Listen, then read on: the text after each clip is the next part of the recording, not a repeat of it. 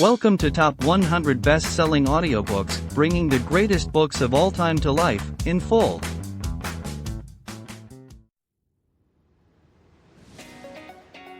Hello dear listener.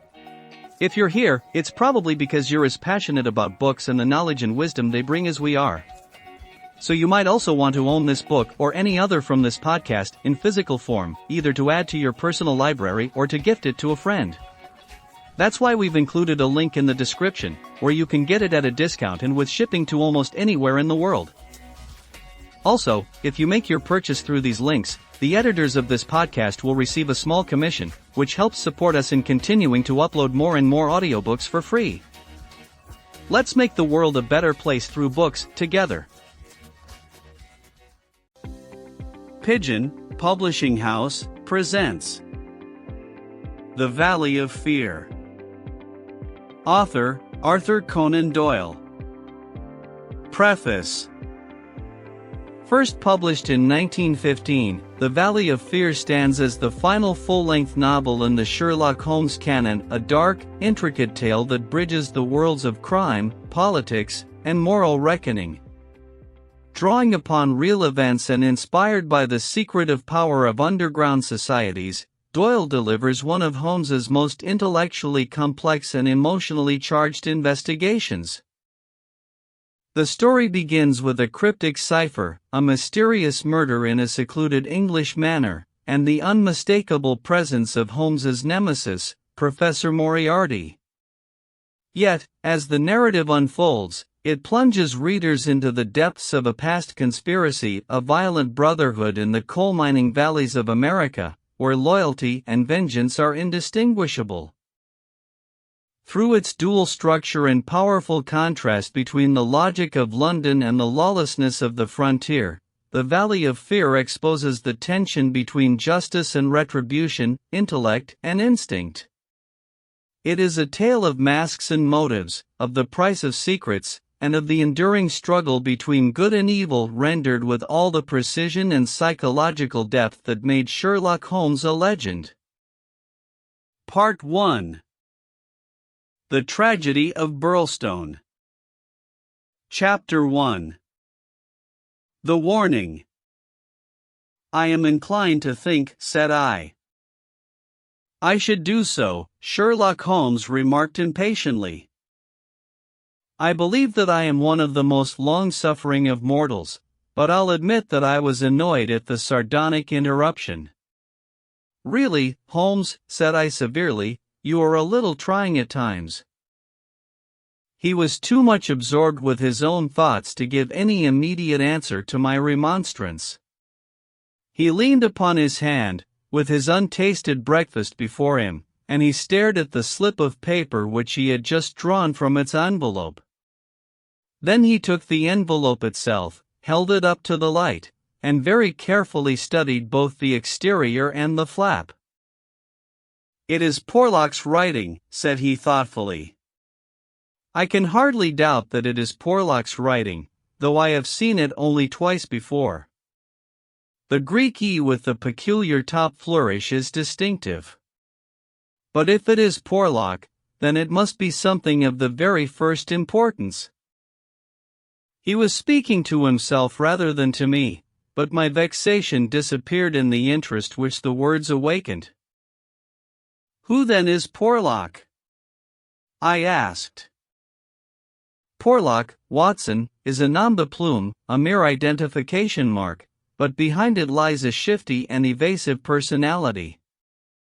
In a former letter he frankly informed me that the name was not his own, and defied me ever to trace him among the teeming millions of this great city. Porlock is important, not for himself, but for the great man with whom he is in touch.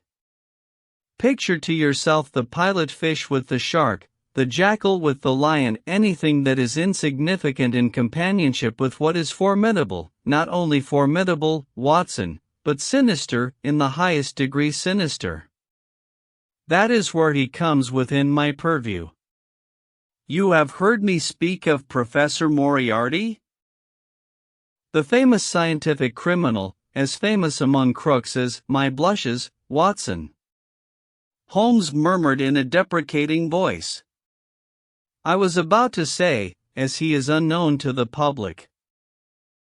A distinct touch, cried Holmes. You are developing a certain unexpected vein of pawky humor, Watson, against which I must learn to guard myself.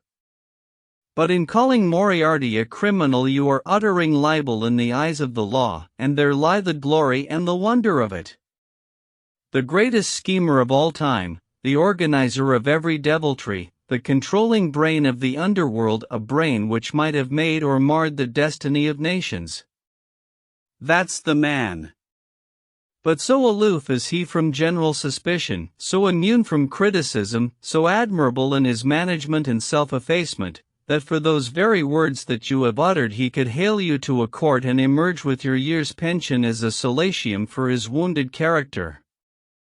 Is he not the celebrated author of The Dynamics of an Asteroid, a book which ascends to such rarefied heights of pure mathematics that it is said that there was no man in the scientific press capable of criticizing it? Is this a man to traduce? Foul-mouthed doctor and slandered professor, such would be your respective roles. That's genius, Watson. But if I am spared by lesser men, our day will surely come. May I be there to see? I exclaimed devoutly. But you were speaking of this man Porlock. Ah, yes, the so-called Porlock is a link in the chain some little way from its great attachment. Porlock is not quite a sound link, between ourselves. He is the only flaw in that chain so far as I have been able to test it. But no chain is stronger than its weakest link. Exactly, my dear Watson. Hence the extreme importance of Porlock. Led on by some rudimentary aspirations towards right, and encouraged by the judicious stimulation of an occasional 10-pound note sent to him by devious methods, he has once or twice given me advance information which has been of value, that highest value which anticipates and prevents rather than avenges crime. I cannot doubt that, if we had the cipher, we should find that this communication is of the nature that I indicate. Again Holmes flattened out the paper upon his unused plate. I rose and, leaning over him, stared down at the curious inscription, which ran as follows. 534 C 213 127 36 314 1721 41. Douglas 109 293 537 Burlstone. 26 Burlstone 947 171. What do you make of it, Holmes? It is obviously an attempt to convey secret information. But what is the use of a cipher message without the cipher? In this instance, none at all. Why do you say in this instance? Because there are many ciphers which I would read as easily as I do the apocrypha of the agony column. Such crude devices amuse the intelligence without fatiguing it. But this is different. It is clearly a reference to the words in a page of some book. Until I am told which page and which book I am powerless. But why Douglas and Burlstone? Clearly because those are words which were not contained in the page in question. Then why has he not indicated the book? Your native shrewdness, my dear Watson, that innate cunning which is the delight of your friends, would surely prevent you from enclosing cipher and message in the same envelope. Should it miscarry, you are undone. As it is, both have to go wrong before any harm comes from it. Our second post is now overdue, and I shall be surprised if it does not bring us either a further letter of explanation, or, as is more probable, the very volume to which these figures refer. Holmes's calculation was fulfilled within a very few minutes by the appearance of Billy, the page, with the very letter which we were expecting. The same writing, remarked Holmes, as he opened the envelope, and actually signed, he added in an exultant voice as he unfolded the epistle. "Come, we are getting on, Watson." His brow clouded, however, as he glanced over the contents. "Dear me, this is very disappointing. I fear, Watson, that all our expectations come to nothing. I trust that the man Porlock will come to no harm. Dear Mr. Holmes, he says, I will go no further in this matter. It is too dangerous. He suspects me. I can see that he suspects me. He came to me quite unexpectedly after I had actually addressed this envelope with the intention of sending you the key to the cipher. I was able to cover it up. If he had seen it, it would have gone hard with me. But I read suspicion in his eyes. Please burn the cipher message, which can now be of no use to you. Fred Porlock. Holmes sat for some little time twisting this letter between his fingers, and frowning, as he stared into the fire. After all, he said at last, there may be nothing in it. It may be only his guilty conscience. Knowing himself to be a traitor, he may have read the accusation in the other's eyes. The other being, I presume, Professor Moriarty? No less. When any of that party talk about he, you know whom they mean. There is one predominant he for all of them.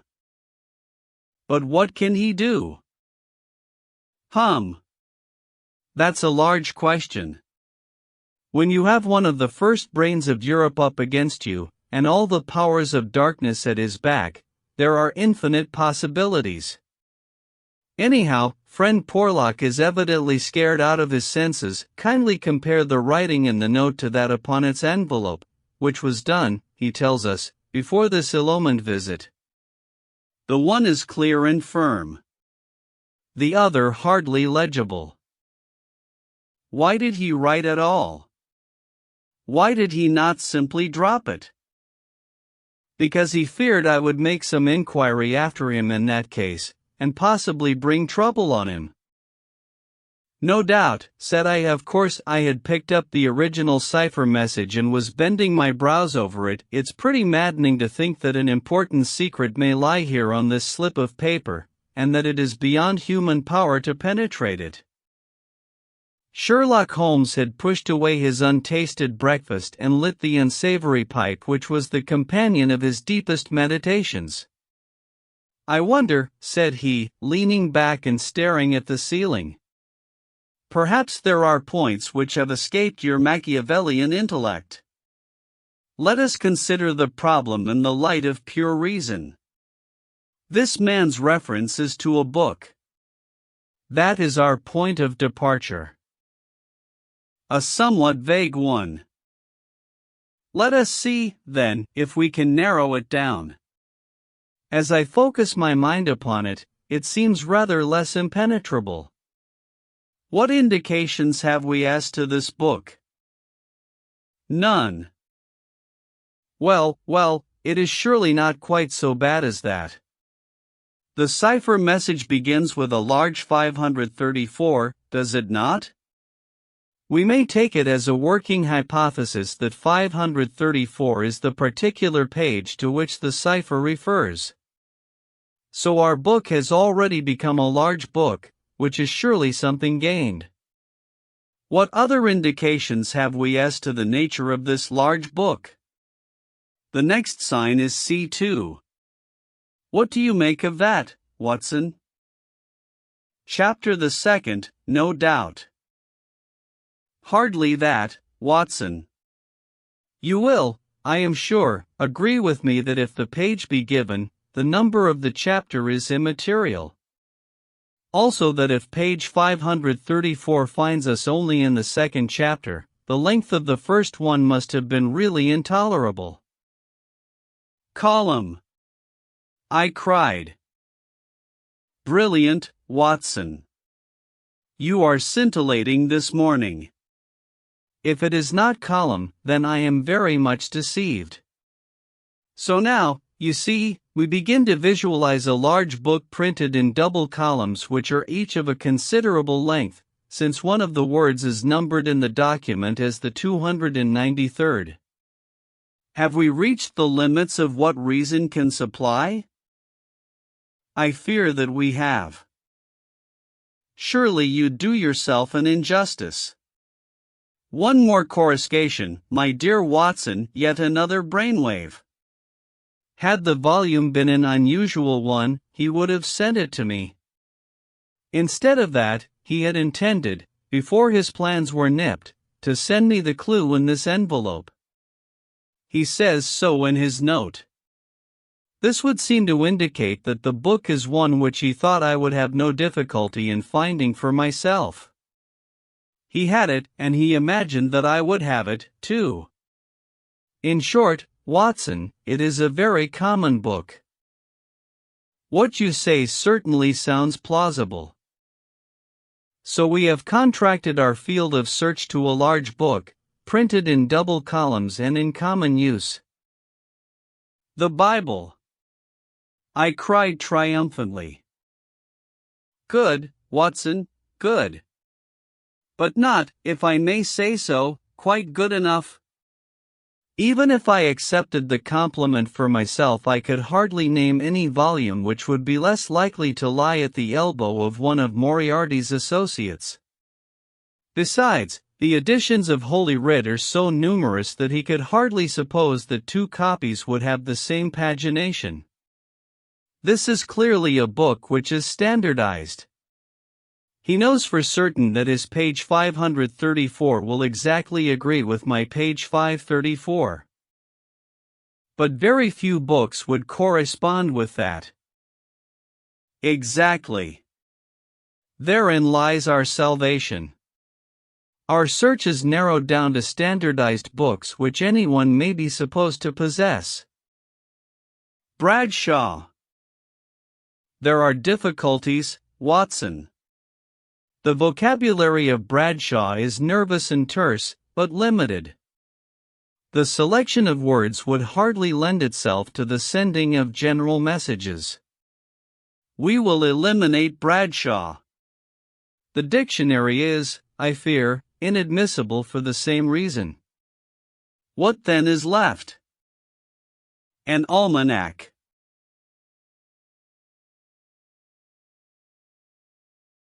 Excellent, Watson.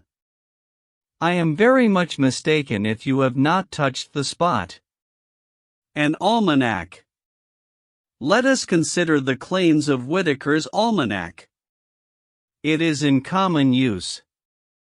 It has the requisite number of pages. It is in double column. Though reserved in its earlier vocabulary, it becomes, if I remember right, quite garrulous towards the end. He picked the volume from his desk. Here is page 534, column 2, a substantial block of print dealing, I perceive, with the trade and resources of British India. Jot down the words, Watson. Number 13 is Maratha. Not, I fear, a very auspicious beginning. Number 127 is government, which at least makes sense, though somewhat irrelevant to ourselves and Professor Moriarty. Now let us try again. What does the Maratha government do? Alas! The next word is pig's bristles. We are undone, my good Watson. It is finished. He had spoken in jesting vein, but the twitching of his bushy eyebrows bespoke his disappointment and irritation. I sat helpless and unhappy, staring into the fire. A long silence was broken by a sudden exclamation from Holmes, who dashed at a cupboard, from which he emerged with a second yellow-covered volume in his hand. "We pay the price, Watson, for being too up-to-date," he cried. "We are before our time, and suffer the usual penalties. Being the 7th of January, we have very properly laid in the new almanac. It is more than likely that Porlock took his message from the old one. No doubt he would have told us so had his letter of explanation been written. Now let us see what page 534 has in store for us. Number 13 is there, which is much more promising. Number 127 is there is? Holmes's eyes were gleaming with excitement, and his thin, nervous fingers twitched as he counted the words danger. Ah. Capital. Put that down, Watson. There is danger may come very soon. 1. Then we have the name Douglas Rich Country now at Burlstone House. Burlstone confidence is pressing. There, Watson. What do you think of pure reason and its root? If the greengrocer had such a thing as a laurel wreath, I should send Billy round for it. I was staring at the strange message which I had scrawled, as he deciphered it, upon a sheet of foolscap on my knee. What a queer, scrambling way of expressing his meaning, said I. On the contrary, he has done quite remarkably well, said Holmes. When you search a single column for words with which to express your meaning, you can hardly expect to get everything you want. You are bound to leave something to the intelligence of your correspondent. The purport is perfectly clear. Some deviltry is intended against one Douglas, whoever he may be, residing as stated, a rich country gentleman. He is sure. Confidence was as near as he could get to confident that it is pressing. There is our result, and a very workmanlike little bit of analysis it was. Holmes had the impersonal joy of the true artist in his better work, even as he mourned darkly when it fell below the high level to which he aspired. He was still chuckling over his success when Billy swung open the door and Inspector MacDonald of Scotland Yard was ushered into the room. Those were the early days at the end of the 80s, when Alec MacDonald was far from having attained the national fame which he has now achieved. He was a young but trusted member of the detective force, who had distinguished himself in several cases which had been entrusted to him. His tall, bony figure gave promise of exceptional physical strength, while his great cranium and deep-set, lustrous eyes spoke no less clearly of the keen intelligence which twinkled out from behind his bushy eyebrows. He was a silent, precise man with a dour nature and a hard Aberdonian accent. Twice already in his career had Holmes helped him to attain success, his own sole reward being the intellectual joy of the problem. For this reason the affection and respect of the Scotchman for his amateur colleague were profound, and he showed them by the frankness with which he consulted Holmes in every difficulty. Mediocrity knows nothing higher than itself, but talent instantly recognizes genius, and MacDonald had talent enough for his profession to enable him to perceive that there was no humiliation in seeking the assistance of one who already stood alone in Europe, both in his gifts and in his experience. Holmes was not prone to friendship, but he was tolerant of the big Scotchman, and smiled at the sight of him. "You are an early bird, Mr. Mac," said he. "I wish you luck with your worm. I fear this means that there is some mischief afoot." "If you said hope instead of fear, it would be nearer the truth, I'm thinking, Mr. Holmes," the inspector answered, with a knowing grin. "Well, maybe a wee nip would keep out the raw morning chill." "No, I won't smoke, I thank you. I'll have to be pushing on my way, for the early hours of a case are the precious ones, as no man knows better than your own self. But. The inspector had stopped suddenly, and was staring with a look of absolute amazement at a paper upon the table. It was the sheet upon which I had scrawled the enigmatic message. "Douglas," he stammered. "Burlstone. What's this, Mr. Holmes?" Man, it's witchcraft. Where in the name of all that is wonderful did you get those names? It is a cipher that Dr. Watson and I have had occasion to solve. But why, what's amiss with the names? The inspector looked from one to the other of us in dazed astonishment. Just this, said he, that Mr. Douglas of Burlstone Manor House was horribly murdered last night. Chapter 2. Mr. Sherlock Holmes Discourses. It was one of those dramatic moments for which my friend existed. It would be an overstatement to say that he was shocked or even excited by the amazing announcement. Without having a tinge of cruelty in his singular composition, he was undoubtedly callous from long overstimulation. Yet, if his emotions were dulled, his intellectual perceptions were exceedingly active. There was no trace then of the horror which I had myself felt at this curt declaration, but his face showed rather the quiet and interested composure of the chemist who sees the crystals falling into position from his oversaturated solution. "Remarkable," said he. "Remarkable. You don't seem surprised." "Interested, Mr. Mac, but hardly surprised." "Why should I be surprised?" "I receive an anonymous communication from a quarter which I know to be important, warning me that danger threatens a certain person. Within an hour I learn that this danger has actually materialized and that the person is dead. I am interested, but, as you observe, I am not surprised." In a few short sentences he explained to the inspector the facts about the letter and the cipher. MacDonald sat with his chin on his hands and his great sandy eyebrows bunched into a yellow tangle. "I was going down to Burlstone this morning," said he. "I had come to ask you if you cared to come with me, you and your friend here. But from what you say we might perhaps be doing better work in London." "I rather think not," said Holmes. "Hang it all, Mr. Holmes," cried the inspector. "The papers will be full of the Burlstone mystery in a day or two, but where's the mystery if there is a man in London who prophesied the crime before ever it occurred? We have only to lay our hands on that man, and the rest will follow." "No doubt, Mr. Mac. But how do you propose to lay your hands on the so-called Porlock?" MacDonald turned over the letter which Holmes had handed him.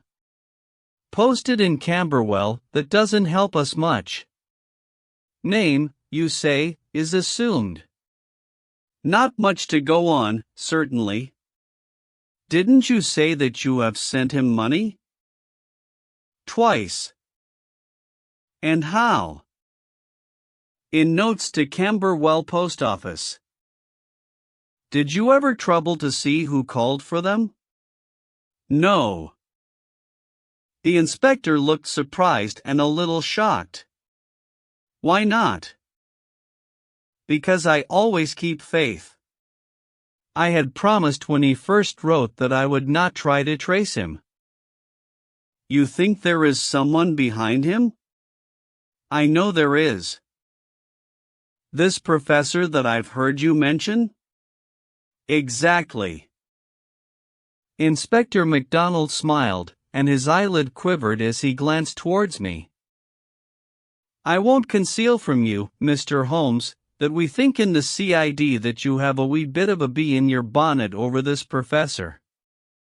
I made some inquiries myself about the matter. He seems to be a very respectable, learned, and talented sort of man." "I'm glad you've got so far as to recognize the talent." "Man, you can't but recognize it. After I heard your view, I made it my business to see him. I had a chat with him on eclipses. How the talk got that way I canna think, but he had out a reflector lantern and a globe and made it all clear in a minute. He lent me a book, but I don't mind saying that it was a bit above my head, though I had a good Aberdeen upbringing. He'd have made a grand minister with his thin face and grey hair and solemn-like way of talking. When he put his hand on my shoulder as we were parting, it was like a father's blessing before you go out into the cold, cruel world. Holmes chuckled and rubbed his hands. "Great," he said. "Great. Tell me, friend MacDonald, this pleasing and touching interview was, I suppose, in the professor's study?" "That's so." "A fine room, is it not?" "Very fine, very handsome indeed, Mr. Holmes." "You sat in front of his writing desk?" "Just so."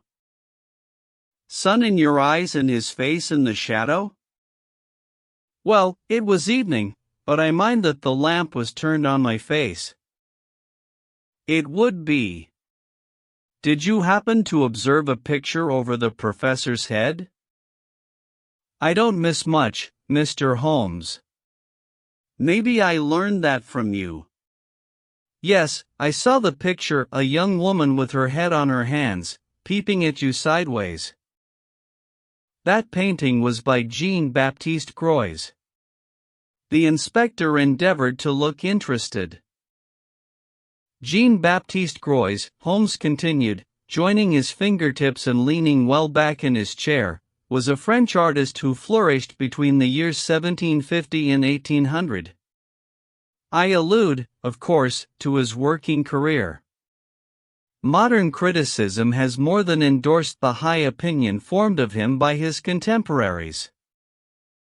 The inspector's eyes grew abstracted. "Hadn't we better?" he said. "We are doing so," Holmes interrupted.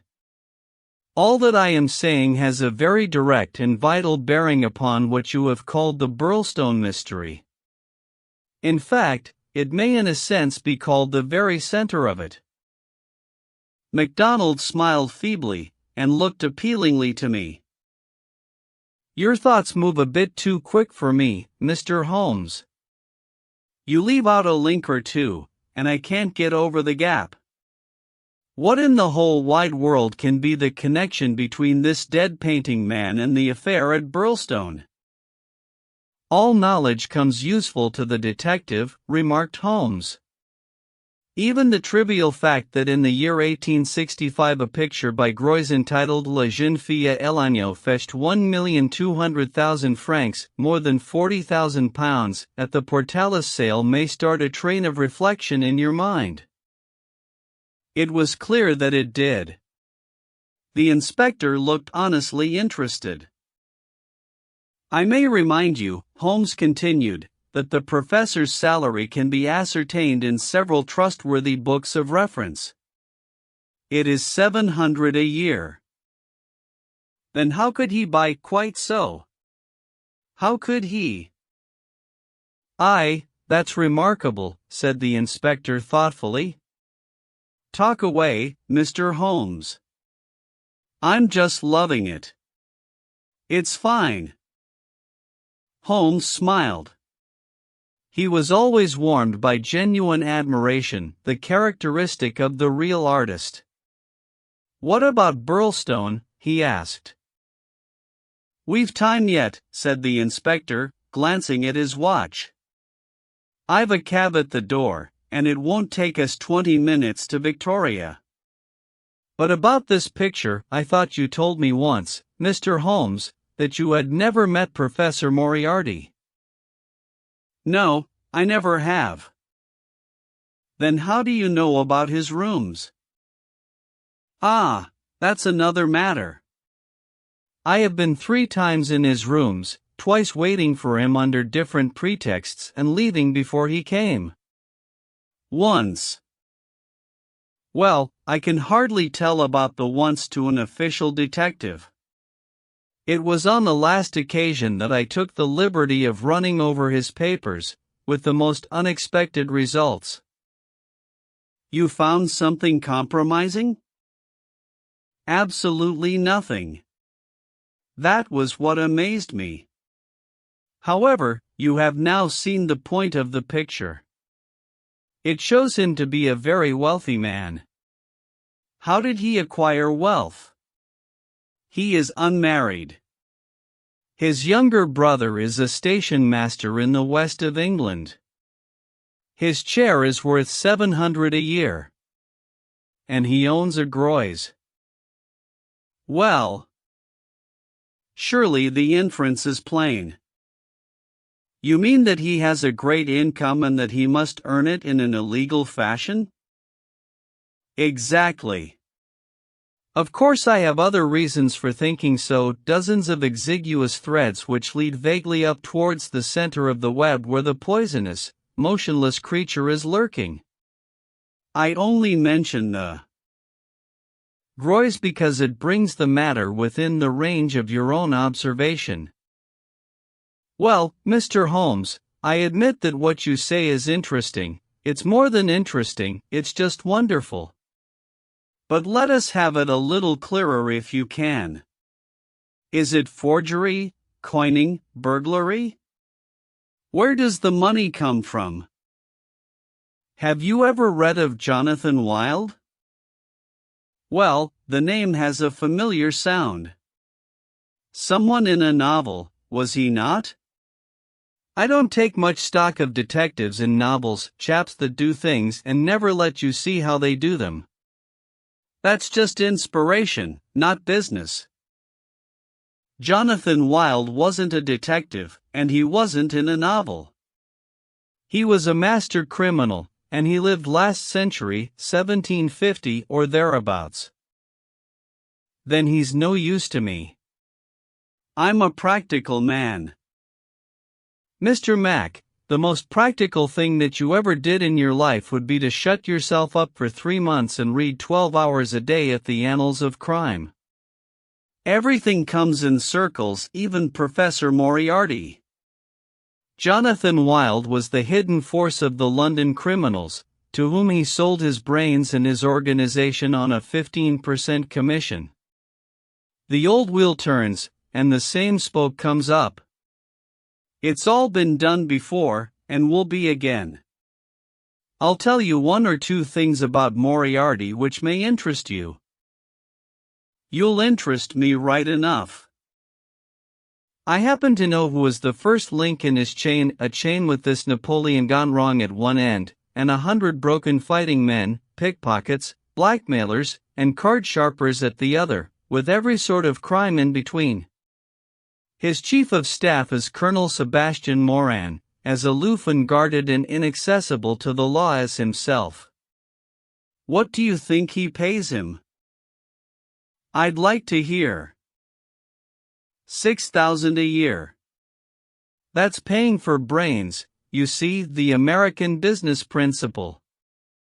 I learned that detail quite by chance. It's more than the Prime Minister gets. That gives you an idea of Moriarty's gains and of the scale on which he works. Another point, I made it my business to hunt down some of Moriarty's checks lately, just common innocent checks that he pays his household bills with. They were drawn on 6 different banks. Does that make any impression on your mind? Queer, certainly. But what do you gather from it? That he wanted no gossip about his wealth. No single man should know what he had. I have no doubt that he has 20 banking accounts, the bulk of his fortune abroad in the Deutsche Bank or the Credit Lyonnais as likely as not. Sometime when you have a year or 2 to spare, I commend to you the study of Professor Moriarty. Inspector MacDonald had grown steadily more impressed as the conversation proceeded. He had lost himself in his interest. Now his practical Scotch intelligence brought him back with a snap to the matter in hand. He can keep, anyhow, said he. You've got us sidetracked with your interesting anecdotes, Mr. Holmes. What really counts is your remark that there is some connection between the professor and the crime. That you get from the warning received through the man Porlock. Can we for our present practical needs get any further than that?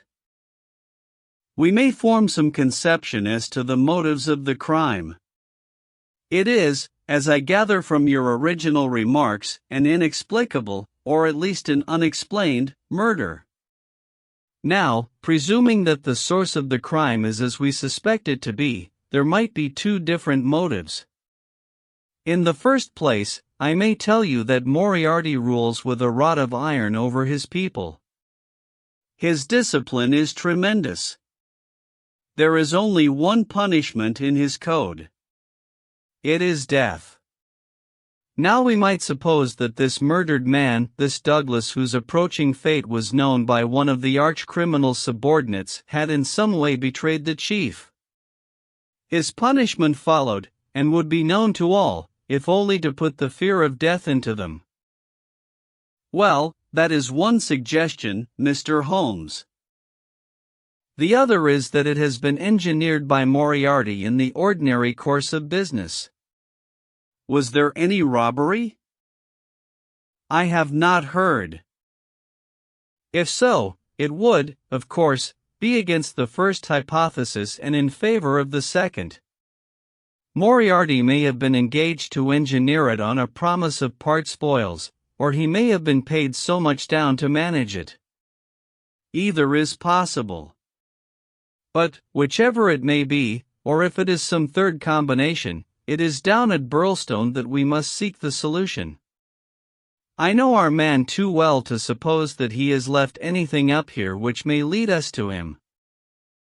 Then to Burlstone we must go, cried MacDonald, jumping from his chair. My word! It's later than I thought.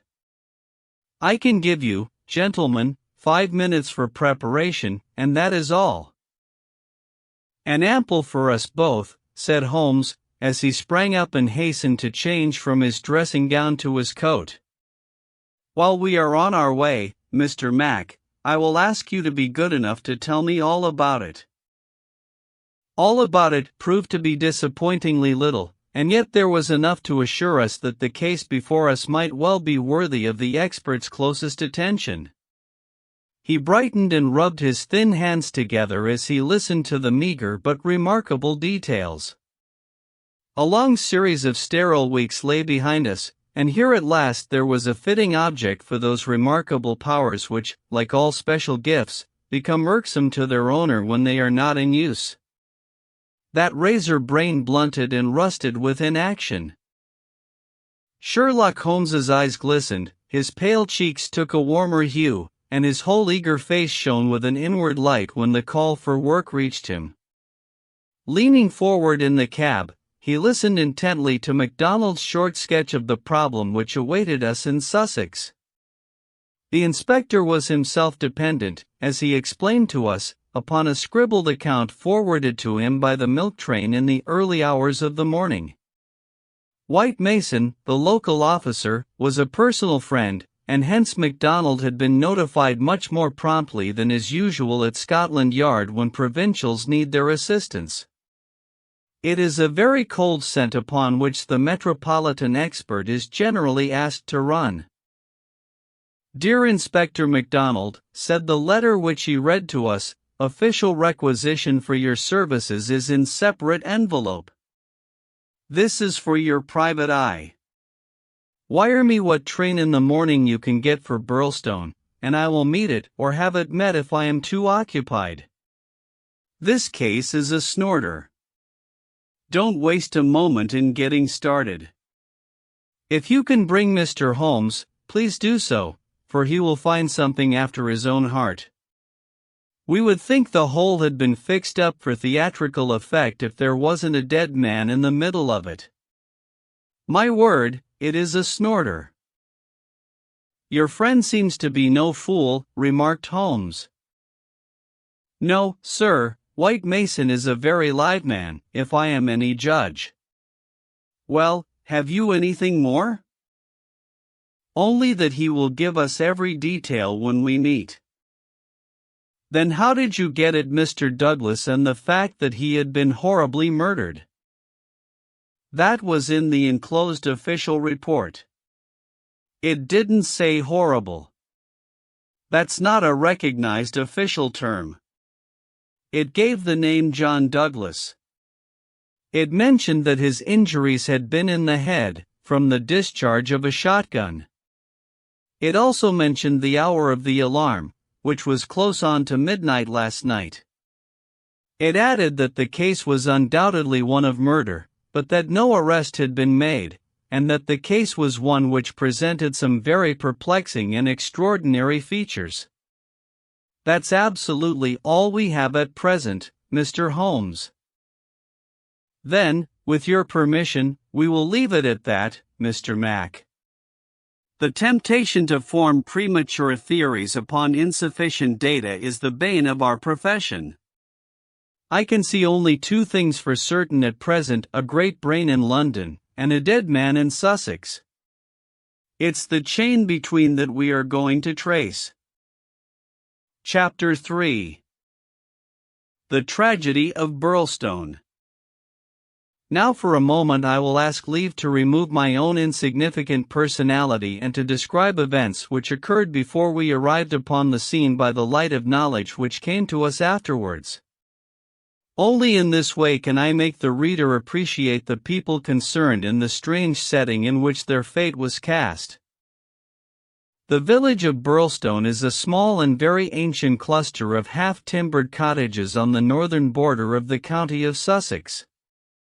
For centuries it had remained unchanged, but within the last few years its picturesque appearance and situation have attracted a number of well-to-do residents, whose villas peep out from the woods around. These woods are locally supposed to be the extreme fringe of the Great Weald Forest, which thins away until it reaches the northern chalk downs. A number of small shops have come into being to meet the wants of the increased population, so there seems some prospect that Burlstone may soon grow from an ancient village into a modern town. It is the center for a considerable area of country, since Tunbridge Wells, the nearest place of importance, is 10 or 12 miles to the eastward, over the borders of Kent. About half a mile from the town, standing in an old park famous for its huge beech trees, is the ancient manor house of Burlstone. Part of this venerable building dates back to the time of the First Crusade, when Hugo de Capus built a fortalice in the center of the estate, which had been granted to him by the Red King. This was destroyed by fire in 1543, and some of its smoke-blackened cornerstones were used when, in Jacobean times, a brick country house rose upon the ruins of the feudal castle. The manor house, with its many gables and its small diamond-paned windows, was still much as the builder had left it in the early 17th century. Of the double moats which had guarded its more warlike predecessor, the outer had been allowed to dry up, and served the humble function of a kitchen garden. The inner one was still there, and lay 40 feet in breadth, though now only a few feet in depth, round the whole house. A small stream fed it and continued beyond it, so that the sheet of water, though turbid, was never ditch-like or unhealthy. The ground floor windows were within a foot of the surface of the water. The only approach to the house was over a drawbridge, the chains and windlass of which had long been rusted and broken. The latest tenants of the manor house had, however, with characteristic energy, set this right, and the drawbridge was not only capable of being raised, but actually was raised every evening and lowered every morning. By thus renewing the custom of the old feudal days, the manor house was converted into an island during the night, a fact which had a very direct bearing upon the mystery which was soon to engage the attention of all England. The house had been untenanted for some years, and was threatening to moulder into a picturesque decay when the Douglases took possession of it. This family consisted of only two individuals, John Douglas and his wife. Douglas was a remarkable man, both in character and in person. In age he may have been about 50, with a strong-jawed, rugged face, a grizzling mustache, peculiarly keen gray eyes, and a wiry, vigorous figure which had lost nothing of the strength and activity of youth. He was cheery and genial to all, but somewhat offhand in his manners, giving the impression that he had seen life and social strata on some far lower horizon than the county society of Sussex. Yet, though looked at with some curiosity and reserve by his more cultivated neighbors, he soon acquired a great popularity among the villagers, subscribing handsomely to all local objects, and attending their smoking concerts and other functions, where, having a remarkably rich tenor voice, he was always ready to oblige with an excellent song. He appeared to have plenty of money, which was said to have been gained in the Californian gold fields, and it was clear from his own talk and that of his wife that he had spent a part of his life in America. The good impression which had been produced by his generosity and by his democratic manners was increased by a reputation gained for utter indifference to danger. Though a wretched rider, he turned out at every meet, and took the most amazing falls in his determination to hold his own with the best. When the vicarage caught fire, he distinguished himself also by the fearlessness with which he re-entered the building to save property, after the local fire brigade had given it up as impossible. Thus it came about that John Douglas, of the Manor House, had within 5 years won himself quite a reputation in Burlstone. His wife, too, was popular with those who had made her acquaintance, though, after the English fashion, the callers upon a stranger who settled in the county without introductions were few and far between. This mattered the less to her as she was retiring by disposition and very much absorbed, to all appearance, in her husband and her domestic duties. It was known that she was an English lady who had met Mr. Douglas in London, he being at that time a widower. She was a beautiful woman, tall, dark, and slender, some 20 years younger than her husband, a disparity which seemed in no wise to mar the contentment of their family life. It was remarked sometimes, however, by those who knew them best that the confidence between the two did not appear to be complete, since the wife was either very reticent about her husband's past life or else, as seemed more likely, was imperfectly informed about it. It had also been noted and commented upon by a few observant people that there were signs sometimes of some nerve strain upon the part of Mrs. Douglas, and that she would display acute uneasiness if her absent husband should ever be particularly late in his return. On a quiet countryside, where all gossip is welcome, this weakness of the lady of the manor house did not pass without remark, and it bulked larger upon people's memory when the events arose which gave it a very special significance. There was yet another individual whose residence under that roof was, it is true, only an intermittent one, but whose presence at the time of the strange happenings which will now be narrated brought his name prominently before the public. This was Cecil James Barker, of Hales Lodge, Hampstead. Cecil Barker's tall, loose-jointed figure was a familiar one in the main street of Burlstone village, for he was a frequent and welcome visitor at the manor house. He was the more noticed as being the only friend of the past unknown life of Mr. Douglas who was ever seen in his New English surroundings. Barker was himself an undoubted Englishman, but by his remarks it was clear that he had first known Douglas in America and had there lived on intimate terms with him. He appeared to be a man of considerable wealth, and was reputed to be a bachelor. In age he was rather younger than Douglas, 45 at the most, a tall, straight, broad-chested fellow, with a clean-shaven prizefighter face, thick, strong, black eyebrows, and a pair of masterful black eyes which might, even without the aid of his very capable hands, clear a way for him through a hostile crowd. He neither rode nor shot, but spent his days in wandering round the old village with his pipe in his mouth, or in driving with his host, or in his absence with his hostess, over the beautiful countryside. An easy-going, free-hand gentleman, said Ames, the butler. But, my word, I had rather not be the man that crossed him. He was cordial and intimate with Douglas, and he was no less friendly with his wife, a friendship which more than once seemed to cause some irritation to the husband, so that even the servants were able to perceive his annoyance. Such was the third person who was one of the family when the catastrophe occurred. As to the other denizens of the old building, it will suffice out of a large household to mention the prim, respectable, and capable Ames, and Mrs. Allen, a buxom and cheerful person, who relieved the lady of some of her household cares. The other 6 servants in the house bear no relation to the events of the night of January 6th. It was at 11:45 that the first alarm reached the small local police station, in charge of Sergeant Wilson of the Sussex Constabulary. Cecil Barker, much excited, had rushed up to the door and pealed furiously upon the bell. A terrible tragedy had occurred at the manor house, and John Douglas had been murdered. That was the breathless burden of his message. He had hurried back to the house, followed within a few minutes by the police sergeant, who arrived at the scene of the crime a little after 12 o'clock, after taking prompt steps to warn the county authorities that something serious was afoot. On reaching the manor house, the sergeant had found the drawbridge down, the windows lighted up, and the whole household in a state of wild confusion and alarm.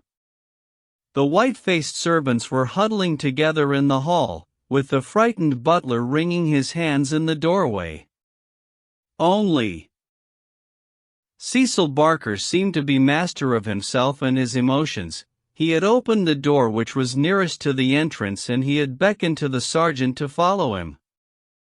At that moment there arrived Dr. Wood, a brisk and capable general practitioner from the village.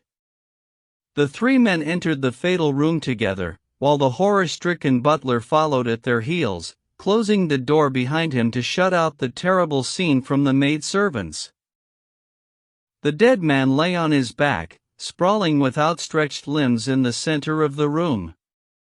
He was clad only in a pink dressing gown, which covered his night clothes. There were carpet slippers on his bare feet. The doctor knelt beside him and held down the hand lamp which had stood on the table. One glance at the victim was enough to show the healer that his presence could be dispensed with. The man had been horribly injured.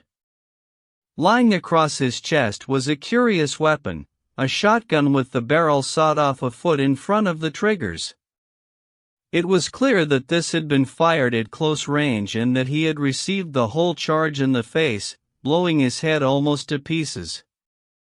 The triggers had been wired together, so as to make the simultaneous discharge more destructive. The country policeman was unnerved and troubled by the tremendous responsibility which had come so suddenly upon him.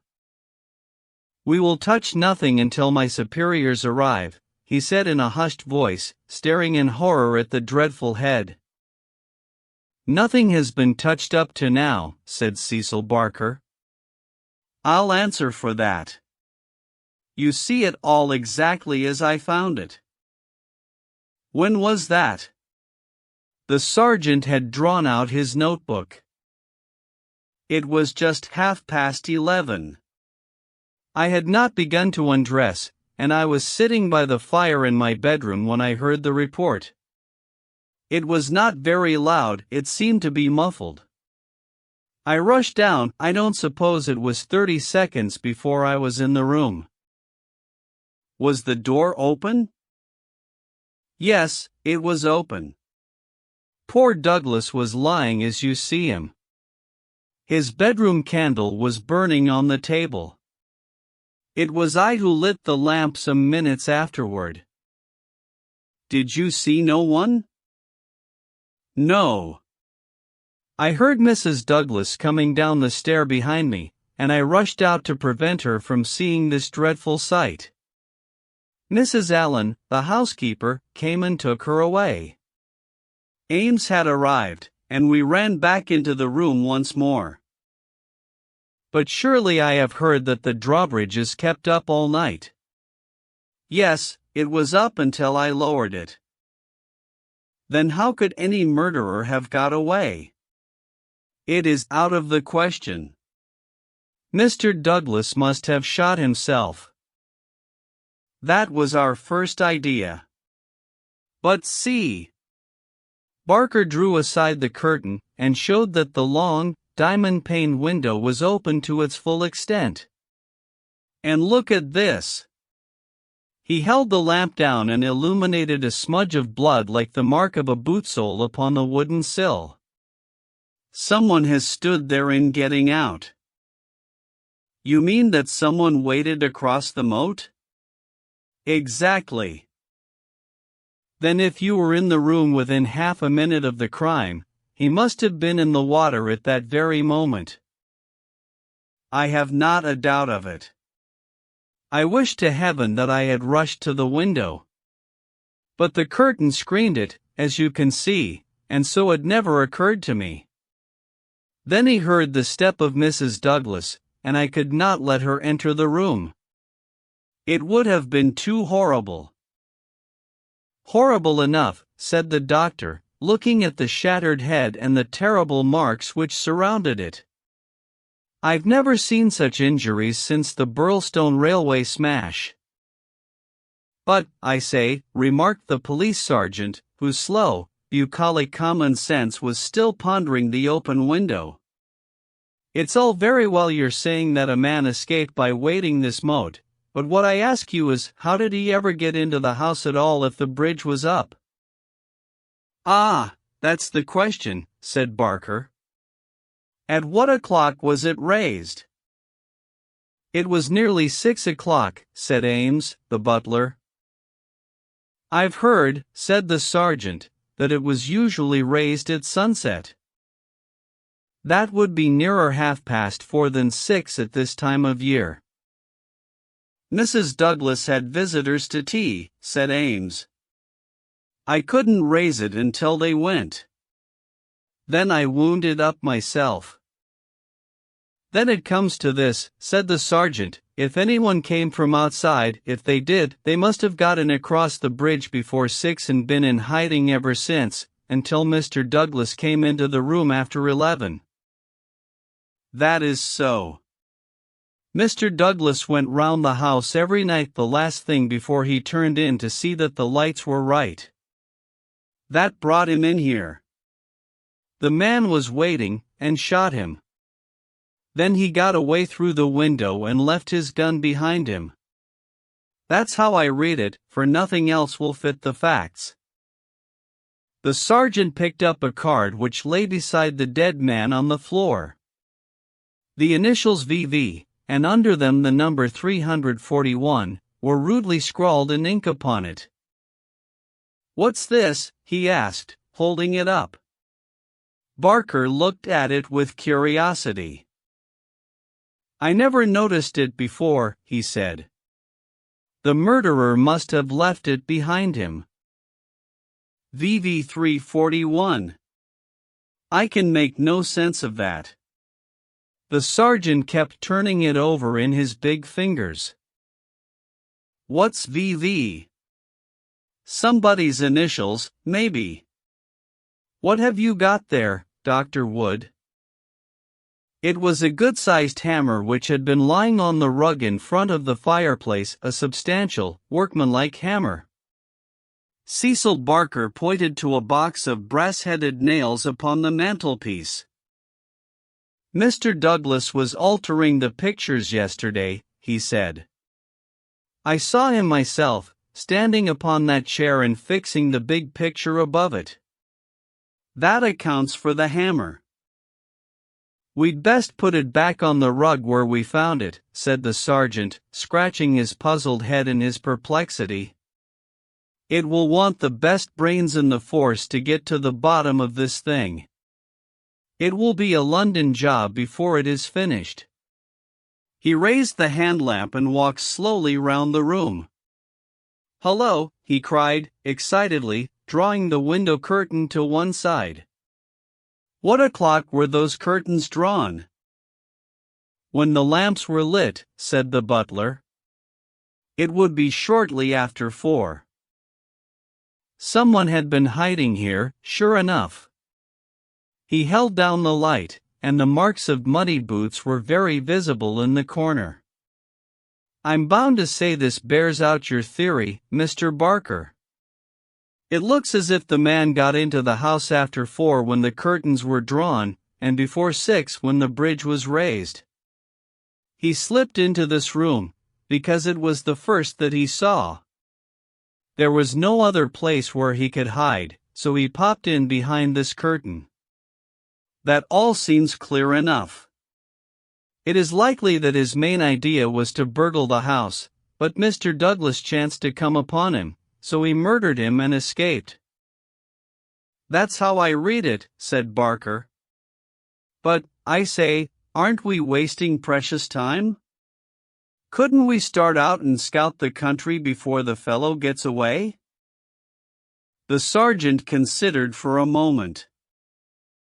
There are no trains before 6 in the morning, so he can't get away by rail. If he goes by road with his legs all dripping, it's odds that someone will notice him. Anyhow, I can't leave here myself until I am relieved.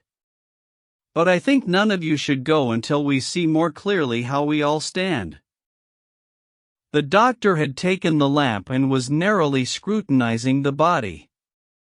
"What's this mark?" he asked. "Could this have any connection with the crime?" The dead man's right arm was thrust out from his dressing gown, and exposed as high as the elbow.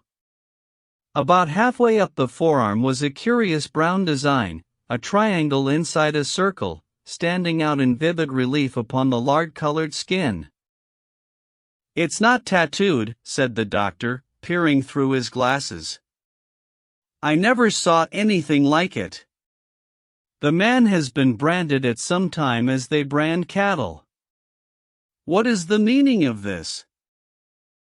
"I don't profess to know the meaning of it," said Cecil Barker, "but I have seen the mark on Douglas many times this last 10 years. "And so have I," said the butler. "Many a time when the master has rolled up his sleeves I have noticed that very mark. I've often wondered what it could be." "Then it has nothing to do with the crime, anyhow," said the sergeant. "But it's a rum thing all the same. Everything about this case is rum." "Well, what is it now?" The butler had given an exclamation of astonishment and was pointing at the dead man's outstretched hand. "They've taken his wedding ring," he gasped. "What?" "Yes, indeed. Master always wore his plain gold wedding ring on the little finger of his left hand. That ring with the rough nugget on it was above it, and the twisted snake ring on the third finger. There's the nugget and there's the snake, but the wedding ring is gone." "He's right," said Barker. "Do you tell me," said the sergeant, "that the wedding ring was below the other?" "Always." "Then the murderer, or whoever it was, first took off this ring you call the nugget ring, then the wedding ring, and afterwards put the nugget ring back again." "That is so." The worthy country policeman shook his head. "Seems to me the sooner we get London on to this case the better," said he. "White Mason is a smart man. No local job has ever been too much for White Mason. It won't be long now before he is here to help us. But I expect we'll have to look to London before we are through. Anyhow, I'm not ashamed to say that it is a deal too thick for the likes of me." Chapter 4. Darkness. At 3 in the morning the chief Sussex detective, obeying the urgent call from Sergeant Wilson of Burlstone, arrived from headquarters in a light dog cart behind a breathless trotter. By the 5:40 train in the morning he had sent his message to Scotland Yard, and he was at the Burlstone station at 12 o'clock to welcome us.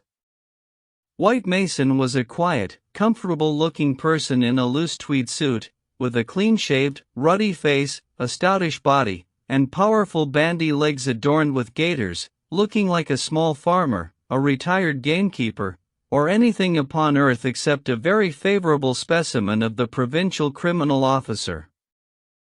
A real downright snorter, Mr. MacDonald, he kept repeating. We'll have the pressmen down like flies when they understand it.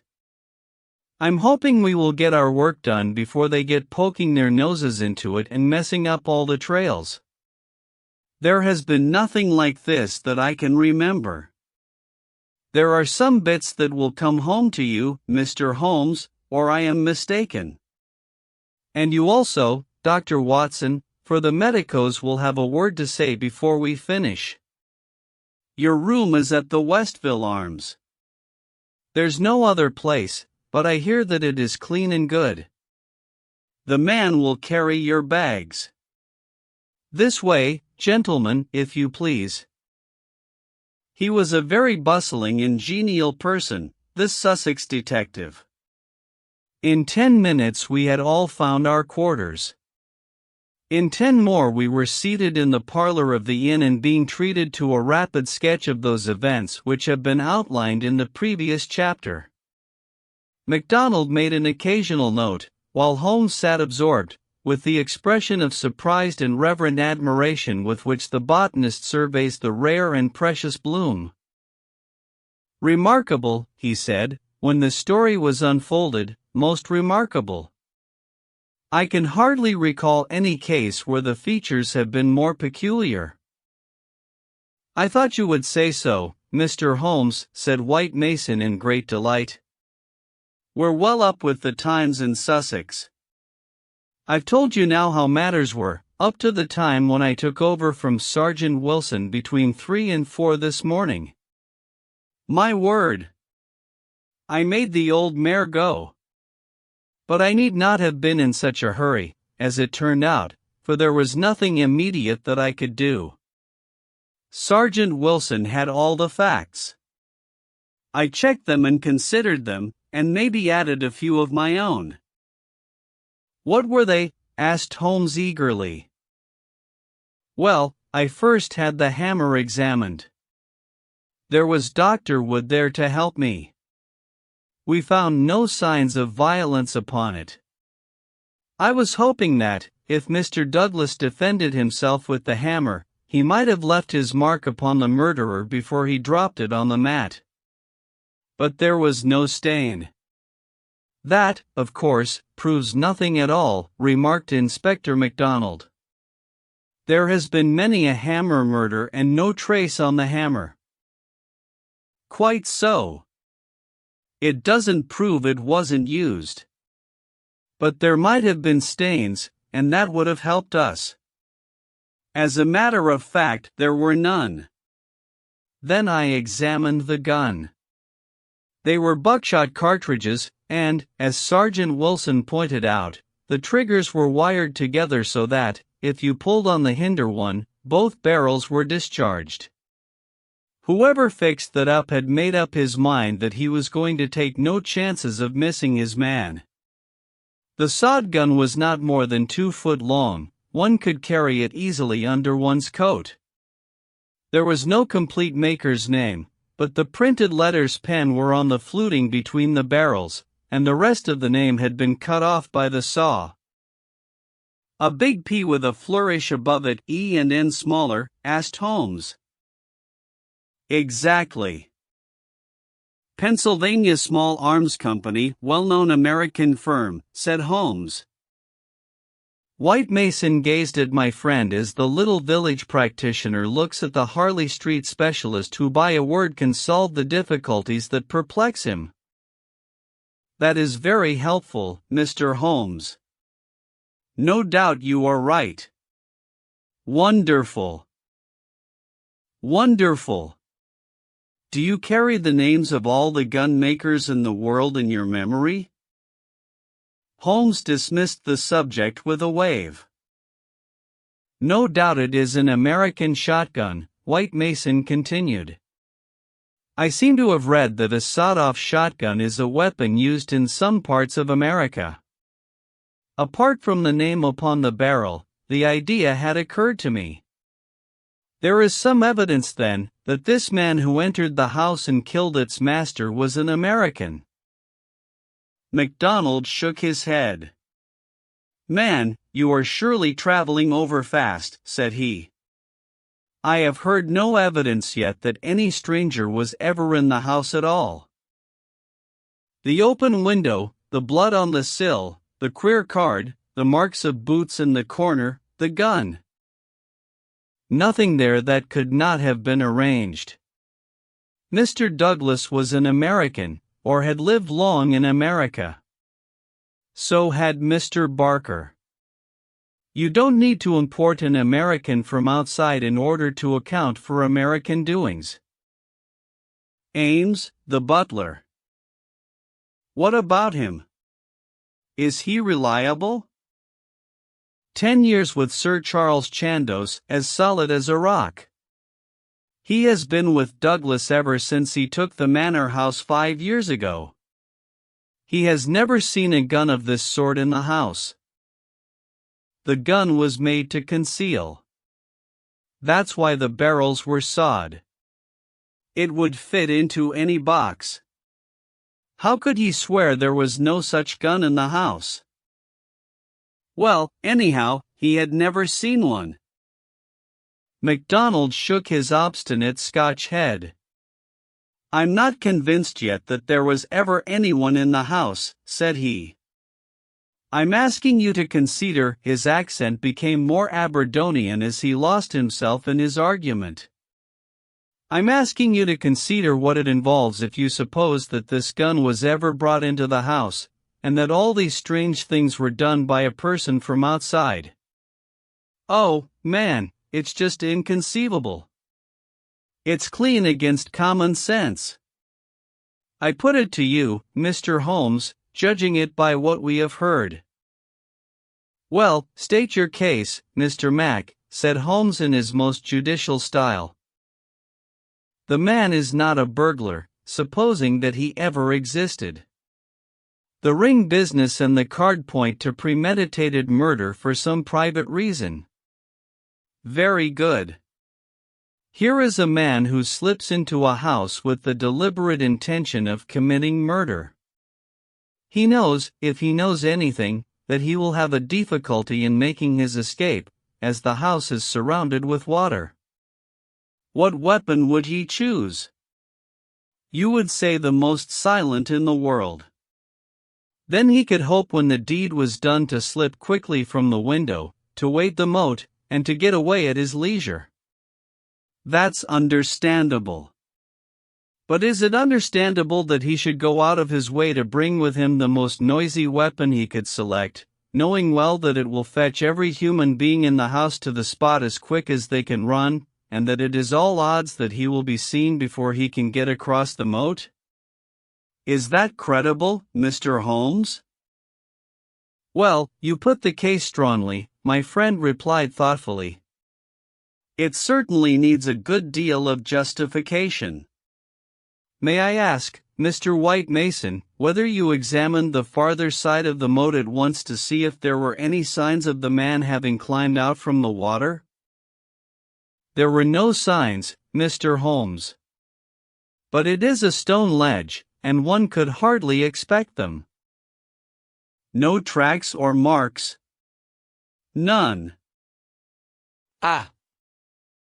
Would there be any objection, Mr. White Mason, to our going down to the house at once? There may possibly be some small point which might be suggestive." "I was going to propose it, Mr. Holmes, but I thought it well to put you in touch with all the facts before we go. I suppose if anything should strike you." White Mason looked doubtfully at the amateur. "I have worked with Mr. Holmes before," said Inspector MacDonald. "He plays the game." "My own idea of the game, at any rate," said Holmes, with a smile. "I go into a case to help the ends of justice and the work of the police. If I have ever separated myself from the official force, it is because they have first separated themselves from me. I have no wish ever to score at their expense. At the same time, Mr. White Mason, I claim the right to work in my own way and give my results at my own time, complete rather than in stages." "I am sure we are honored by your presence and to show you all we know," said White Mason cordially. "Come along, Dr. Watson, and when the time comes we'll all hope for a place in your book." We walked down the quaint village street with a row of pollard elms on each side of it. Just beyond were two ancient stone pillars, weather-stained and lichen-blotched, bearing upon their summits a shapeless something which had once been the rampant lion of Capus of Burlstone. A short walk along the winding drive with such sward and oaks around it as one only sees in rural England, then a sudden turn, and the long, low Jacobean house of dingy, liver-colored brick lay before us, with an old-fashioned garden of cut yews on each side of it. As we approached it, there was the wooden drawbridge and the beautiful broad Notas still and luminous as quicksilver in the cold, winter sunshine. 3 centuries had flowed past the old manor house, centuries of births and of homecomings, of country dances and of the meetings of fox hunters. Strange that now in its old age this dark business should have cast its shadow upon the venerable walls. And yet those strange, peaked roofs and quaint, overhung gables were a fitting covering to grim and terrible intrigue. As I looked at the deep-set windows and the long sweep of the dull-colored, water-lapped front, I felt that no more fitting scene could be set for such a tragedy. "That's the window," said White Mason, "that one on the immediate right of the drawbridge. It's open just as it was found last night. It looks rather narrow for a man to pass." "Well, it wasn't a fat man, anyhow." "We don't need your deductions, Mr. Holmes, to tell us that. But you or I could squeeze through all right." Holmes walked to the edge of the moat and looked across. Then he examined the stone ledge and the grass border beyond it. "I've had a good look, Mr. Holmes," said White Mason. "There is nothing there, no sign that anyone has landed, but why should he leave any sign?"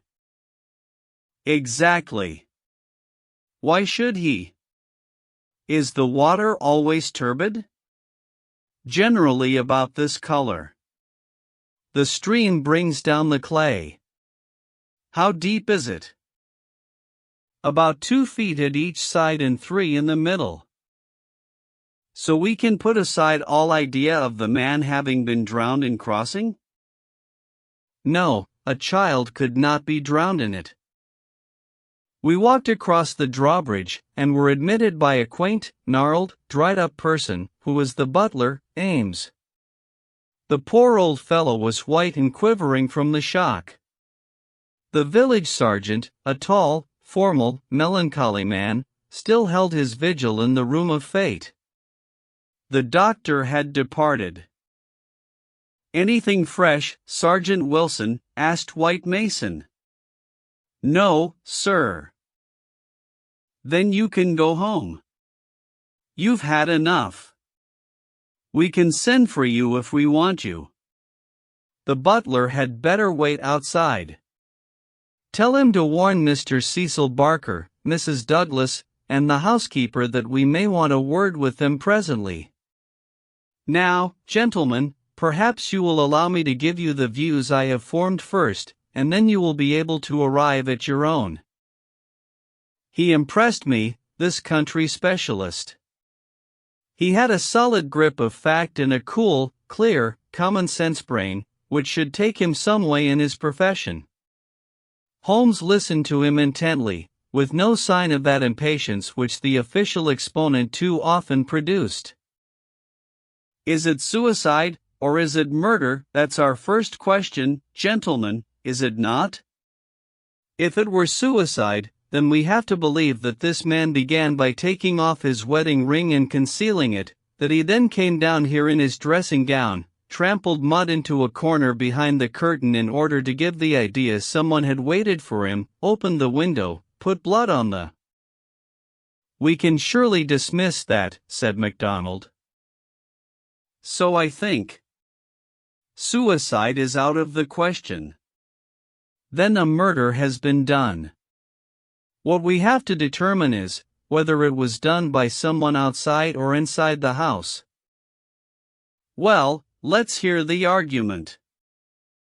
There are considerable difficulties both ways, and yet one or the other it must be.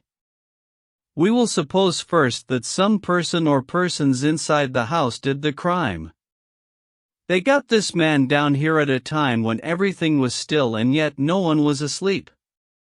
They then did the deed with the queerest and noisiest weapon in the world so as to tell everyone what had happened, a weapon that was never seen in the house before. That does not seem a very likely start, does it? No, it does not. Well, then, everyone is agreed that after the alarm was given only a minute at the most had passed before the whole household, not Mr. Cecil Barker alone, though he claims to have been the first, but Ames and all of them were on the spot. Do you tell me that in that time the guilty person managed to make footmarks in the corner, open the window, mark the sill with blood, take the wedding ring off the dead man's finger, and all the rest of it? It's impossible. You put it very clearly, said Holmes. I am inclined to agree with you. Well, then, we are driven back to the theory that it was done by someone from outside. We are still faced with some big difficulties, but anyhow they have ceased to be impossibilities. The man got into the house between 4:30 and 6, that is to say, between dusk and the time when the bridge was raised. There had been some visitors, and the door was open, so there was nothing to prevent him. He may have been a common burglar, or he may have had some private grudge against Mr. Douglas. Since Mr. Douglas has spent most of his life in America, and this shotgun seems to be an American weapon, it would seem that the private grudge is the more likely theory. He slipped into this room because it was the first he came to, and he hid behind the curtain. There he remained until past 11 at night. At that time Mr. Douglas entered the room. It was a short interview, if there were any interview at all, for Mrs. Douglas declares that her husband had not left her more than a few minutes when she heard the shot. The candle shows that, said Holmes. Exactly. The candle, which was a new one, is not burned more than half an inch. He must have placed it on the table before he was attacked, otherwise, of course, it would have fallen when he fell. This shows that he was not attacked the instant that he entered the room. When Mr. Barker arrived, the candle was lit and the lamp was out. That's all clear enough. Well, now, we can reconstruct things on those lines. Mr. Douglas enters the room. He puts down the candle. A man appears from behind the curtain. He is armed with this gun. He demands the wedding ring, heaven only knows why, but so it must have been. Mr. Douglas gave it up. Then either in cold blood or in the course of a struggle, Douglas may have gripped the hammer that was found upon the mat. He shot Douglas in this horrible way. He dropped his gun and also, it would seem, this queer card. VB 341, whatever that may mean, and he made his escape through the window and across the moat at the very moment when Cecil Barker was discovering the crime. How's that, Mr. Holmes? Very interesting, but just a little unconvincing. Man, it would be absolute nonsense, if it wasn't that anything else is even worse, cried MacDonald. Somebody killed the man, and whoever it was, I could clearly prove to you that he should have done it some other way. What does he mean by allowing his retreat to be cut off like that? What does he mean by using a shotgun when silence was his one chance of escape? Come, Mr. Holmes, it's up to you to give us a lead, since you say Mr. White Mason's theory is unconvincing. Holmes had sat intently observant during this long discussion, missing no word that was said, with his keen eyes darting to right and to left, and his forehead wrinkled with speculation. I should like a few more facts before I get so far as a theory, Mr. Mac, said he, kneeling down beside the body. Dear me. These injuries are really appalling. Can we have the butler in for a moment? Ames, I understand that you have often seen this very unusual mark, a branded triangle inside a circle, upon Mr. Douglas's forearm? Frequently, sir. You never heard any speculation as to what it meant? No, sir. It must have caused great pain when it was inflicted. It is undoubtedly a burn. Now, I observe, Ames, that there is a small piece of plaster at the angle of Mr. Douglas's jaw. Did you observe that in life? Yes, sir, he cut himself in shaving yesterday morning. Did you ever know him to cut himself in shaving before? Not for a very long time, sir. Suggestive, said Holmes. It may, of course, be a mere coincidence, or it may point to some nervousness which would indicate that he had reason to apprehend danger. Had you noticed anything unusual in his conduct yesterday, Ames? It struck me that he was a little restless and excited, sir. Ah. The attack may not have been entirely unexpected. We do seem to make a little progress, do we not? Perhaps you would rather do the questioning, Mr. Mac? No, Mr. Holmes, it's in better hands than mine. Well, then, we will pass to this card VV341. It is rough cardboard. Have you any of the sort in the house? I don't think so. Holmes walked across to the desk and dabbed a little ink from each bottle onto the blotting paper. It was not printed in this room, he said. This is black ink and the other purplish. It was done by a thick pen, and these are fine. No, it was done elsewhere, I should say. Can you make anything of the inscription, Ames? No, sir, nothing. What do you think, Mr. Mac? It gives me the impression of a secret society of some sort, the same with his badge upon the forearm. That's my idea, too, said White Mason. Well, we can adopt it as a working hypothesis and then see how far our difficulties disappear. An agent from such a society makes his way into the house, waits for Mr. Douglas, blows his head nearly off with this weapon, and escapes by wading the moat, after leaving a card beside the dead man, which will, when mentioned in the papers, tell other members of the society that vengeance has been done. That all hangs together. But why this gun, of all weapons? Exactly. And why the missing ring? Quite so. And why no arrest? It's past 2 now. I take it for granted that since dawn every constable within 40 miles has been looking out for a wet stranger? That is so, Mr. Holmes. Well, unless he has a burro close by or a change of clothes ready, they can hardly miss him. And yet they have missed him up to now. Holmes had gone to the window and was examining with his lens the blood mark on the sill. It is clearly the tread of a shoe. It is remarkably broad, a splayfoot, one would say. Curious, because, so far as one can trace any footmark in this mud-stained corner, one would say it was a more shapely sole. However, they are certainly very indistinct. What's this under the side table? Mr. Douglas's dumbbells, said Ames. Dumbbell, there's only one. Where's the other? I don't know, Mr. Holmes.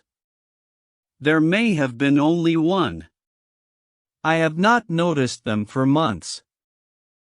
One dumbbell, Holmes said seriously, but his remarks were interrupted by a sharp knock at the door.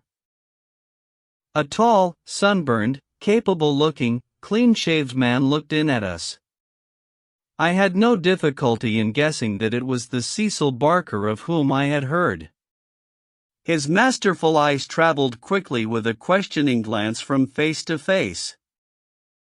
"Sorry to interrupt your consultation," said he, "but you should hear the latest news."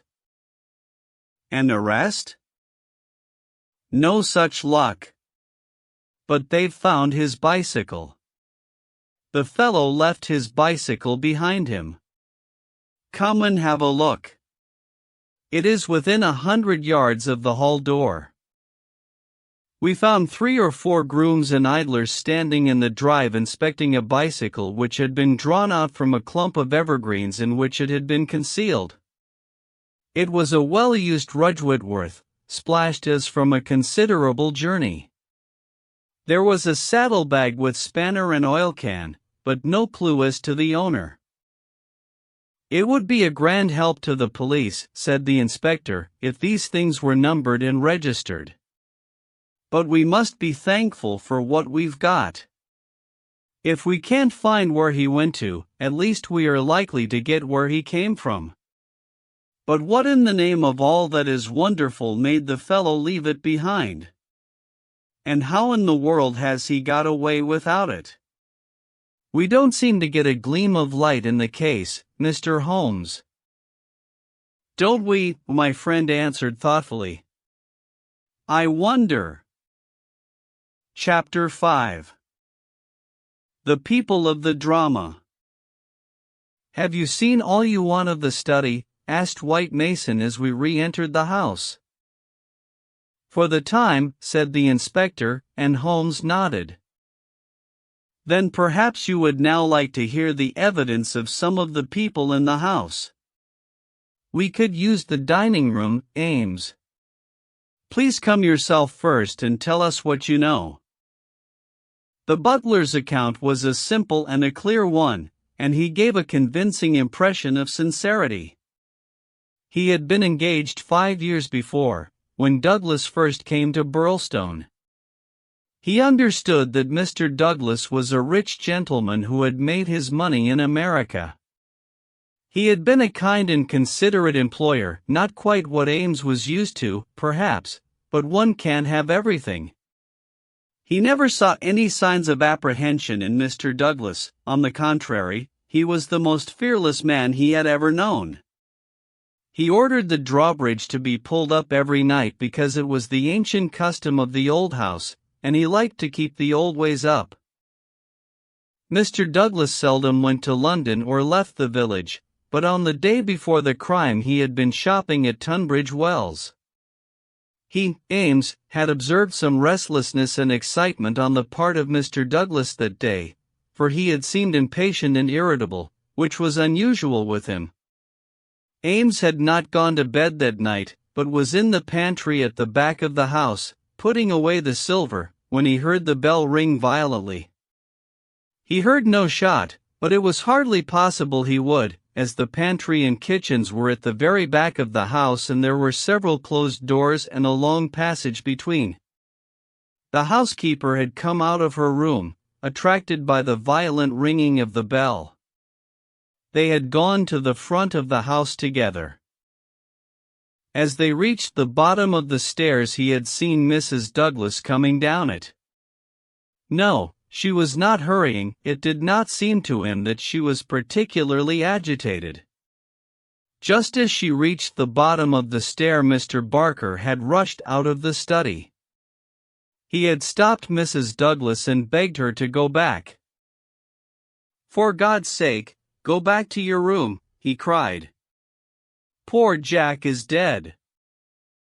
You can do nothing. For God's sake, go back." After some persuasion upon the stairs Mrs. Douglas had gone back. She did not scream. She made no outcry whatever.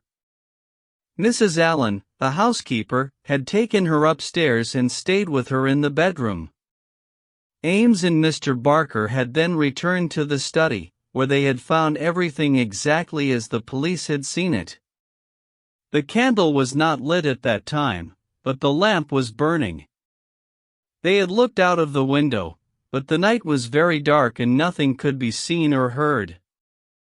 They had then rushed out into the hall, where Ames had turned the windlass which lowered the drawbridge. Mr. Barker had then hurried off to get the police. Such, in its essentials, was the evidence of the butler. The account of Mrs. Allen, the housekeeper, was, so far as it went, a corroboration of that of her fellow servant. The housekeeper's room was rather nearer to the front of the house than the pantry in which Ames had been working. She was preparing to go to bed when the loud ringing of the bell had attracted her attention. She was a little hard of hearing. Perhaps that was why she had not heard the shot, but in any case the study was a long way off. She remembered hearing some sound which she imagined to be the slamming of a door. That was a good deal earlier, half an hour at least before the ringing of the bell. When Mr. Ames ran to the front she went with him. She saw Mr. Barker, very pale and excited, come out of the study. He intercepted Mrs. Douglas, who was coming down the stairs. He entreated her to go back, and she answered him, but what she said could not be heard. "Take her up. Stay with her," he had said to Mrs. Allen. She had therefore taken her to the bedroom, and endeavored to soothe her. She was greatly excited, trembling all over, but made no other attempt to go downstairs. She just sat in her dressing gown by her bedroom fire, with her head sunk in her hands. Mrs. Allen stayed with her most of the night. As to the other servants, they had all gone to bed, and the alarm did not reach them until just before the police arrived. They slept at the extreme back of the house, and could not possibly have heard anything. So far the housekeeper, who could add nothing on cross-examination save lamentations and expressions of amazement. Cecil Barker succeeded Mrs. Allen as a witness. As to the occurrences of the night before, he had very little to add to what he had already told the police. Personally, he was convinced that the murderer had escaped by the window. The bloodstain was conclusive, in his opinion, on that point. Besides, as the bridge was up, there was no other possible way of escaping. He could not explain what had become of the assassin or why he had not taken his bicycle, if it were indeed his. He could not possibly have been drowned in the moat, which was at no place more than 3 feet deep. In his own mind he had a very definite theory about the murder. Douglas was a reticent man, and there were some chapters in his life of which he never spoke. He had emigrated to America from Ireland when he was a very young man. He had prospered well, and Barker had first met him in California, where they had become partners in a successful mining claim at a place called Bonito Canyon. They had done very well, but Douglas had suddenly sold out and started for England. He was a widower at that time. Barker had afterwards realized his money and come to live in London. Thus they had renewed their friendship. Douglas had given him the impression that some danger was hanging over his head, and he had always looked upon his sudden departure from California, and also his renting a house in so quiet a place in England, as being connected with this peril. He imagined that some secret society, some implacable organization, was on Douglas's track, which would never rest until it killed him. Some remarks of his had given him this idea, though he had never told him what the society was, nor how he had come to offend it. He could only suppose that the legend upon the placard had some reference to this secret society. "How long were you with Douglas in California?" asked Inspector MacDonald. 5 years altogether." "He was a bachelor, you say?" A widower. Have you ever heard where his first wife came from? No, I remember his saying that she was of German extraction, and I have seen her portrait. She was a very beautiful woman. She died of typhoid the year before I met him. You don't associate his past with any particular part of America? I have heard him talk of Chicago. He knew that city well and had worked there. I have heard him talk of the coal and iron districts. He had traveled a good deal in his time. Was he a politician? Had this secret society to do with politics? No, he cared nothing about politics. You have no reason to think it was criminal? On the contrary, I never met a straighter man in my life. Was there anything curious about his life in California? He liked best to stay and to work at our claim in the mountains. He would never go where other men were if he could help it. That's why I first thought that someone was after him. Then when he left so suddenly for Europe, I made sure that it was so. I believe that he had a warning of some sort. Within a week of his leaving, half a dozen men were inquiring for him. What sort of men? Well, they were a mighty hard-looking crowd. They came up to the claim and wanted to know where he was. I told them that he was gone to Europe and that I did not know where to find him. They meant him no good. It was easy to see that. Were these men Americans, Californians? Well, I don't know about Californians. They were Americans, all right. But they were not miners. I don't know what they were, and was very glad to see their backs. That was 6 years ago? Nearer 7. And then you were together 5 years in California, so that this business dates back not less than 11 years at the least? That is so. It must be a very serious feud that would be kept up with such earnestness for as long as that. It would be no light thing that would give rise to it. I think it shadowed his whole life. It was never quite out of his mind. But if a man had a danger hanging over him, and knew what it was, don't you think he would turn to the police for protection? Maybe it was some danger that he could not be protected against. There's one thing you should know. He always went about armed. His revolver was never out of his pocket. But, by bad luck, he was in his dressing gown and had left it in the bedroom last night.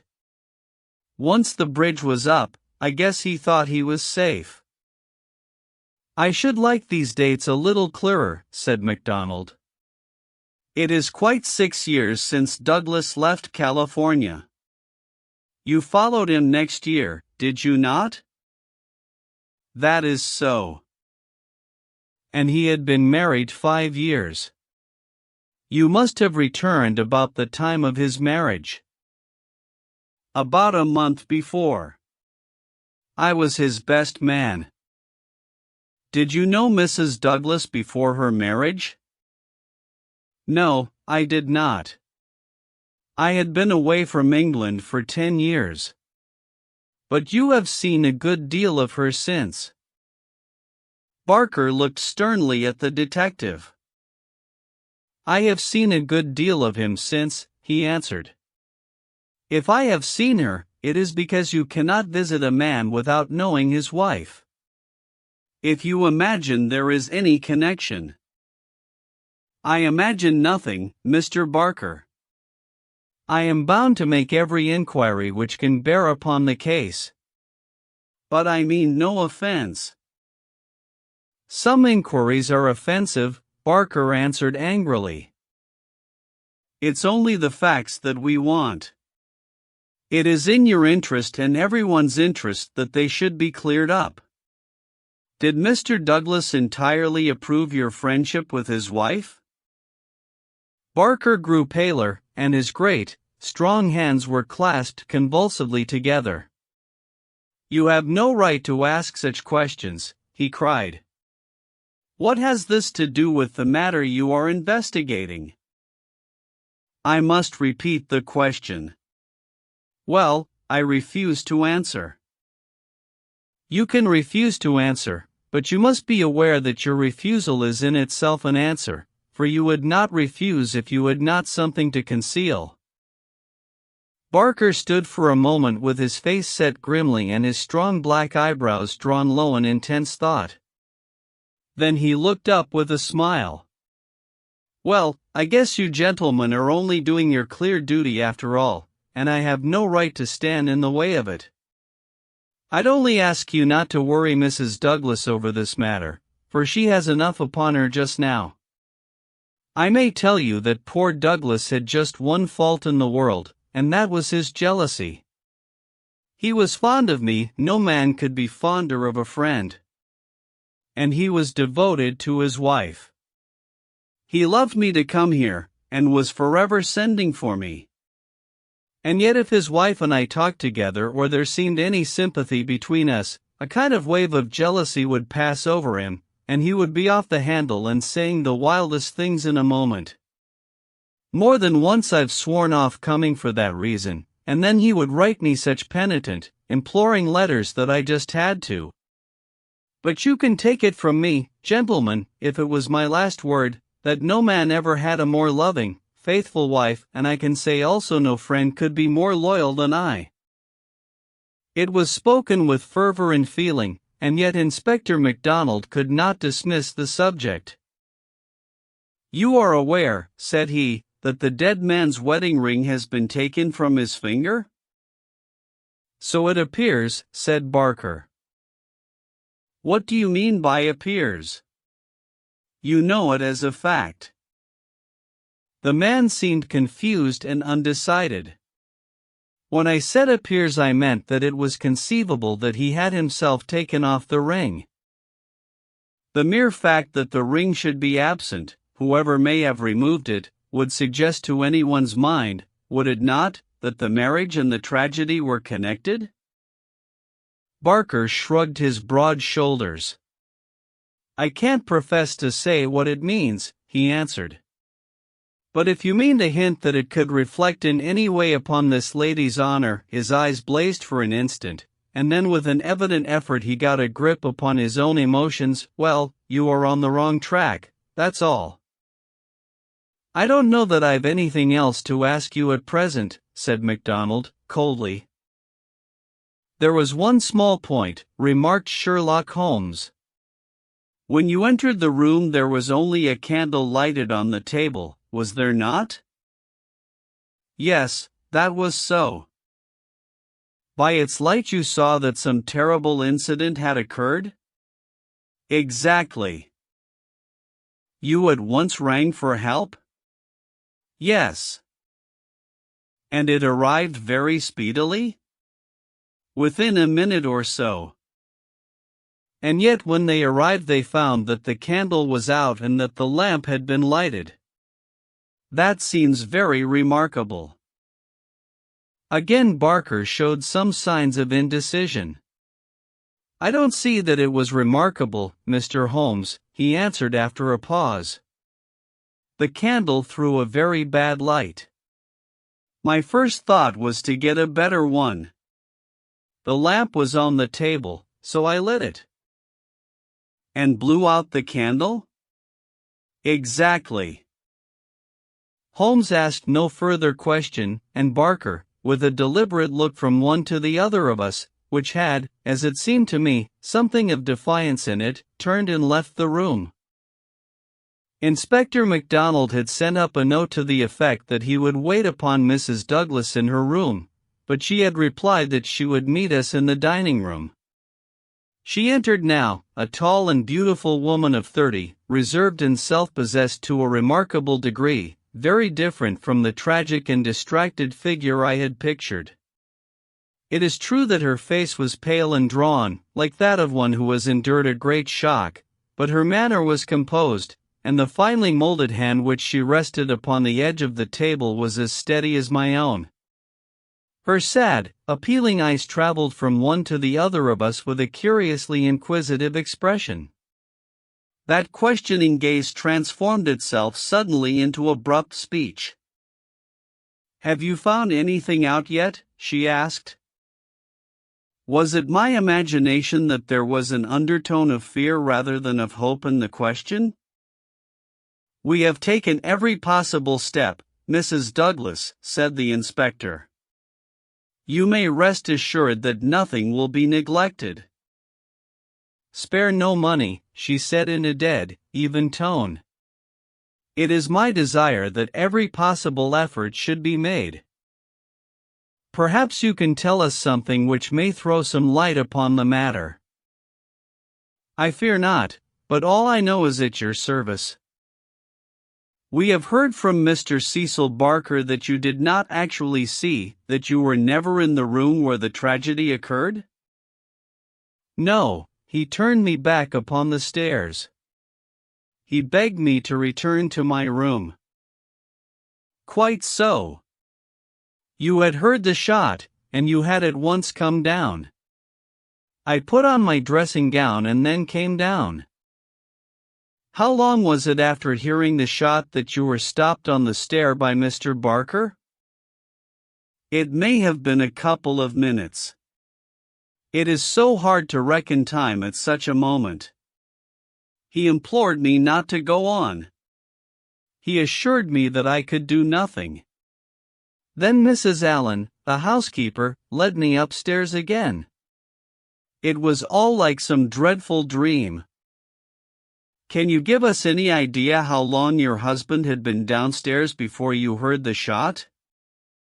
"No, I cannot say. He went from his dressing room, and I did not hear him go. He did the round of the house every night, for he was nervous of fire. It is the only thing that I have ever known him nervous of."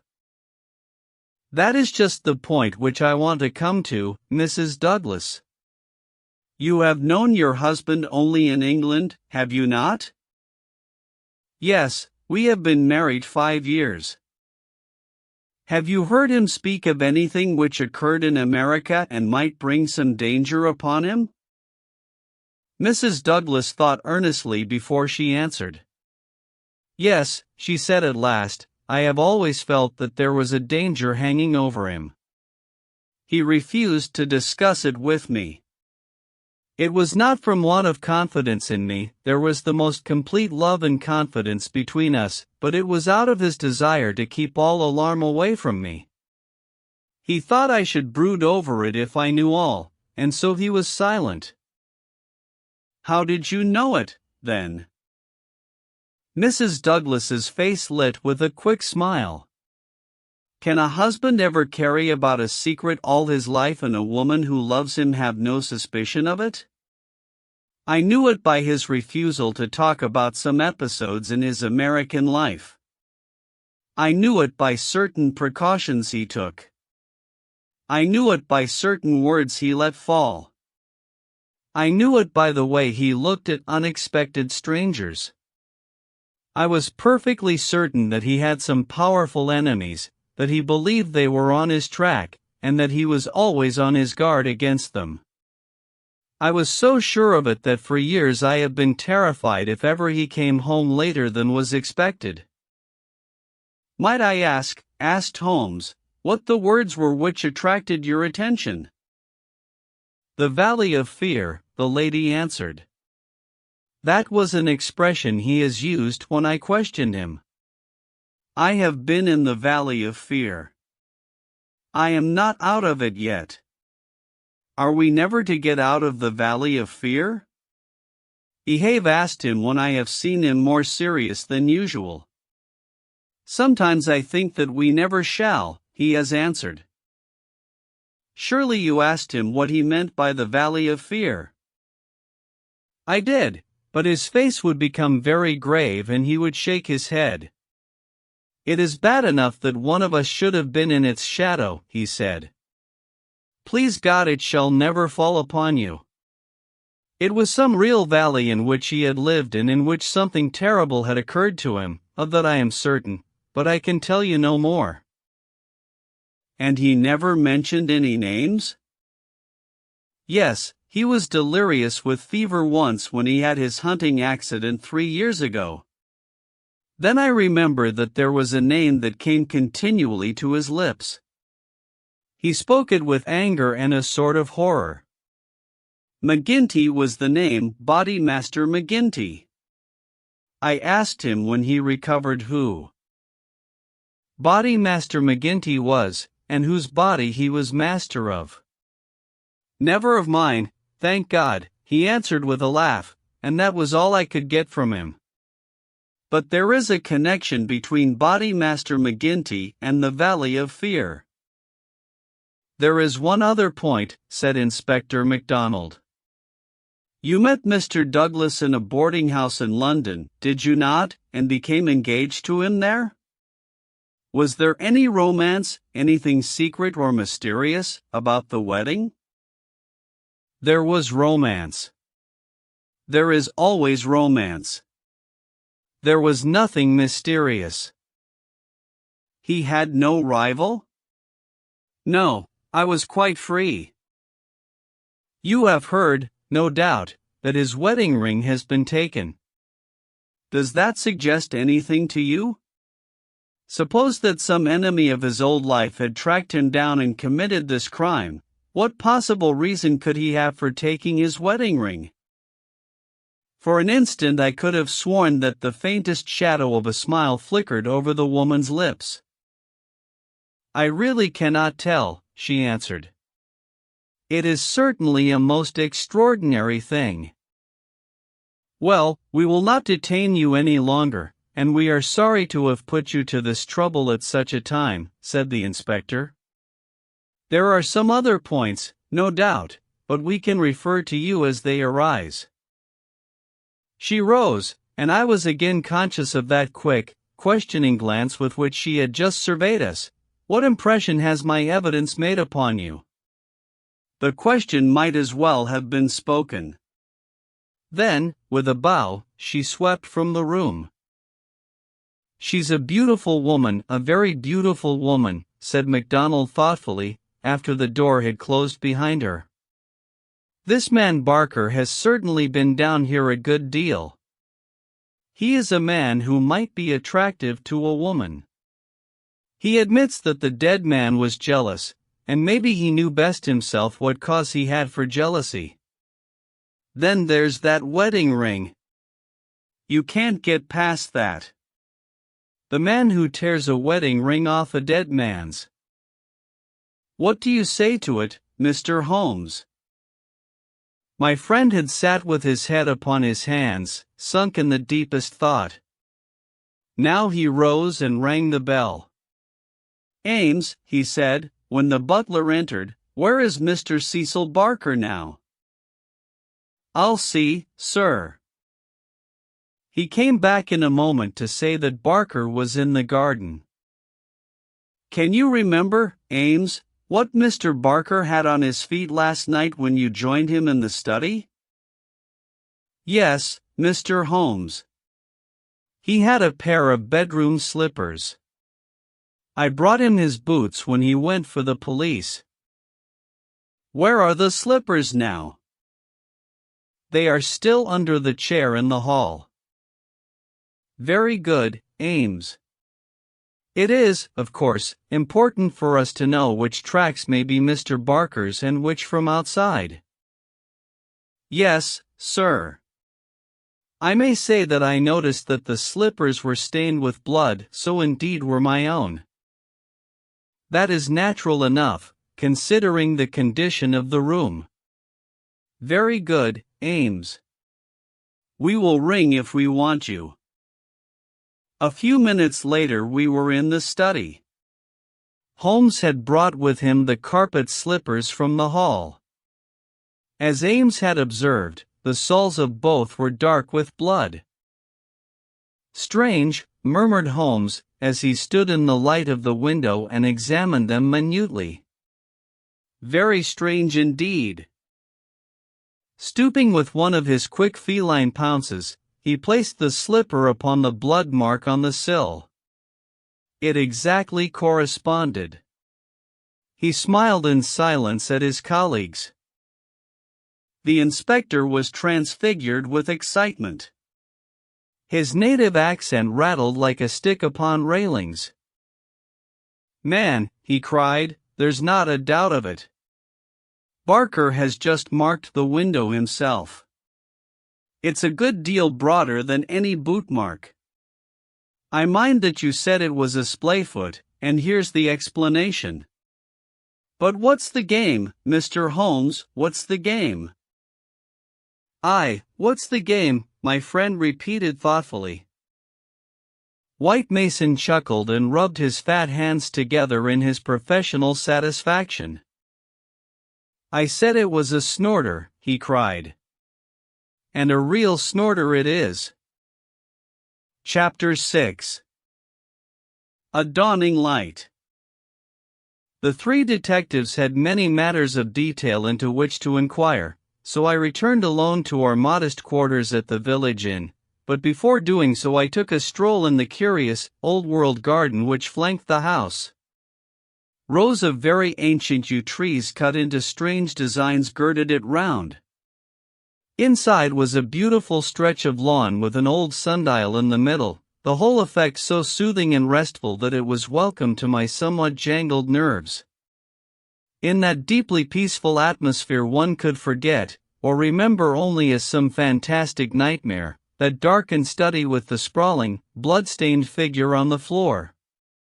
And yet, as I strolled round it and tried to steep my soul in its gentle balm, a strange incident occurred, which brought me back to the tragedy and left a sinister impression in my mind. I have said that a decoration of yew trees circled the garden. At the end farthest from the house they thickened into a continuous hedge. On the other side of this hedge, concealed from the eyes of anyone approaching from the direction of the house, there was a stone seat. As I approached the spot I was aware of voices, some remark in the deep tones of a man, answered by a little ripple of feminine laughter. An instant later I had come round the end of the hedge and my eyes lit upon Mrs. Douglas and the man Barker before they were aware of my presence. Her appearance gave me a shock. In the dining room she had been demure and discreet. Now all pretense of grief had passed away from her. Her eyes shone with the joy of living, and her face still quivered with amusement at some remark of her companion. He sat forward, his hands clasped and his forearms on his knees, with an answering smile upon his bold, handsome face. In an instant, but it was just one instant too late, they resumed their solemn masks as my figure came into view. A hurried word or two passed between them, and then Barker rose and came towards me.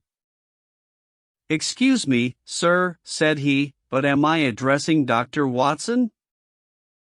I bowed with a coldness which showed, I dare say, very plainly the impression which had been produced upon my mind. "We thought that it was probably you, as your friendship with Mr. Sherlock Holmes is so well known. Would you mind coming over and speaking to Mrs. Douglas for one instant?" I followed him with a dour face. Very clearly I could see in my mind's eye that shattered figure on the floor. Here within a few hours of the tragedy were his wife and his nearest friend laughing together behind a bush in the garden which had been his. I greeted the lady with reserve. I had grieved with her grief in the dining room. Now I met her appealing gaze with an unresponsive eye.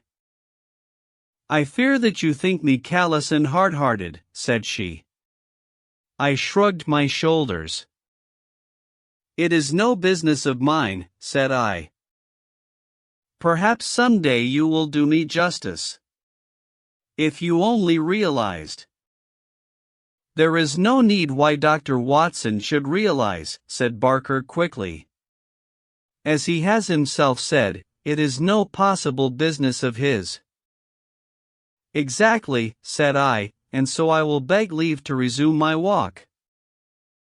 One moment, Dr. Watson, cried the woman in a pleading voice. There is one question which you can answer with more authority than anyone else in the world, and it may make a very great difference to me. You know Mr. Holmes and his relations with the police better than anyone else can. Supposing that a matter were brought confidentially to his knowledge, is it absolutely necessary that he should pass it on to the detectives? Yes, that's it, said Barker eagerly. Is he on his own, or is he entirely in with them? I really don't know that I should be justified in discussing such a point. I implore that you will, Dr. Watson. I assure you that you will be helping me greatly if you will guide us on that point. There was such a ring of sincerity in the woman's voice that for the instant I forgot all about her levity and was moved only to do her will. Mr. Holmes is an independent investigator, I said. He is his own master, and would act as his own judgment directed. At the same time, he would naturally feel loyalty towards the officials who were working on the same case, and he would not conceal from them anything which would help them in bringing a criminal to justice. Beyond this I can say nothing, and I would refer you to Mr. Holmes himself if you wanted fuller information. So saying, I raised my hat and went upon my way, leaving them still seated behind that concealing hedge. I looked back as I rounded the far end of it, and saw that they were still talking very earnestly together, and, as they were gazing after me, it was clear that it was our interview that was the subject of their debate. I wish none of their confidences, said Holmes, when I reported to him what had occurred. He had spent the whole afternoon at the manor house in consultation with his two colleagues, and returned about 5 with a ravenous appetite for a high tea which I had ordered for him. No confidences, Watson, for they are mighty awkward if it comes to an arrest for conspiracy and murder. You think it will come to that? He was in his most cheerful and debonair humor. My dear Watson, when I have exterminated that fourth egg I shall be ready to put you in touch with the whole situation. I don't say that we have fathomed it. Far from it, but when we have traced the missing dumbbell, the dumbbell. Dear me, Watson, is it possible that you have not penetrated the fact that the case hangs upon the missing dumbbell? Well, you need not be downcast, for between ourselves I don't think that either Inspector Mack or the excellent local practitioner has grasped the overwhelming importance of this incident. One dumbbell, Watson. Consider an athlete with one dumbbell. Picture to yourself the unilateral development, the imminent danger of a spinal curvature. Shocking, Watson, shocking. He sat with his mouth full of toast and his eyes sparkling with mischief, watching my intellectual entanglement. The mere sight of his excellent appetite was an assurance of success, for I had very clear recollections of days and nights without a thought of food, when his baffled mind had chafed before some problem while his thin, eager features became more attenuated with the asceticism of complete mental concentration. Finally he lit his pipe, and sitting in the ingle-nook of the old village and he talked slowly and at random about his case, rather as one who thinks aloud than as one who makes a considered statement. A lie, Watson, a great, big, thumping, obtrusive, uncompromising lie. That's what meets us on the threshold. There is our starting point. The whole story told by Barker is a lie. But Barker's story is corroborated by Mrs. Douglas. Therefore she is lying also. They are both lying, and in a conspiracy. So now we have the clear problem.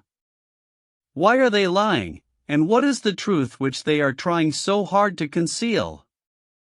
Let us try, Watson, you and I, if we can get behind the lie and reconstruct the truth. How do I know that they are lying? Because it is a clumsy fabrication which simply could not be true. Consider. According to the story given to us, the assassin had less than a minute after the murder had been committed to take that ring, which was under another ring, from the dead man's finger, to replace the other ring, a thing which he would surely never have done, and to put that singular card beside his victim.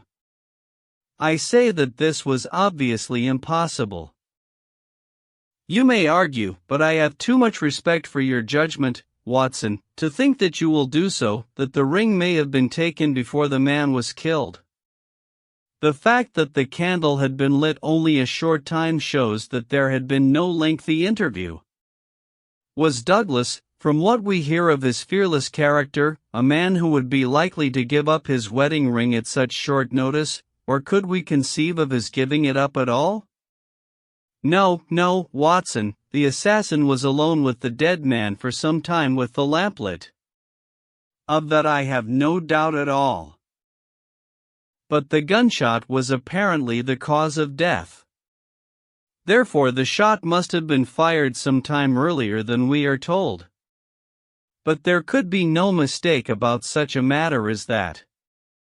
We are in the presence, therefore, of a deliberate conspiracy upon the part of the two people who heard the gunshot, of the man Barker and of the woman Douglas. When on the top of this I am able to show that the blood mark on the windowsill was deliberately placed there by Barker, in order to give a false clue to the police, you will admit that the case grows dark against him. Now we have to ask ourselves at what hour the murder actually did occur.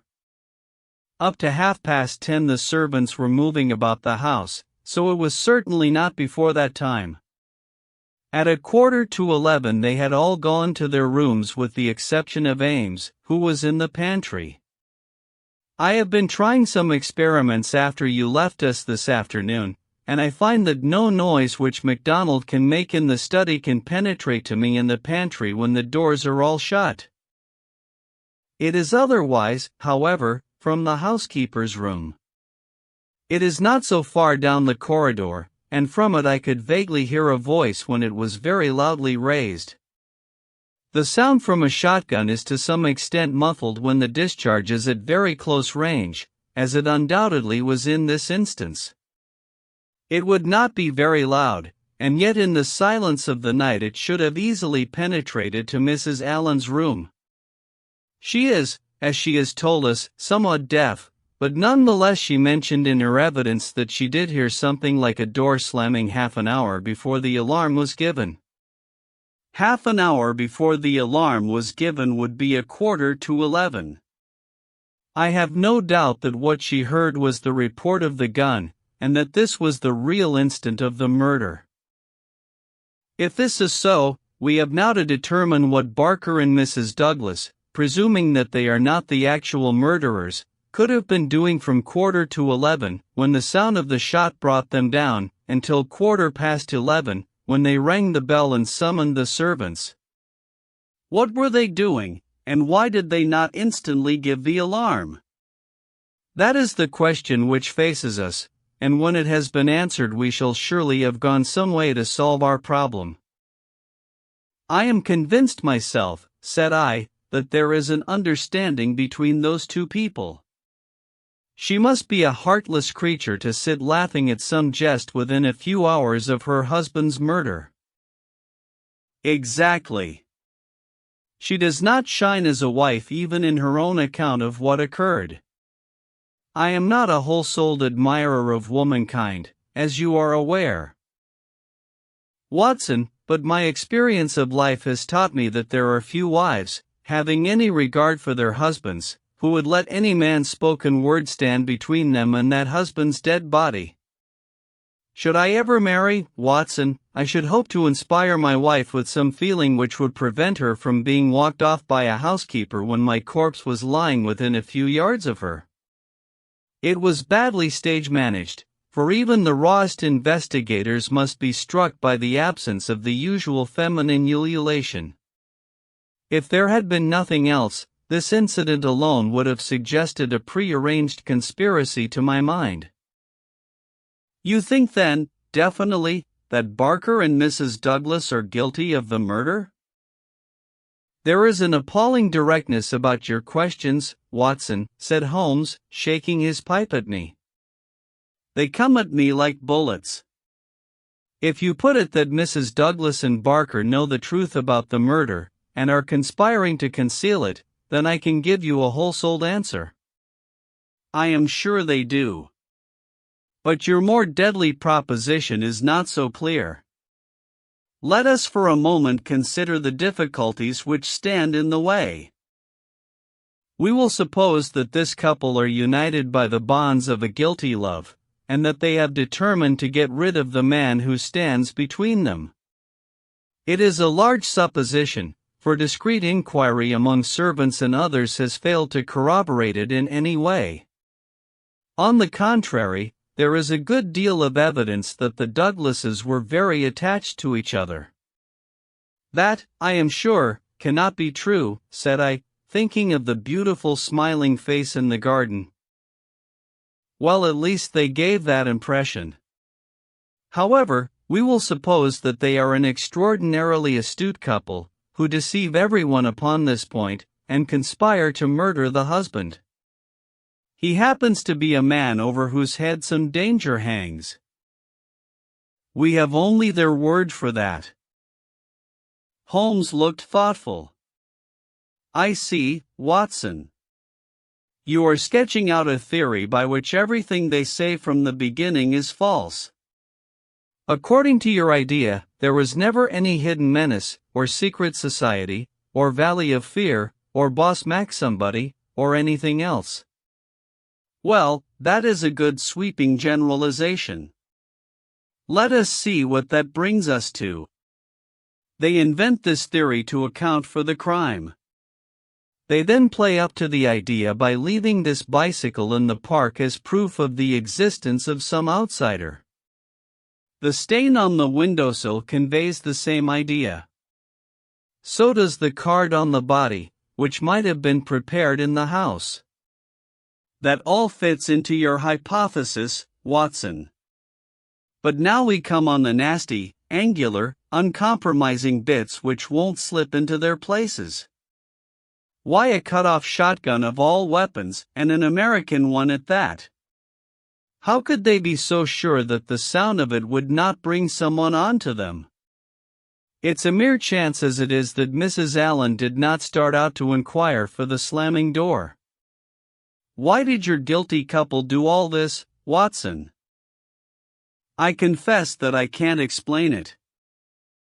Then again, if a woman and her lover conspire to murder a husband, are they going to advertise their guilt by ostentatiously removing his wedding ring after his death? Does that strike you as very probable, Watson? No, it does not.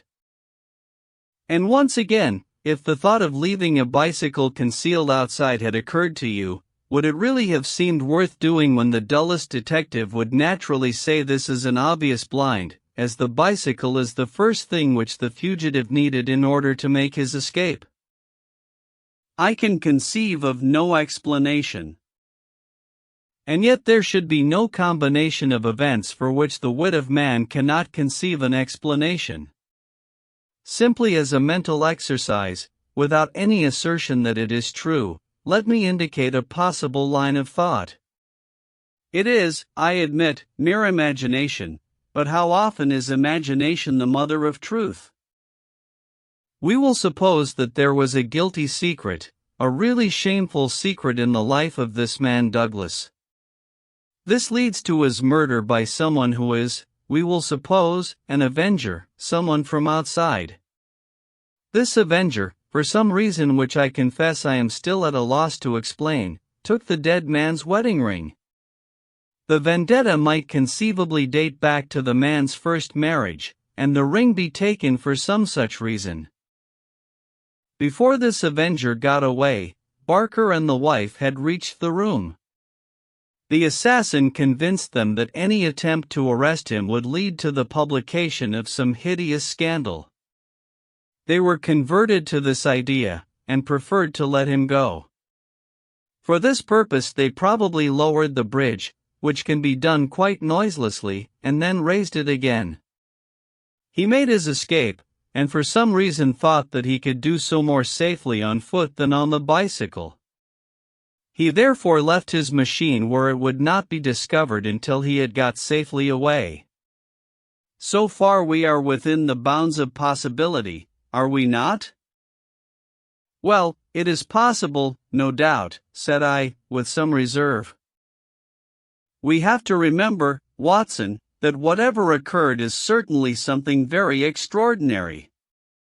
Well, now, to continue our supposititious case, the couple, not necessarily a guilty couple, realize after the murderer is gone that they have placed themselves in a position in which it may be difficult for them to prove that they did not themselves either do the deed or connive at it. They rapidly and rather clumsily met the situation.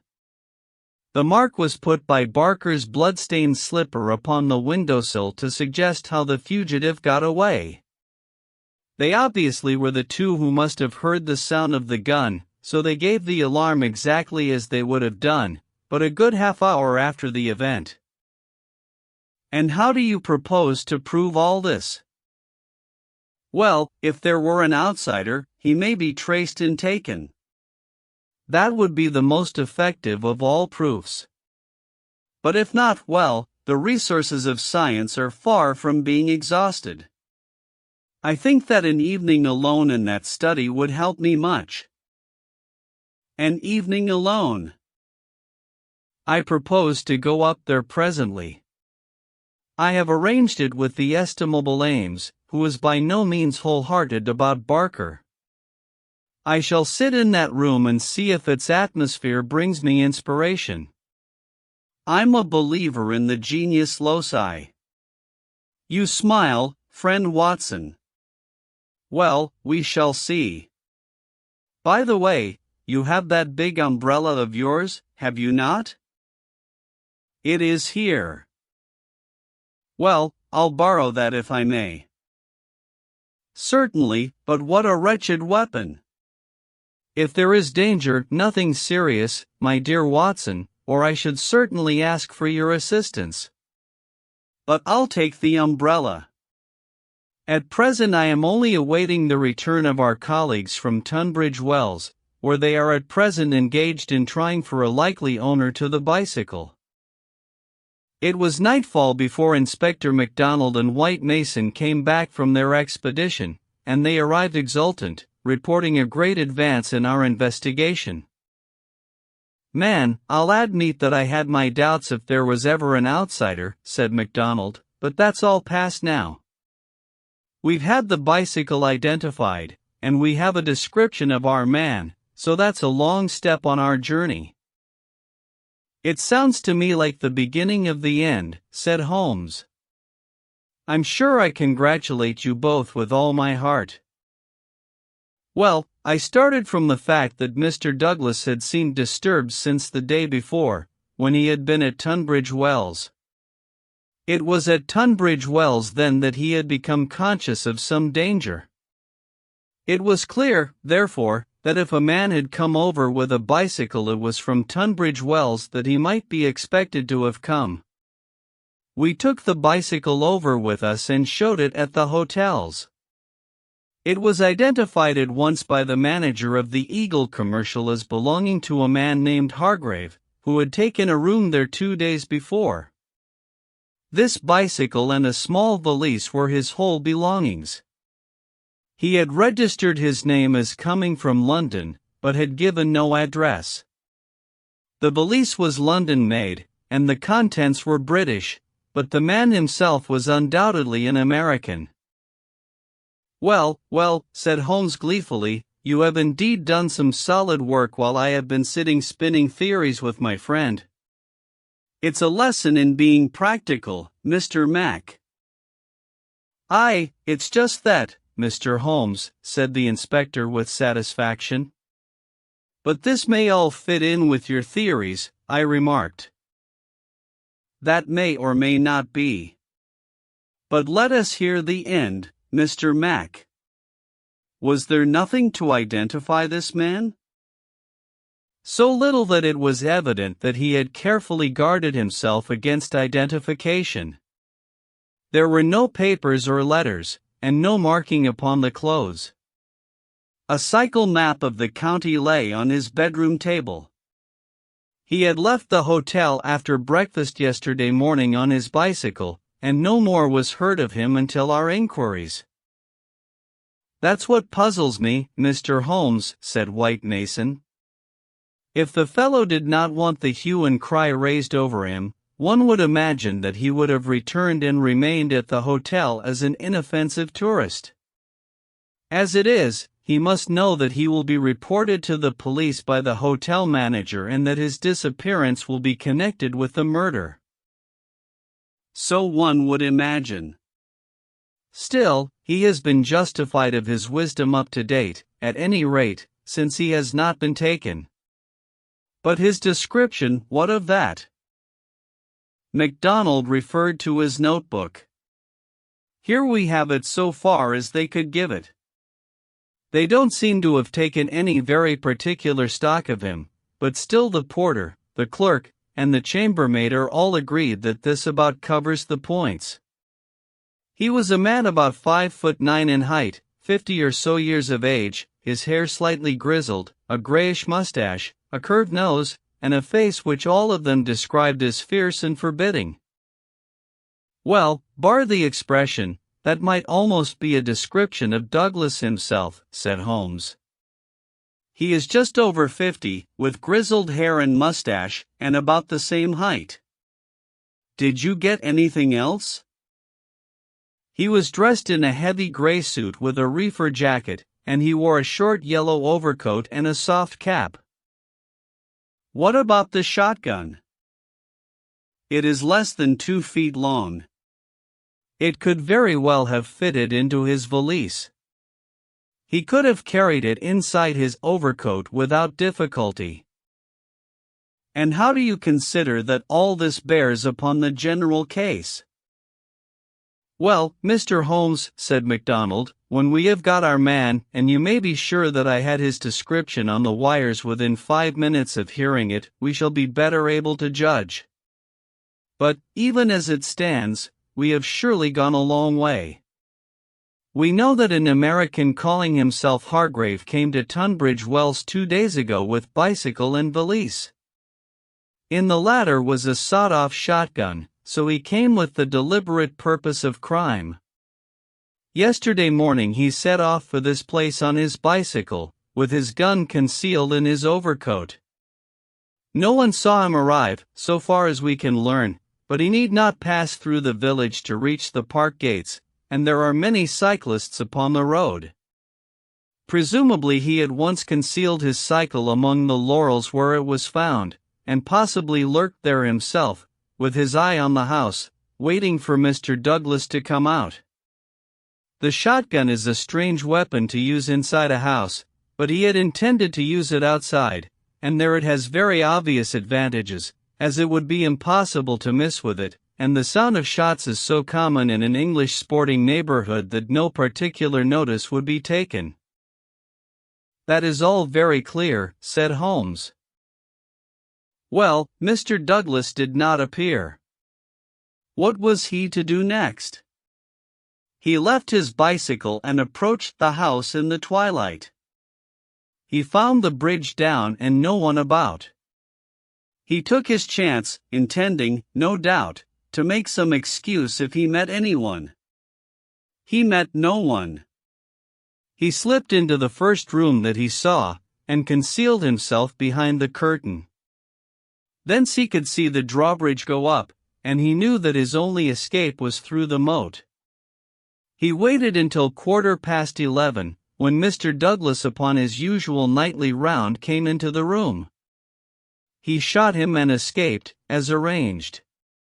He was aware that the bicycle would be described by the hotel people and be a clue against him, so he left it there and made his way by some other means to London or to some safe hiding place which he had already arranged. How is that, Mr. Holmes? Well, Mr. Mack, It is very good and very clear so far as it goes. That is your end of the story.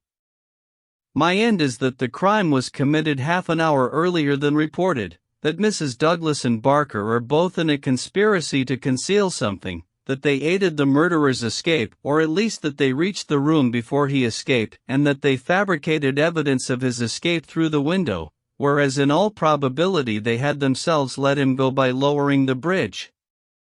That's my reading of the first half. The two detectives shook their heads. Well, Mr. Holmes, if this is true, we only tumble out of one mystery into another, said the London inspector. And in some ways a worse one, added White Mason. The lady has never been in America in all her life. What possible connection could she have with an American assassin which would cause her to shelter him? I freely admit the difficulties, said Holmes. I propose to make a little investigation of my own tonight, and it is just possible that it may contribute something to the common cause. Can we help you, Mr. Holmes? No. Darkness and Dr. Watson's umbrella, my wants are simple. And Ames, the faithful Ames, no doubt he will stretch a point for me. All my lines of thought lead me back invariably to the one basic question: why should an athletic man develop his frame upon so unnatural an instrument as a single dumbbell? It was late that night when Holmes returned from his solitary excursion. We slept in a double-bedded room, which was the best that the little country inn could do for us. I was already asleep when I was partly awakened by his entrance. Well, Holmes, I murmured, have you found anything out? He stood beside me in silence, his candle in his hand. Then the tall, lean figure inclined towards me. I say, Watson, he whispered, would you be afraid to sleep in the same room with a lunatic, a man with softening of the brain, an idiot whose mind has lost its grip? Not in the least, I answered in astonishment. Ah, that's lucky, he said, and not another word would he utter that night. Chapter 7. The Solution. Next morning, after breakfast, we found Inspector MacDonald and White Mason seated in close consultation in the small parlor of the local police sergeant. On the table in front of them were piled a number of letters and telegrams, which they were carefully sorting and docketing. 3 had been placed on one side. Still on the track of the elusive bicyclist? Holmes asked cheerfully. What is the latest news of the ruffian? MacDonald pointed ruefully to his heap of correspondence. He is at present reported from Leicester, Nottingham, Southampton, Derby, East Ham, Richmond, and 14 other places. In 3 of them, East Ham, Leicester, and Liverpool, there is a clear case against him, and he has actually been arrested. The country seems to be full of the fugitives with yellow coats. Dear me, said Holmes sympathetically. Now, Mr. Mac and you, Mr. White Mason, I wish to give you a very earnest piece of advice. When I went into this case with you, I bargained, as you will no doubt remember, that I should not present you with half-proof theories, but that I should retain and work out my own ideas until I had satisfied myself that they were correct. For this reason I am not at the present moment telling you all that is in my mind.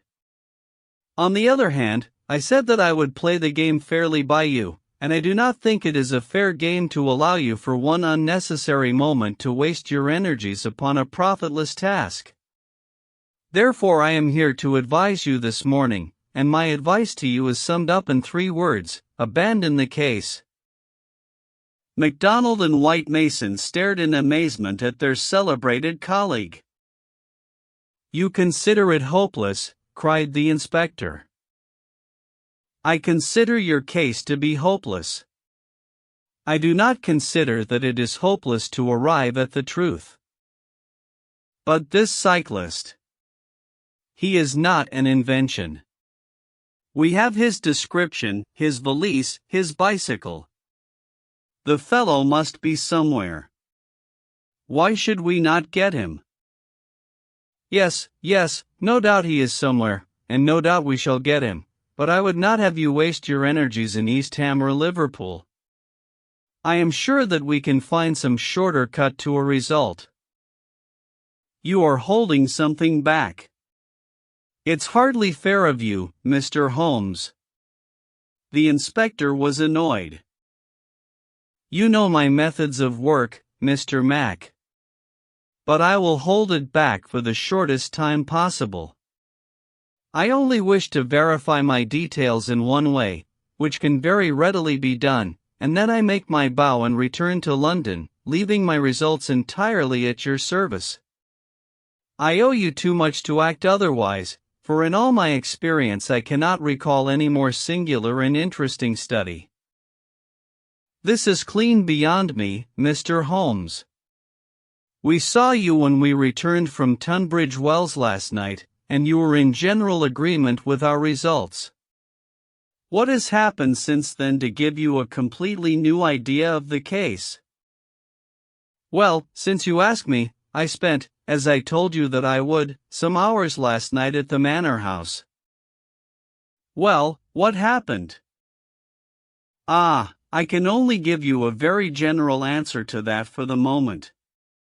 By the way, I have been reading a short but clear and interesting account of the old building, purchasable at the modest sum of 1 penny from the local tobacconist. Here Holmes drew a small tract, embellished with a rude engraving of the ancient manor house, from his waistcoat pocket. It immensely adds to the zest of an investigation, my dear Mr. Mack, when one is in conscious sympathy with the historical atmosphere of one's surroundings. Don't look so impatient, for I assure you that even so bald an account as this raises some sort of picture of the past in one's mind. Permit me to give you a sample. Erected in the 5th year of the reign of James I, and standing upon the site of a much older building, the Manor House of Burlstone presents one of the finest surviving examples of the moated Jacobean residence.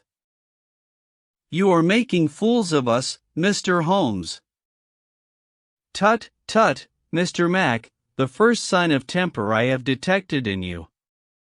Well, I won't read it verbatim, since you feel so strongly upon the subject. But when I tell you that there is some account of the taking of the place by a parliamentary colonel in 1644, of the concealment of Charles for several days in the course of the Civil War, and finally of a visit there by the second George, you will admit that there are various associations of interest connected with this ancient house. I don't doubt it, Mr. Holmes, but that is no business of ours. Is it not? Is it not? Breadth of view, my dear Mr. Mack, is one of the essentials of our profession. The interplay of ideas and the oblique uses of knowledge are often of extraordinary interest. You will excuse these remarks from one who, though a mere connoisseur of crime, is still rather older and perhaps more experienced than yourself. I'm the first to admit that, said the detective heartily. You get to your point, I admit, but you have such a deuced round-the-corner way of doing it. Well, I'll drop past history and get down to present-day facts. I called last night, as I have already said, at the Manor House. I did not see either Barker or Mrs. Douglas. I saw no necessity to disturb them, but I was pleased to hear that the lady was not visibly pining and that she had partaken of an excellent dinner. My visit was specially made to the good Mr. Ames, with whom I exchanged some amiabilities, which culminated in his allowing me, without reference to anyone else, to sit alone for a time in the study. What? With that? I ejaculated. No, everything is now in order.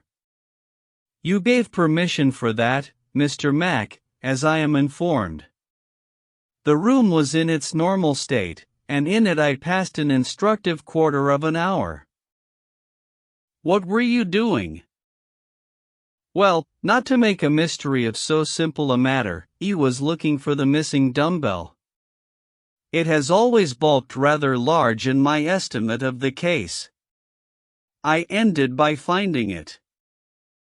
Where? Ah, there we come to the edge of the unexplored. Let me go a little further, a very little further, and I will promise that you shall share everything that I know.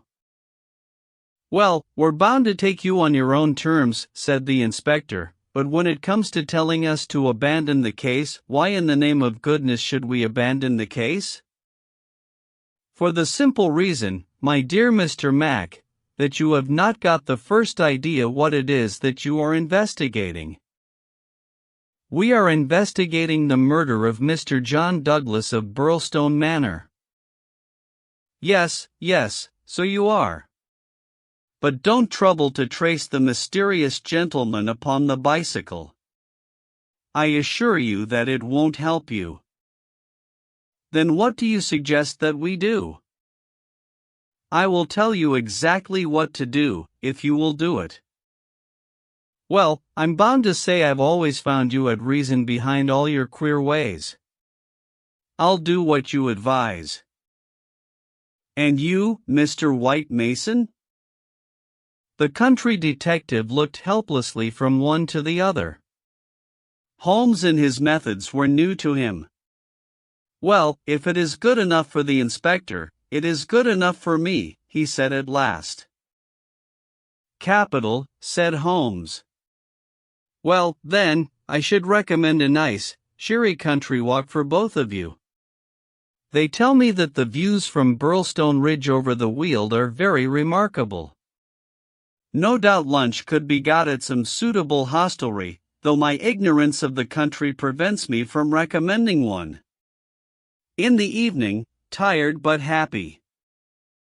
Man, this is getting past a joke, cried MacDonald, rising angrily from his chair.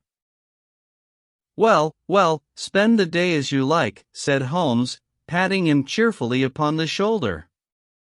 Do what you like and go where you will, but meet me here before dusk without fail, Mr. Mac. That sounds more like sanity. All of it was excellent advice, but I don't insist, so long as you are here when I need you.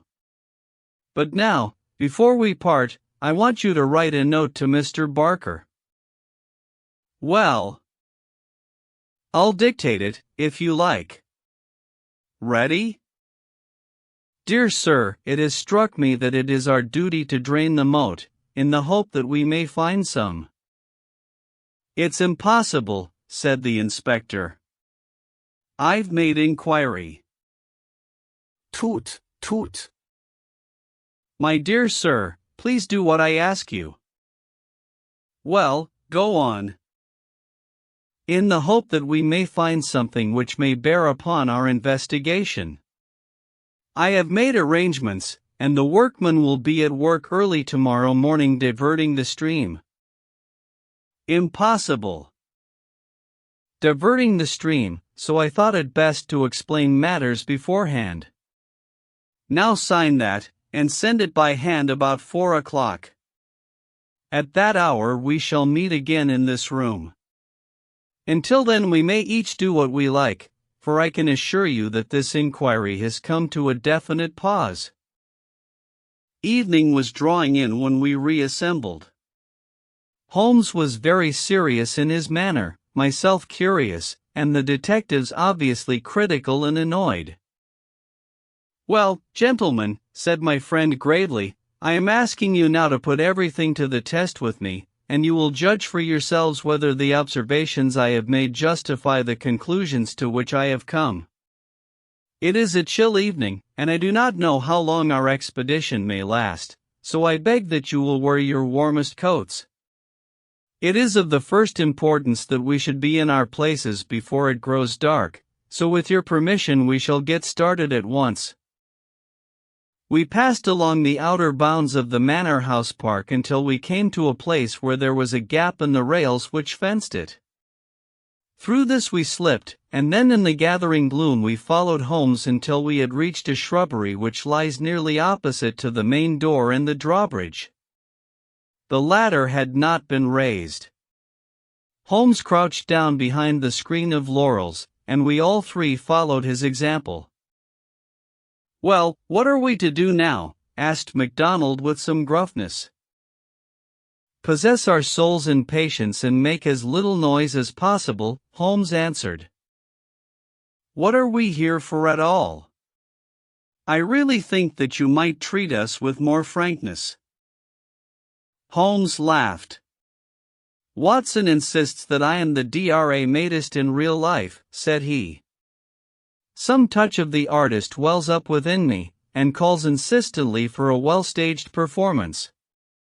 Surely our profession, Mr. Mac, would be a drab and sordid one if we did not sometimes set the scene so as to glorify our results." The blunt accusation, the brutal tap upon the shoulder, what can one make of such a denouement? But the quick inference, the subtle trap, the clever forecast of coming events, the triumphant vindication of bold theories, are these not the pride and the justification of our life's work? At the present moment you thrill with the glamour of the situation and the anticipation of the hunt. Where would be that thrill if I had been as definite as a timetable? I only ask a little patience, Mr. Mac, and all will be clear to you. Well, I hope the pride and justification and the rest of it will come before we all get our death of cold," said the London detective with comic resignation. We all had good reason to join in the aspiration, for our vigil was a long and bitter one. Slowly the shadows darkened over the long, somber face of the old house. A cold, damp reek from the moat chilled us to the bones and set our teeth chattering. There was a single lamp over the gateway and a steady globe of light in the fatal study. Everything else was dark and still. "How long is this to last?" asked the inspector suddenly. "And what is it we are watching for?" "I have no more notion than you how long it is to last," Holmes answered with some asperity. "If criminals would always schedule their movements like railway trains, it would certainly be more convenient for all of us. As to what it is that's what we are watching for." As he spoke the bright, yellow light in the study was obscured by somebody passing to and fro before it. The laurels among which we lay were immediately opposite the window and not more than 100 feet from it. Presently it was thrown open with a whining of hinges, and we could dimly see the dark outline of a man's head and shoulders looking out into the gloom. For some minutes he peered forth in furtive, stealthy fashion, as one who wishes to be assured that he is unobserved. Then he leaned forward, and in the intense silence we were aware of the soft lapping of agitated water. He seemed to be stirring up the moat with something which he held in his hand. Then suddenly he hauled something in as a fisherman lands a fish, some large, round object which obscured the light as it was dragged through the open casement. "Now!" cried Holmes. "Now!" We were all upon our feet, staggering after him with our stiffened limbs, while he ran swiftly across the bridge and rang violently at the bell. There was the rasping of bolts from the other side, and the amazed Ames stood in the entrance. Holmes brushed him aside without a word and, followed by all of us, rushed into the room which had been occupied by the man whom we had been watching. The oil lamp on the table represented the glow which we had seen from outside. It was now in the hand of Cecil Barker, who held it towards us as we entered. Its light shone upon his strong, resolute, clean-shaved face and his menacing eyes. "What the devil is the meaning of all this?" he cried. "What are you after, anyhow?" Holmes took a swift glance round, and then pounced upon a sodden bundle tied together with cord which lay where it had been thrust under the writing table. "This is what we are after, Mr. Barker, this bundle, weighted with a dumbbell, which you have just raised from the bottom of the moat." Barker stared at Holmes with amazement in his face. "How in thunder came you to know anything about it?" he asked. "Simply that I put it there." "You put it there? You?" "Perhaps I should have said replaced it there," said Holmes. "You will remember, Inspector MacDonald, that I was somewhat struck by the absence of a dumbbell. I drew your attention to it, but with the pressure of other events you had hardly the time to give it the consideration which would have enabled you to draw deductions from it.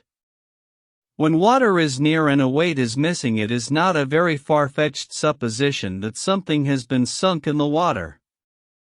The idea was at least worth testing, so with the help of Ames, who admitted me to the room, and the crook of Dr. Watson's umbrella, I was able last night to fish up and inspect this bundle.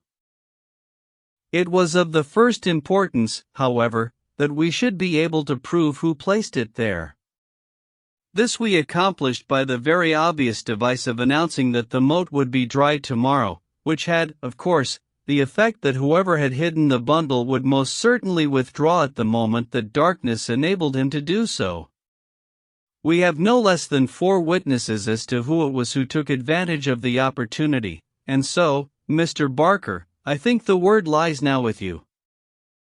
Sherlock Holmes put the sopping bundle upon the table beside the lamp and undid the cord which bound it. From within he extracted a dumbbell, which he tossed down to its fellow in the corner. Next he drew forth a pair of boots. "American, as you perceive," he remarked, pointing to the toes. Then he laid upon the table a long, deadly, sheath knife. Finally he unraveled a bundle of clothing, comprising a complete set of underclothes, socks, a gray tweed suit, and a short yellow overcoat. "The clothes are commonplace," remarked Holmes, "save only the overcoat, which is full of suggestive touches." He held it tenderly towards the light. "Here, as you perceive, is the inner pocket prolonged into the lining in such fashion as to give ample space for the truncated fowling piece. The tailor's tab is on the neck. Neal, Outfitter, Vermissa, USA. I have spent an instructive afternoon in the rector's library, and have enlarged my knowledge by adding the fact that Vermissa is a flourishing little town at the head of one of the best-known coal and iron valleys in the United States. I have some recollection, Mr. Barker, that you associated the coal districts with Mr. Douglas's first wife, and it would surely not be too far-fetched an inference that the VV upon the card by the dead body might stand for Vermissa Valley, or that this very valley which sends forth emissaries of murder may be that valley of fear of which we have heard. So much is fairly clear. And now, Mr. Barker, I seem to be standing rather in the way of your explanation." It was a sight to see Cecil Barker's expressive face during this exposition of the great detective. Anger, amazement, consternation, and indecision swept over it in turn. Finally he took refuge in a somewhat acrid irony. "You know such a lot, Mr. Holmes, perhaps you had better tell us some more," he sneered. "I have no doubt that I could tell you a great deal more, Mr. Barker, but it would come with a better grace from you." "Oh, you think so, do you? Well, all I can say is that if there's any secret here it is not my secret, and I am not the man to give it away." "Well, if you take that line, Mr. Barker," said the inspector quietly, "we must just keep you in sight until we have the warrant and can hold you." "You can do what you damn please about that," said Barker defiantly. The proceedings seemed to have come to a definite end so far as he was concerned, for one had only to look at that granite face to realize that no peine forte et dur would ever force him to plead against his will. The deadlock was broken, however, by a woman's voice. Mrs. Douglas had been standing listening at the half-open door, and now she entered the room. "You have done enough for now, Cecil," said she. "Whatever comes of it in the future, you have done enough." "Enough and more than enough," remarked Sherlock Holmes, gravely. "I have every sympathy with you, madam, and should strongly urge you to have some confidence in the common sense of our jurisdiction and to take the police voluntarily into your complete confidence. It may be that I am myself at fault for not following up the hint which you conveyed to me through my friend, Dr. Watson, but at that time I had every reason to believe that you were directly concerned in the crime. Now I am assured that this is not so. At the same time, there is much that is unexplained, and I should strongly recommend that you ask Mr. Douglas to tell us his own story." Mrs. Douglas gave a cry of astonishment at Holmes's words. The detectives and I must have echoed it, when we were aware of a man who seemed to have emerged from the wall, who advanced now from the gloom of the corner in which he had appeared. Mrs. Douglas turned, and in an instant her arms were round him. Barker had seized his outstretched hand. "It's best this way, Jack," his wife repeated. "I am sure that it is best." "Indeed, yes, Mr. Douglas," said Sherlock Holmes, "I am sure that you will find it best." The man stood blinking at us with the dazed look of one who comes from the dark into the light. It was a remarkable face, bold gray eyes, a strong, short-clipped, grizzled mustache, a square, projecting chin, and a humorous mouth. He took a good look at us all, and then to my amazement he advanced to me and handed me a bundle of paper. "I've heard of you," said he in a voice which was not quite English and not quite American, but was altogether mellow and pleasing. "You are the historian of this bunch. Well, Dr. Watson, you've never had such a story as that pass through your hands before, and I'll lay my last dollar on that. Tell it your own way, but there are the facts, and you can't miss the public so long as you have those. I've been cooped up 2 days, and I've spent the daylight hours, as much daylight as I could get in that rat trap, in putting the thing into words. You're welcome to them, you and your public. There's the story of the Valley of Fear." "That's the past, Mr. Douglas," said Sherlock Holmes quietly. "What we desire now is to hear your story of the present." "You'll have it, sir," said Douglas. "Can I smoke as I talk?" "Well, thank you, Mr. Holmes. You're a smoker yourself, if I remember right, and you'll guess what it is to be sitting for 2 days with tobacco in your pocket and afraid that the smell will give you away." He leaned against the mantelpiece and sucked at the cigar which Holmes had handed him. "I've heard of you, Mr. Holmes. I never guessed that I should meet you. But before you are through with that," he nodded at my papers, "you will say I've brought you something fresh." Inspector MacDonald had been staring at the newcomer with the greatest amazement. "Well, this fairly beats me," he cried at last.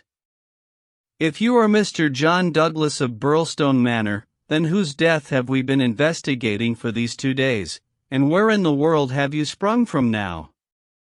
You seem to me to come out of the floor like a jack-in-a-box." "Ah, Mr. Mac," said Holmes, shaking a reproving forefinger, "you would not read that excellent local compilation which described the concealment of King Charles. People did not hide in those days without excellent hiding places, and the hiding place that has once been used may be again. I had persuaded myself that we should find Mr. Douglas under this roof." "And how long have you been playing this trick upon us, Mr. Holmes?" said the inspector angrily. "How long have you allowed us to waste ourselves upon a search that you knew to be an absurd one?" "Not 1 instant, my dear Mr. Mac. Only last night did I form my views of the case. As they could not be put to the proof until this evening, I invited you and your colleague to take a holiday for the day. Pray, what more could I do? When I found the suit of clothes in the moat, it at once became apparent to me that the body we had found could not have been the body of Mr. John Douglas at all, but must be that of the bicyclist from Tunbridge Wells. No other conclusion was possible. Therefore I had to determine where Mr. John Douglas himself could be, and the balance of probability was that with the connivance of his wife and his friend he was concealed in a house which had such conveniences for a fugitive, and awaiting quieter times when he could make his final escape. "Well, you figured it out about right," said Douglas approvingly. "I thought I'd dodge your British law, for I was not sure how I stood under it, and also I saw my chance to throw these hounds once for all off my track. Mind you, from first to last I have done nothing to be ashamed of, and nothing that I would not do again, but you'll judge that for yourselves when I tell you my story. Never mind warning me, Inspector, I'm ready to stand pat upon the truth. I'm not going to begin at the beginning. That's all there." He indicated my bundle of papers, "and a mighty queer yarn you'll find it. It all comes down to this, that there are some men that have good cause to hate me and would give their last dollar to know that they had got me. So long as I am alive and they are alive, there is no safety in this world for me. They hunted me from Chicago to California, then they chased me out of America, but when I married and settled down in this quiet spot I thought my last years were going to be peaceable. I never explained to my wife how things were. Why should I pull her into it? She would never have a quiet moment again, but would always be imagining trouble. I fancy she knew something, for I may have dropped a word here or a word there, but until yesterday, after you gentlemen had seen her, she never knew the rights of the matter. She told you all she knew, and so did Barker here, for on the night when this thing happened there was mighty little time for explanations. She knows everything now, and I would have been a wiser man if I had told her sooner. But it was a hard question, dear." He took her hand for an instant in his own, "and I acted for the best. Well, gentlemen, the day before these happenings I was over in Tunbridge Wells, and I got a glimpse of a man in the street. It was only a glimpse, but I have a quick eye for these things, and I never doubted who it was. It was the worst enemy I had among them all, one who has been after me like a hungry wolf after a caribou all these years. I knew there was trouble coming, and I came home and made ready for it. I guessed I'd fight through it all right on my own. There was a time when my luck was a proverb in the States. I never doubted that it would be with me still. I was on my guard all that next day, and never went out into the park. It's as well, or he'd have had the drop on me with that buckshot gun of his before ever I could draw on him. After the bridge was up, my mind was always more restful when that bridge was up in the evenings. I put the thing clear out of my head. I never dreamed of his getting into the house and waiting for me. But when I made my round in my dressing gown, as was my habit, I had no sooner entered the study than I scented danger. I guess when a man has had dangers in his life, and I've had more than most in my time, there is a kind of sixth sense that waves the red flag. I saw the signal clear enough, and yet I couldn't tell you why. Next instant I spotted a boot under the window curtain, and then I saw why plain enough. I just the one candle that was in my hand, but there was a good light from the hall lamp through the open door. I put down the candle and jumped for a hammer that I'd left on the mantel. At the same moment he sprang at me. I saw the glint of a knife, and I lashed at him with the hammer. I got him somewhere, for the knife tinkled down on the floor. He dodged round the table as quick as an eel, and a moment later he'd got his gun from under his coat. I heard him cock it, but I had got hold of it before he could fire. I had it by the barrel, and we wrestled for it all ends up for a minute or more. It was death to the man that lost his grip. He never lost his grip, but he got it but downward for a moment too long. Maybe it was I that pulled the trigger. Maybe we just jolted it off between us. Anyhow, he got both barrels in the face, and there I was, staring down at all that was left of Ted Baldwin.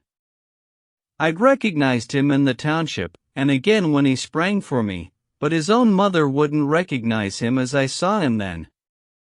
I'm used to rough work, but I fairly turned sick at the sight of him. I was hanging on the side of the table when Barker came hurrying down. I heard my wife coming, and I ran to the door and stopped her. It was no sight for a woman. I promised I'd come to her soon. I said a word or two to Barker, he took it all in at a glance, and we waited for the rest to come along. But there was no sign of them. Then we understood that they could hear nothing, and that all that had happened was known only to ourselves. It was at that instant that the idea came to me. I was fairly dazzled by the brilliance of it. The man's sleeve had slipped up and there was the branded mark of the lodge upon his forearm. See here. The man whom we had known as Douglas turned up his own coat and cuff to show a brown triangle within a circle exactly like that which we had seen upon the dead man. It was the sight of that which started me on it. I seemed to see it all clear at a glance. There were his height and hair and figure, about the same as my own. No one could swear to his face, poor devil.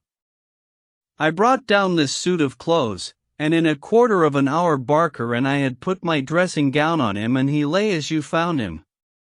We tied all his things into a bundle, and I weighted them with the only weight I could find and put them through the window. The card he had meant to lay upon my body was lying beside his own. My rings were put on his finger, but when it came to the wedding ring, he held out his muscular hand. You can see for yourselves that I had struck the limit.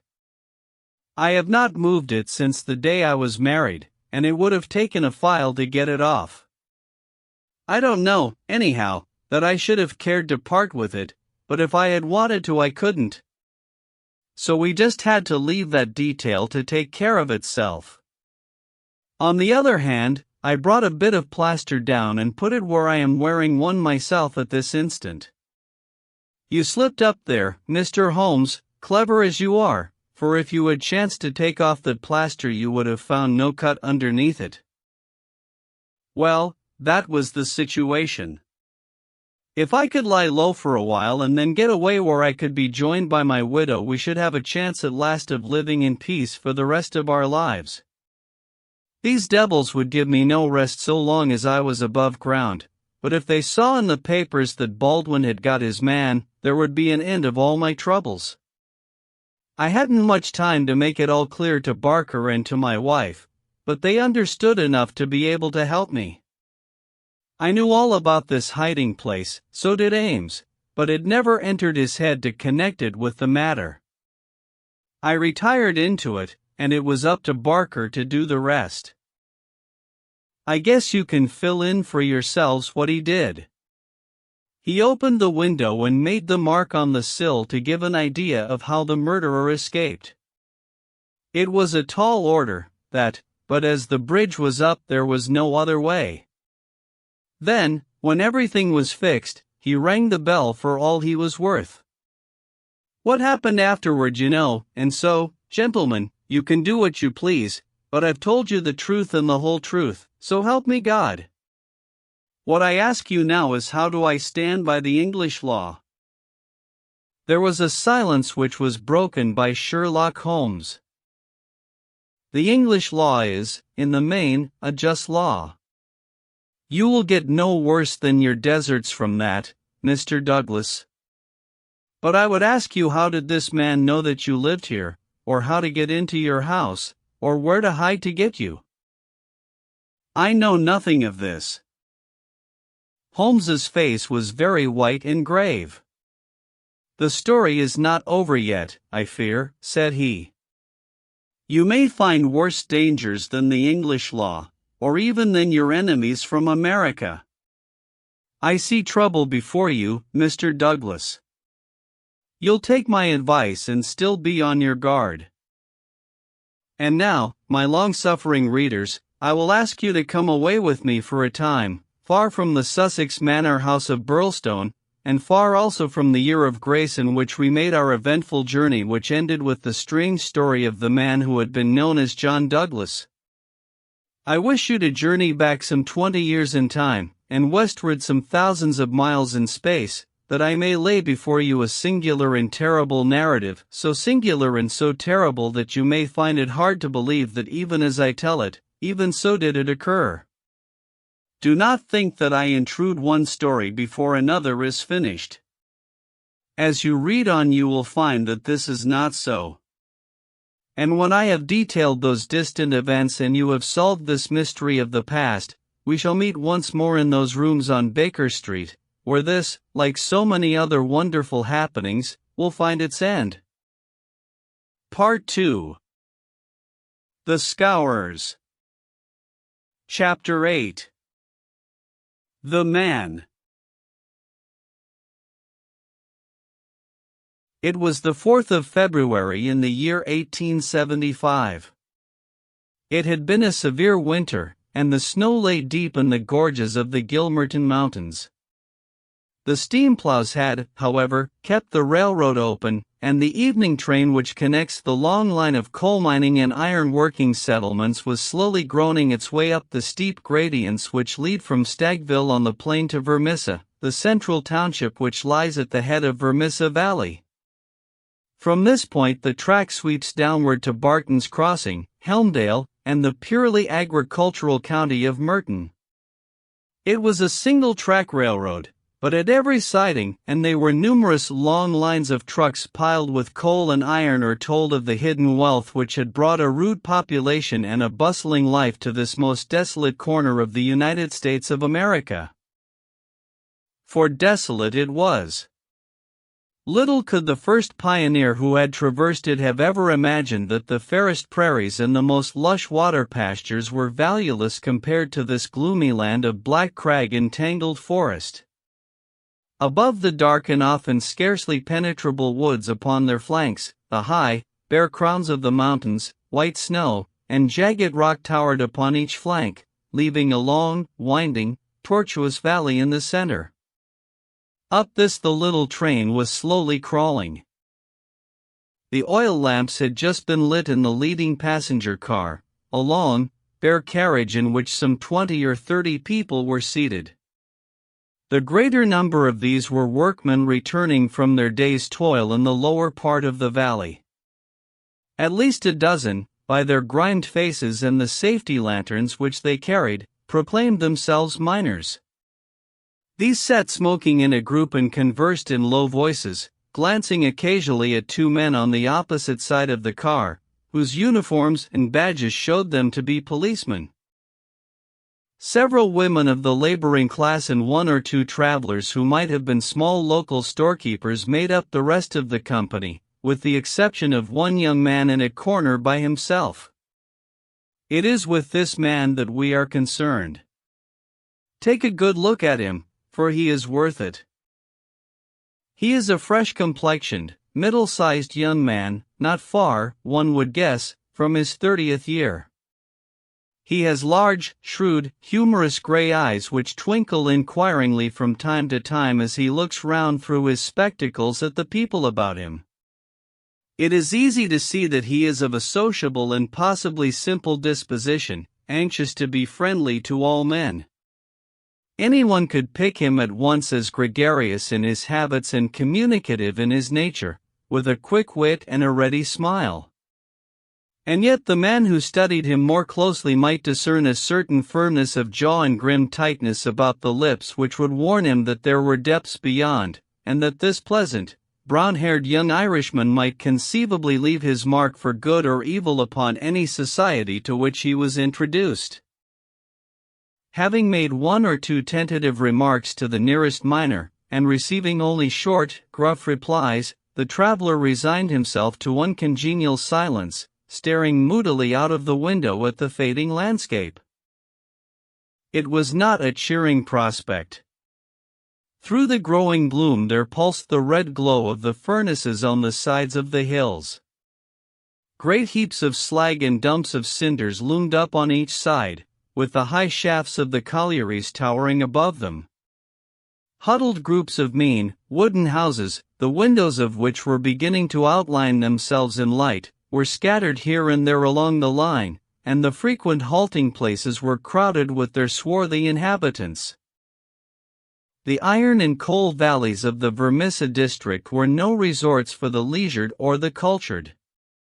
Everywhere there were stern signs of the crudest battle of life, the rude work to be done, and the rude, strong workers who did it. The young traveler gazed out into this dismal country with a face of mingled repulsion and interest, which showed that the scene was new to him. At intervals he drew from his pocket a bulky letter to which he referred, and on the margins of which he scribbled some notes. Once from the back of his waist he produced something which one would hardly have expected to find in the possession of so mild-mannered a man. It was a navy revolver of the largest size. As he turned it slantwise to the light, the glint upon the rims of the copper shells within the drum showed that it was fully loaded. He quickly restored it to his secret pocket, but not before it had been observed by a working man who had seated himself upon the adjoining bench. "Hullo, mate," said he. "You seem heeled and ready." The young man smiled with an air of embarrassment. "Yes," said he, "we need them sometimes in the place I come from." "And where may that be?" "I'm last from Chicago." "A stranger in these parts?" "Yes." "You may find you need it here," said the workman. "Ah. Is that so?" The young man seemed interested. "Have you heard nothing of doings hereabouts?" "Nothing out of the way." "Why, I thought the country was full of it." "You'll hear quick enough." "What made you come here?" "I heard there was always work for a willing man." "Are you one of the labor union?" "Sure." "Then you'll get your job, I guess." "Have you any friends?" "Not yet, but I have the means of making them." "How's that, then?" "I am one of the ancient order of freemen." "There's no town without a lodge, and where there is a lodge I'll find my friends." The remark had a singular effect upon his companion. He glanced round suspiciously at the others in the car. The miners were still whispering among themselves. The two police officers were dozing. He came across, seated himself close to the young traveler, and held out his hand. "Put it there," he said. A hand grip passed between the two. "I see you speak the truth," said the workman.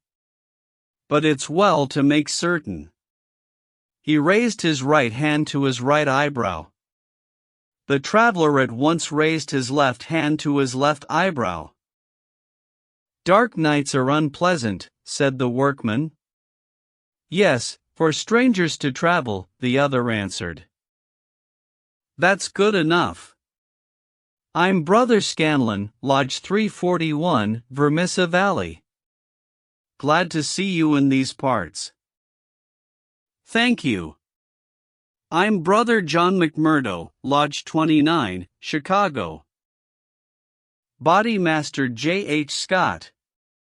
But I am in luck to meet a brother so early." "Well, there are plenty of us about. You won't find the order more flourishing anywhere in the States than right here in Vermissa Valley. But we could do with some lads like you. I can't understand a spry man of the Union finding no work to do in Chicago. I found plenty of work to do, said McMurdo. Then why did you leave? McMurdo nodded towards the policeman and smiled. I guess those chaps would be glad to know, he said. Scanlon groaned sympathetically. In trouble? He asked in a whisper. Deep. A penitentiary job? And the rest. Not a killing. It's early days to talk of such things, said McMurdo with the air of a man who had been surprised into saying more than he intended. I've my own good reasons for leaving Chicago, and let that be enough for you. Who are you that you should take it on yourself to ask such things? His gray eyes gleamed with sudden and dangerous anger from behind his glasses. All right, mate, no offense meant. The boys will think none the worse of you, whatever you may have done. Where are you bound for now? Vermissa. That's the third halt down the line. Where are you staying? McMurdo took out an envelope and held it close to the murky oil lamp. Here is the address, Jacob Shafter, Sheridan Street. It's a boarding house that was recommended by a man I knew in Chicago. Well, I don't know it, but Vermissa is out of my beat. I live at Hobson's Patch, and that's here where we are drawing up.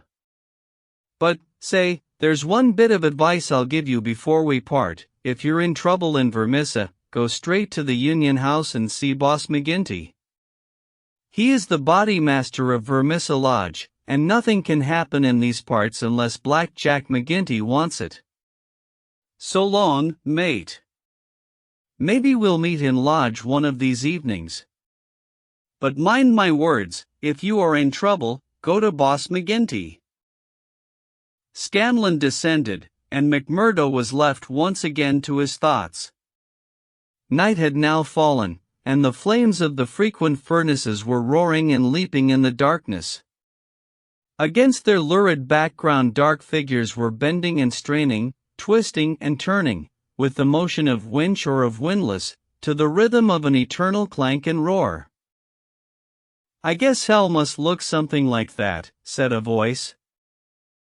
McMurdo turned and saw that one of the policemen had shifted in his seat and was staring out into the fiery waste. For that matter, said the other policeman, I allow that hell must be something like that. If there are worse devils down yonder than some we could name, it's more than I'd expect. I guess you are new to this part, young man? Well, what if I am? McMurdo answered in a surly voice. Just this, mister, that I should advise you to be careful in choosing your friends. I don't think I'd begin with Mike Scanlon or his gang if I were you. What in hell is it to you who are my friends? Roared McMurdo in a voice which brought every head in the carriage round to witness the altercation. Did I ask you for your advice, or did you think me such a sucker that I couldn't move without it? You speak when you are spoken to, and by the Lord you'd have to wait a long time if it was me. He thrust out his face and grinned at the patrolman like a snarling dog. The two policemen, heavy, good-natured men, were taken aback by the extraordinary vehemence with which their friendly advances had been rejected. No offense, stranger, said one. It was a warning for your own good, seeing that you are, by your own showing, new to the place. I'm new to the place, but I'm not new to you and your kind, cried McMurdo in cold fury. I guess you're the same in all places, shoving your advice in when nobody asks for it. Maybe we'll see more of you before very long, said one of the patrolmen with a grin. You're a real hand-picked one, if I am a judge. I was thinking the same, remarked the other. I guess we may meet again. I'm not afraid of you, And don't you think it, cried McMurdo. My name's Jack McMurdo, see? If you want me, you'll find me at Jacob Shafter's on Sheridan Street, Vermissa, so I'm not hiding from you, am I? Day or night I dare to look the like of you in the face, don't make any mistake about that. There was a murmur of sympathy and admiration from the miners at the dauntless demeanor of the newcomer, while the two policemen shrugged their shoulders and renewed a conversation between themselves. A few minutes later the train ran into the ill-lit station, and there was a general clearing, for Vermissa was by far the largest town on the line. McMurdo picked up his leather gripsack, and was about to start off into the darkness when one of the miners accosted him. "By gar, mate, you know how to speak to the cops," he said in a voice of awe. "It was grand to hear you. Let me carry your grip and show you the road. I'm passing Shafter's on the way to my own shack." There was a chorus of friendly goodnights from the other miners as they passed from the platform. Before ever he had set foot in it, McMurdo the turbulent had become a character in Vermissa. The country had been a place of terror, but the town was in its way even more depressing. Down that long valley there was at least a certain gloomy grandeur in the huge fires and the clouds of drifting smoke, while the strength and industry of man found fitting monuments in the hills which he had spilled by the side of his monstrous excavations. But the town showed a dead level of mean ugliness and squalor. The broad street was churned up by the traffic into a horrible rutted paste of muddy snow. The sidewalks were narrow and uneven. The numerous gas lamps served only to show more clearly a long line of wooden houses, each with its veranda facing the street, unkempt and dirty. As they approached the center of the town, the scene was brightened by a row of well-lit stores, and even more by a cluster of saloons and gaming houses, in which the miners spent their hard-earned but generous wages. "That's the Union House," said the guide, pointing to one saloon which rose almost to the dignity of being a hotel. "Jack McGinty is the boss there." "What sort of a man is he?" McMurdo asked. "What? Have you never heard of the boss?" "How could I have heard of him when you know that I am a stranger in these parts?" "Well, I thought his name was known clear across the country. It's been in the papers often enough." "What for?" "Well," the miner lowered his voice, "over the affairs." "What affairs?" "Good Lord, mister, you are queer, if I must say it without offense. There's only one set of affairs that you'll hear of in these parts, and that's the affairs of the Scourers." "Why, I seem to have read of the Scourers in Chicago." "A gang of murderers, are they not?" "Hush, on your life," cried the miner, standing still in alarm, and gazing in amazement at his companion. "Man, you won't live long in these parts if you speak in the open street like that. Many a man has had the life beaten out of him for less." "Well, I know nothing about them. It's only what I have read. And I'm not saying that you have not read the truth." The man looked nervously round him as he spoke, peering into the shadows as if he feared to see some lurking danger. "If killing is murder, then God knows there is murder and despair. But don't you dare to breathe the name of Jack McGinty in connection with it, stranger, for every whisper goes back to him, and he is not one that is likely to let it pass. Now, that's the house you're after, that one standing back from the street. You'll find old Jacob Shafter that runs it as honest a man as lives in this township." "I thank you," said McMurdo, and shaking hands with his new acquaintance he plodded, gripsack in hand, up the path which led to the dwelling house, at the door of which he gave a resounding knock. It was opened at once by someone very different from what he had expected. It was a woman, young and singularly beautiful. She was of the German type, blonde and fair-haired, with the piquant contrast of a pair of beautiful dark eyes with which she surveyed the stranger with surprise and a pleasing embarrassment which brought a wave of color over her pale face. Framed in the bright light of the open doorway, it seemed to McMurdo that he had never seen a more beautiful picture, the more attractive for its contrast with the sordid and gloomy surroundings. A lovely violet growing upon one of those black slag heaps of the mines would not have seemed more surprising. So entranced was he that he stood staring without a word, and it was she who broke the silence. "I thought it was father," said she with a pleasing little touch of a German accent. "Did you come to see him?" "He is downtown. I expect him back every minute." McMurdo continued to gaze at her in open admiration until her eyes dropped in confusion before this masterful visitor. "No, miss," he said at last, "I'm in no hurry to see him. But your house was recommended to me for board. I thought it might suit me, and now I know it will." "You are quick to make up your mind," said she with a smile. "Anyone but a blind man could do as much," the other answered. She laughed at the compliment. "Come right in, sir," she said. "I'm Miss Etty Shafter, Mr. Shafter's daughter. My mother's dead, and I run the house. You can sit down by the stove in the front room until father comes along. Here he is. So you can fix things with him right away."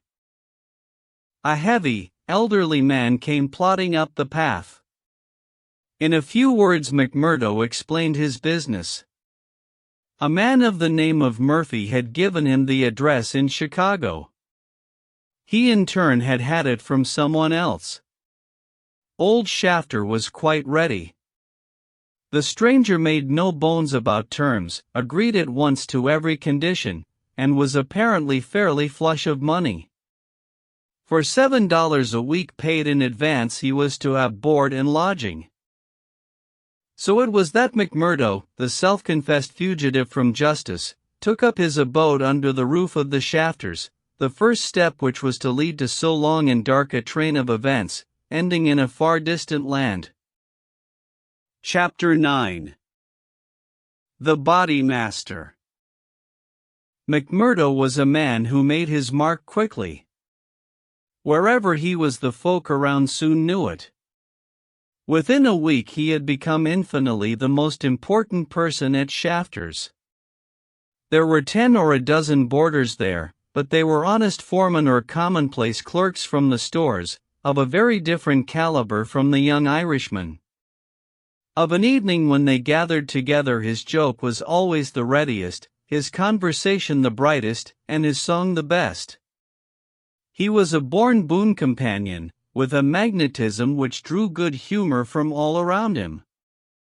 And yet he showed again and again, as he had shown in the railway carriage, a capacity for sudden, fierce anger, which compelled the respect and even the fear of those who met him. For the law, too, and all who were connected with it, he exhibited a bitter contempt which delighted some and alarmed others of his fellow boarders. From the first he made it evident, by his open admiration, that the daughter of the house had won his heart from the instant that he had set eyes upon her beauty and her grace. He was no backward suitor. On the second day he told her that he loved her, and from then onward he repeated the same story with an absolute disregard of what she might say to discourage him. "Someone else," he would cry. Well, the worse luck for someone else. Let him look out for himself. Am I to lose my life's chance and all my heart's desire for someone else? You can keep on saying no, Eddie. The day will come when you will say yes, and I'm young enough to wait. He was a dangerous suitor, with his glib Irish tongue, and his pretty, coaxing ways. There was about him also that glamour of experience and of mystery which attracts a woman's interest, and finally her love. He could talk of the sweet valleys of County Monaghan from which he came, of the lovely, distant island, the low hills and green meadows of which seemed the more beautiful when imagination viewed them from this place of grime and snow. Then he was versed in the life of the cities of the North, of Detroit, and the lumber camps of Michigan, and finally of Chicago, where he had worked in a planing mill. And afterwards came the hint of romance, the feeling that strange things had happened to him in that great city, so strange and so intimate that they might not be spoken of. He spoke wistfully of a sudden leaving, a breaking of old ties, a flight into a strange world, ending in this dreary valley, and Eddie listened, her dark eyes gleaming with pity and with sympathy, those two qualities which may turn so rapidly and so naturally to love. McMurdo had obtained a temporary job as bookkeeper, for he was a well-educated man. This kept him out most of the day, and he had not found occasion yet to report himself to the head of the lodge of the Ancient Order of Freemen. He was reminded of his omission, however, by a visit one evening from Mike Scanlon, the fellow member whom he had met in the train. Scanlon, the small, sharp-faced, nervous, black-eyed man, seemed glad to see him once more. After a glass or two of whiskey he broached the object of his visit. "Say, McMurdo," said he, "I remembered your address, so I made bold to call. I'm surprised that you've not reported to the body master. Why haven't you seen Boss McGinty yet?" "Well, I had to find a job. I have been busy." "You must find time for him if you have none for anything else." "Good Lord, man, you're a fool not to have been down to the Union House and registered your name the first morning after you came here. If you fall foul of him, well, you mustn't, that's all." McMurdo showed mild surprise. "I've been a member of the lodge for over 2 years, Scanlon, but I never heard that duties were so pressing as all that." "Maybe not in Chicago." "Well, it's the same society here." "Is it?" Scanlon looked at him long and fixedly. There was something sinister in his eyes. "Is it not?" "You'll tell me that in a month's time. I hear you had a talk with the patrolman after I left the train." "How did you know that?" "Oh, it got about. Things do get about for good and for bad in this district." "Well, yes.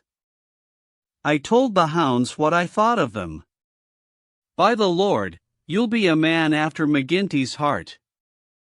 What does he hate the police too?" Scanlon burst out laughing.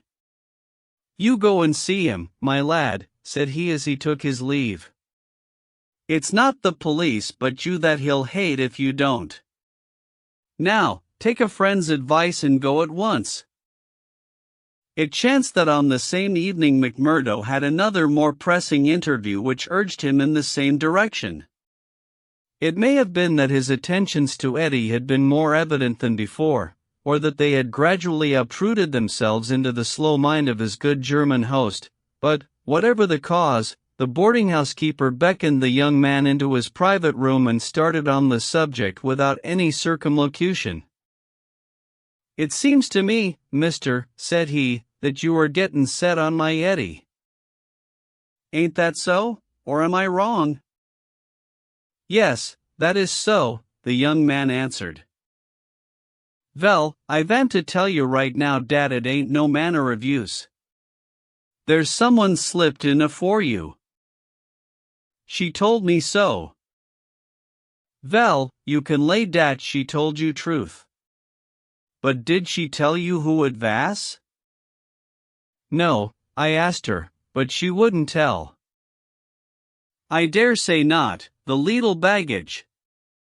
Perhaps she did not wish to frighten you avy." "Frighten?" McMurdo was on fire in a moment.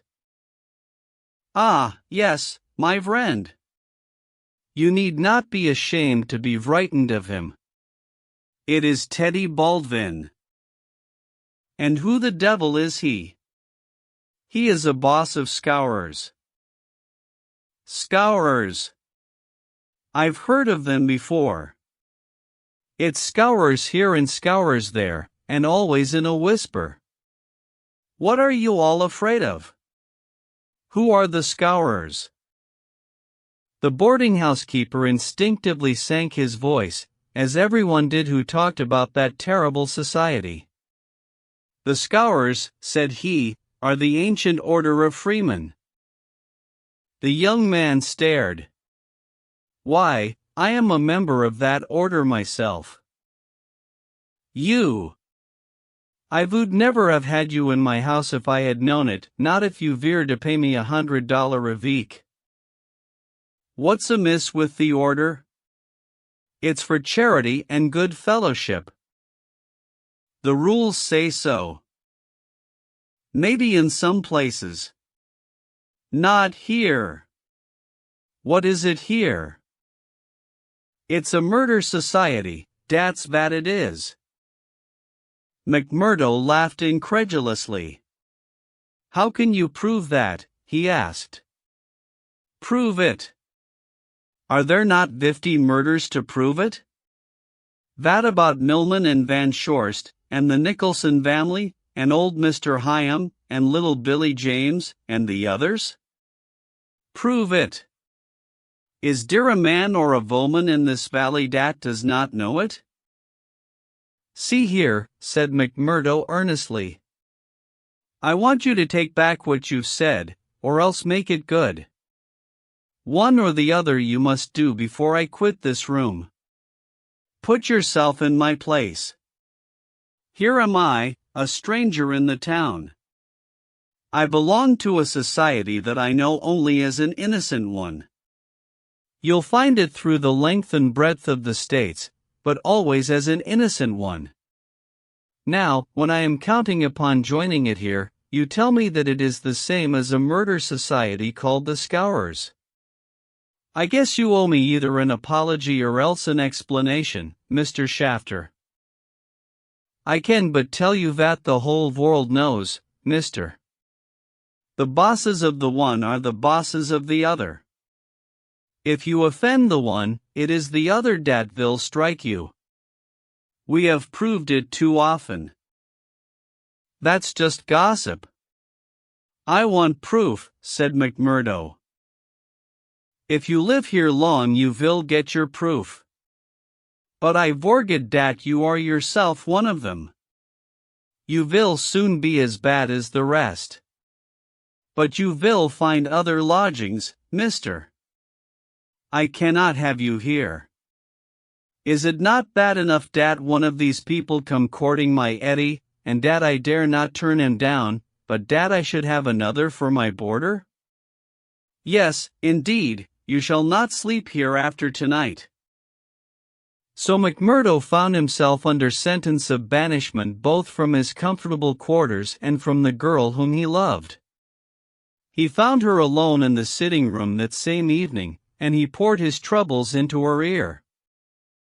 Sure, your father is after giving me notice, he said. It's little I would care if it was just my room, but indeed, Eddie, though it's only a week that I've known you, you are the very breath of life to me, and I can't live without you.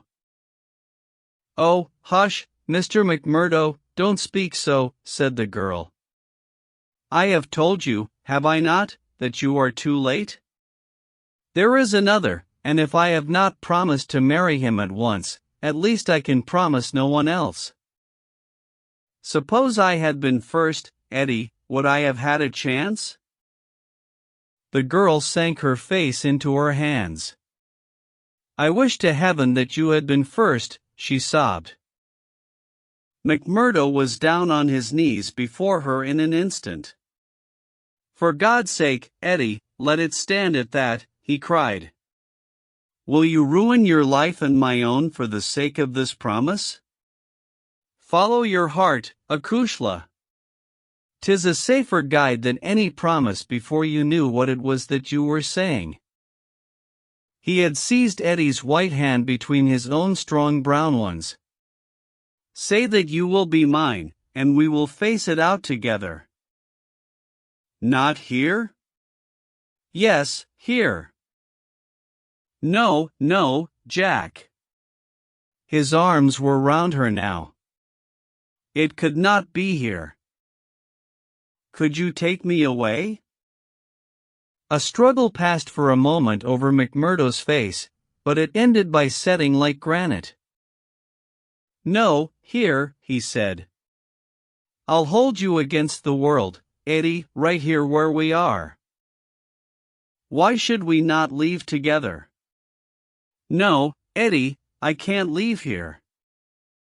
But why? I'd never hold my head up again if I felt that I had been driven out.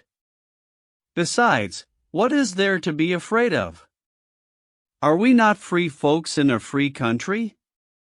If you love me, and I you, who will dare to come between? You don't know, Jack. You've been here too short a time. You don't know this Baldwin. You don't know McGinty and his scourers. No, I don't know them, and I don't fear them, and I don't believe in them, said McMurdo. I've lived among rough men, my darling, and instead of fearing them it has always ended that they have feared me always, Eddie. It's mad on the face of it. If these men, as your father says, have done crime after crime in the valley, and if everyone knows them by name, how comes it that none are brought to justice? You answer me that, Eddie. Because no witness dares to appear against them. He would not live a month if he did. Also because they have always their own men to swear that the accused one was far from the scene of the crime. But surely, Jack, you must have read all this.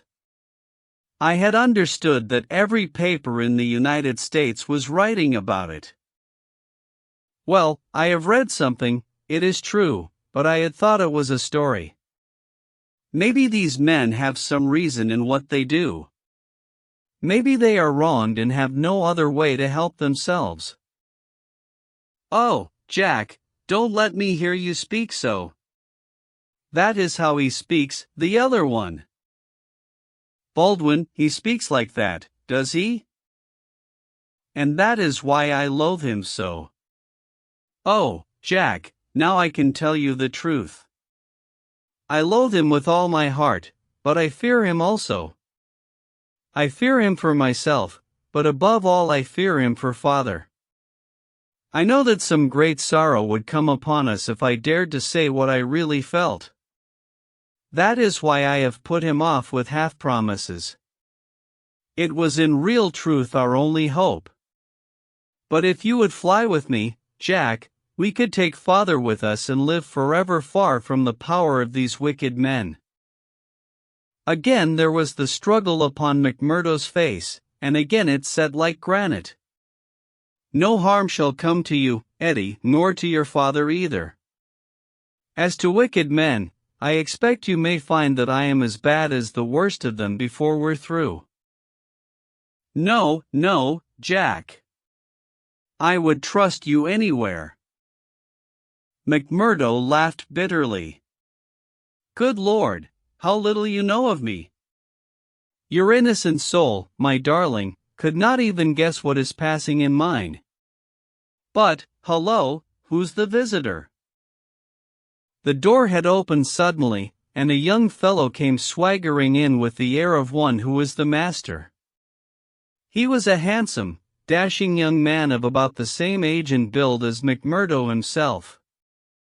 Under his broad-brimmed black felt hat, which he had not troubled to remove, a handsome face with fierce, domineering eyes and a curved hawkbill of a nose looked savagely at the pair who sat by the stove. Eddie had jumped to her feet full of confusion and alarm. I'm glad to see you, Mr. Baldwin, said she. You're earlier than I had thought. Come and sit down. Baldwin stood with his hands on his hips looking at McMurdo. Who is this? He asked curtly. It's a friend of mine, Mr. Baldwin, a new boarder here. Mr. McMurdo, can I introduce you to Mr. Baldwin? The young men nodded in surly fashion to each other. Maybe Miss Etty has told you how it is with us, said Baldwin. I didn't understand that there was any relation between you. Did you not? Well, you can understand it now. You can take it from me that this young lady is mine, and you'll find it a very fine evening for a walk. Thank you, I am in no humor for a walk. Aren't you? The man's savage eyes were blazing with anger. Maybe you are in a humor for a fight, Mr. Boarder. That I am, cried McMurdo, springing to his feet. You never said a more welcome word. For God's sake, Jack. Oh, for God's sake, cried poor, distracted Eddie. Oh, Jack, Jack, he will do you a mischief. Oh, it's Jack, is it? Said Baldwin with an oath. You've come to that already, have you? Oh, Ted, be reasonable, be kind. For my sake, Ted, if ever you loved me, be big-hearted and forgiving. I think, Eddie, that if you were to leave us alone we could get this thing settled, said McMurdo quietly. Or maybe, Mr. Baldwin, you will take a turn down the street with me. It's a fine evening, and there's some open ground beyond the next block. I'll get even with you without needing to dirty my hands, said his enemy. You'll wish you had never set foot in this house before I am through with you. No time like the present, cried McMurdo. I'll choose my own time, mister. You can leave the time to me. See here. He suddenly rolled up his sleeve and showed upon his forearm a peculiar sign which appeared to have been branded there. It was a circle with a triangle within it. Do you know what that means? I neither know nor care. Well, you will know, I'll promise you that. You won't be much older either. Perhaps Miss Etty can tell you something about it. As to you, Eddie, you'll come back to me on your knees, here, girl, on your knees, and then I'll tell you what your punishment may be. You sowed, and by the Lord, I'll see that you reap. He glanced at them both in fury. Then he turned upon his heel, and an instant later the outer door had banged behind him. For a few moments McMurdo and the girl stood in silence. Then she threw her arms around him. Oh, Jack, how brave you were. But it is no use, you must fly. Tonight. Jack, tonight. It's your only hope. He will have your life. I read it in his horrible eyes. What chance have you against a dozen of them, with Boss McGinty and all the power of the lodge behind them? McMurdo disengaged her hands, kissed her, and gently pushed her back into a chair. There, Akushla, there. Don't be disturbed or fear for me. I'm a freeman myself. I'm after telling your father about it.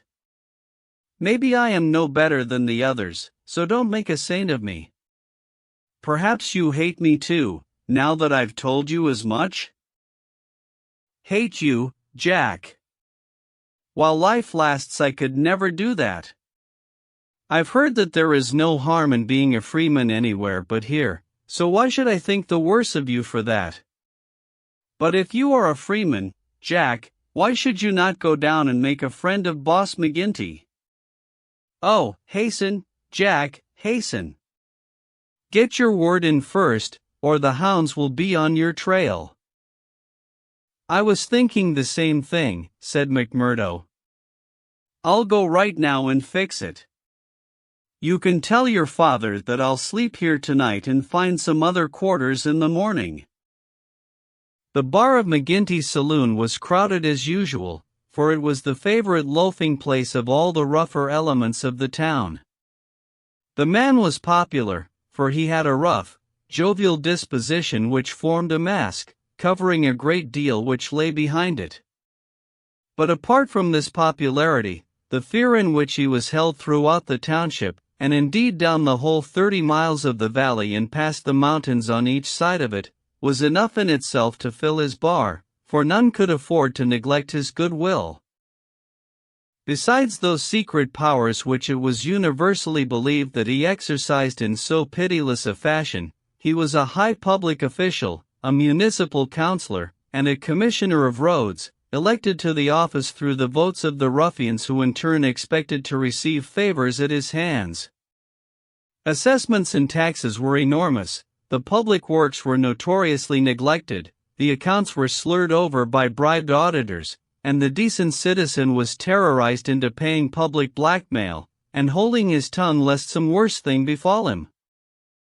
Thus it was that, year by year, Boss McGinty's diamond pins became more obtrusive, his gold chains more weighty across a more gorgeous vest, and his saloon stretched farther and farther, until it threatened to absorb one whole side of the market square. McMurdo pushed open the swinging door of the saloon and made his way amid the crowd of men within, through an atmosphere blurred with tobacco smoke and heavy with the smell of spirits. The place was brilliantly lighted, and the huge, heavily gilt mirrors upon every wall reflected and multiplied the garish illumination. There were several bartenders in their shirt sleeves, hard at work mixing drinks for the loungers who fringed the broad, brass-trimmed counter. At the far end, with his body resting upon the bar and a cigar stuck at an acute angle from the corner of his mouth, stood a tall, strong, heavily built man who could be none other than the famous McGinty himself. He was a black-maned giant, bearded to the cheekbones, and with a shock of raven hair which fell to his collar. His complexion was as swarthy as that of an Italian, and his eyes were of a strange dead black, which, combined with a slight squint, gave them a particularly sinister appearance. All else in the man, his noble proportions, his fine features, and his frank bearing, fitted in with that jovial, man-to-man manner which he affected. Here, one would say, is a bluff, honest fellow, whose heart would be sound however rude his outspoken words might seem. It was only when those dead, dark eyes, deep and remorseless, were turned upon a man that he shrank within himself, feeling that he was face to face with an infinite possibility of latent evil, with a strength and courage and cunning behind it which made it 1,000 times more deadly. Having had a good look at his man, McMurdo elbowed his way forward with his usual careless audacity, and pushed himself through the little group of courtiers who were fawning upon the powerful boss, laughing uproariously at the smallest of his jokes. The young stranger's bold gray eyes looked back fearlessly through their glasses at the deadly black ones which turned sharply upon him. "Well, young man, I can't call your face to mind. I'm new here, Mr. McGinty." "You are not so new that you can't give a gentleman his proper title." "He's Counselor McGinty, young man," said a voice from the group.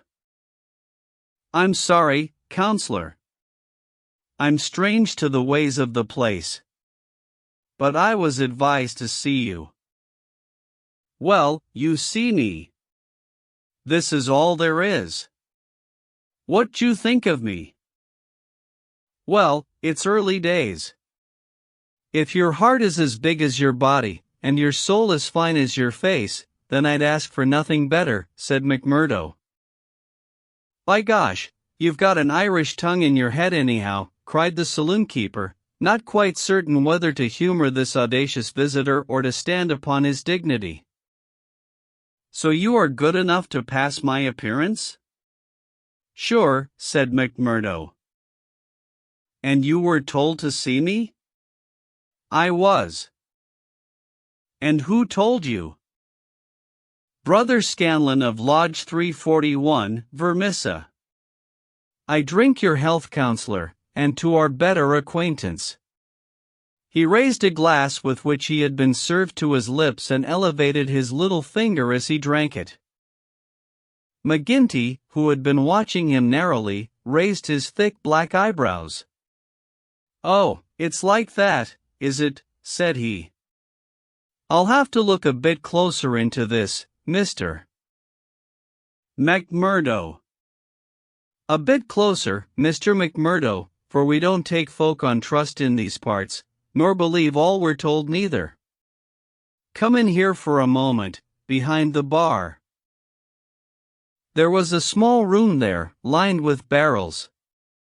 McGinty carefully closed the door, and then seated himself on one of them, biting thoughtfully on his cigar and surveying his companion with those disquieting eyes. For a couple of minutes he sat in complete silence. McMurdo bore the inspection cheerfully, one hand in his coat pocket, the other twisting his brown mustache. Suddenly McGinty stooped and produced a wicked-looking revolver. "See here, my joker," said he, "if I thought you were playing any game on us, it would be short work for you." "This is a strange welcome," McMurdo answered with some dignity, "for the bodymaster of a lodge of freemen to give to a stranger brother." "Aye, but it's just that same that you have to prove," said McGinty, "and God help you if you fail. Where were you made?" "Lodge 29, Chicago." "When?" "June 24, 1872. "What bodymaster?" "James H. Scott." "Who is your district ruler?" "Bartholomew Wilson." You seem glib enough in your tests. What are you doing here?" "Working, the same as you, but a poorer job." "You have your back answer quick enough." "Yes, I was always quick of speech." "Are you quick of action?" "I have had that name among those that knew me best." "Well, we may try you sooner than you think. Have you heard anything of the lodge in these parts?" "I've heard that it takes a man to be a brother." "True for you, Mr. McMurdo. Why did you leave Chicago?" "I'm damned if I tell you that." McGinty opened his eyes. He was not used to being answered in such fashion, and it amused him. "Why won't you tell me?" "Because no brother may tell another a lie." "Then the truth is too bad to tell?" "You can put it that way if you like." "See here, mister, you can't expect me, as bodymaster, to pass into the lodge a man for whose past he can't answer." McMurdo looked puzzled. Then he took a worn newspaper cutting from an inner pocket. "You wouldn't squeal on a fellow," said he. "I'll wipe my hand across your face if you say such words to me," cried McGinty hotly. "You are right, counselor," said McMurdo meekly. "I should apologize. I spoke without thought. Well, I know that I am safe in your hands. Look at that clipping." McGinty glanced his eyes over the account of the shooting of one Jonas Pinto, in the Lake Saloon, Market Street, Chicago, in the New Year week of 1874.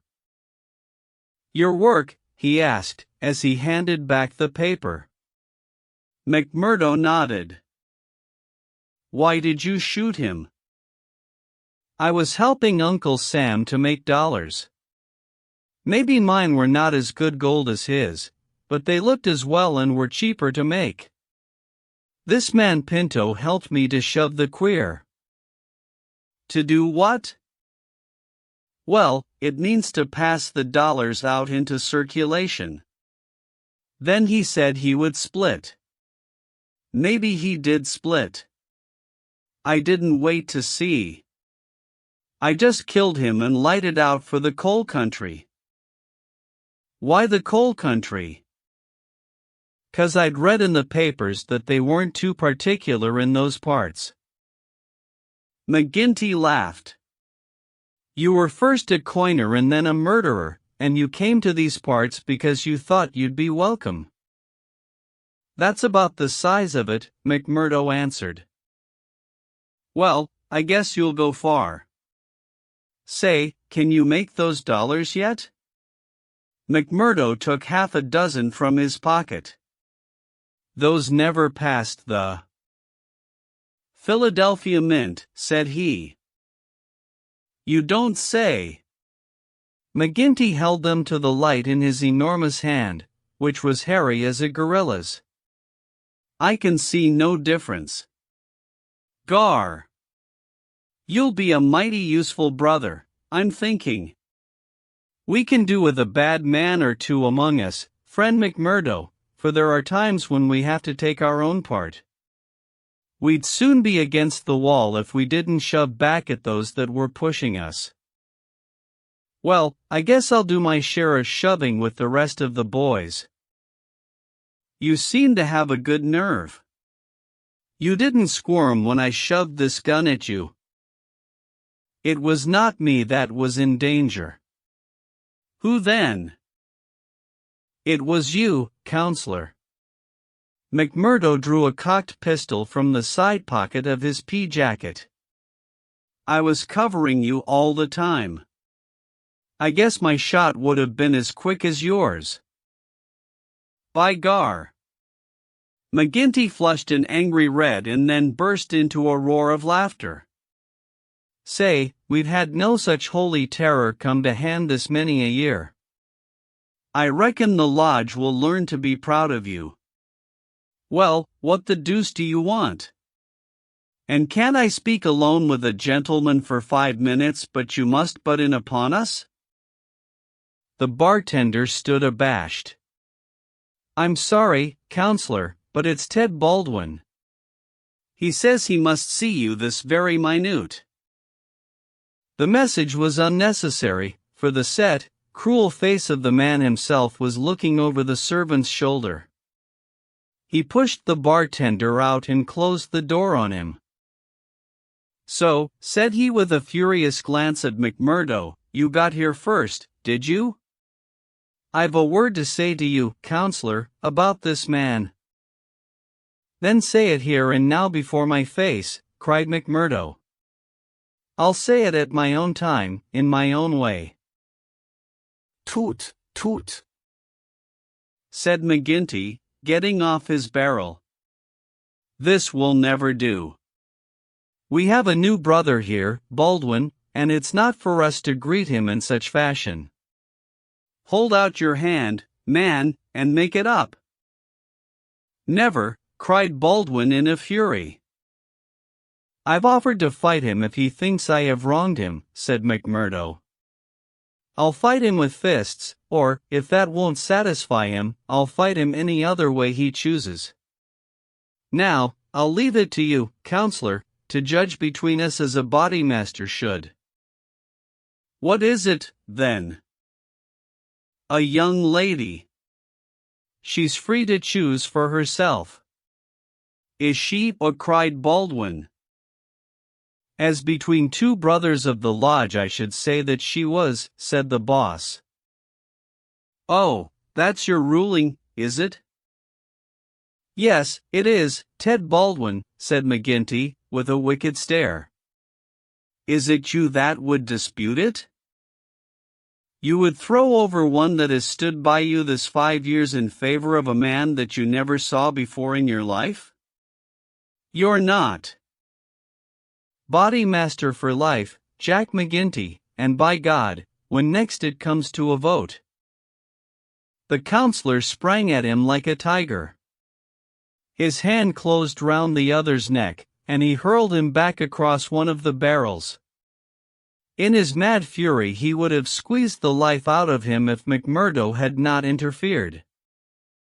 Easy, counselor. For heaven's sake, go easy, he cried, as he dragged him back. McGinty released his hold, and Baldwin, cowed and shaken, gasping for breath, and shivering in every limb, as one who has looked over the very edge of death, sat up on the barrel over which he had been hurled. "You've been asking for it this many a day, Ted Baldwin, now you've got it," cried McGinty, his huge chest rising and falling. "Maybe you think if I was voted down from bodymaster you would find yourself in my shoes. It's for the lodge to say that. But so long as I am the chief, I'll have no man lift his voice against me or my rulings." "I have nothing against you," mumbled Baldwin, feeling his throat. "Well, then," cried the other, relapsing in a moment into a bluff joviality, "we are all good friends again and there's an end of the matter." He took a bottle of champagne down from the shelf and twisted out the cork. "See now," he continued, as he filled 3 high glasses. "Let us drink the quarreling toast of the lodge. After that, as you know, there can be no bad blood between us. Now, then the left hand on the apple of my throat.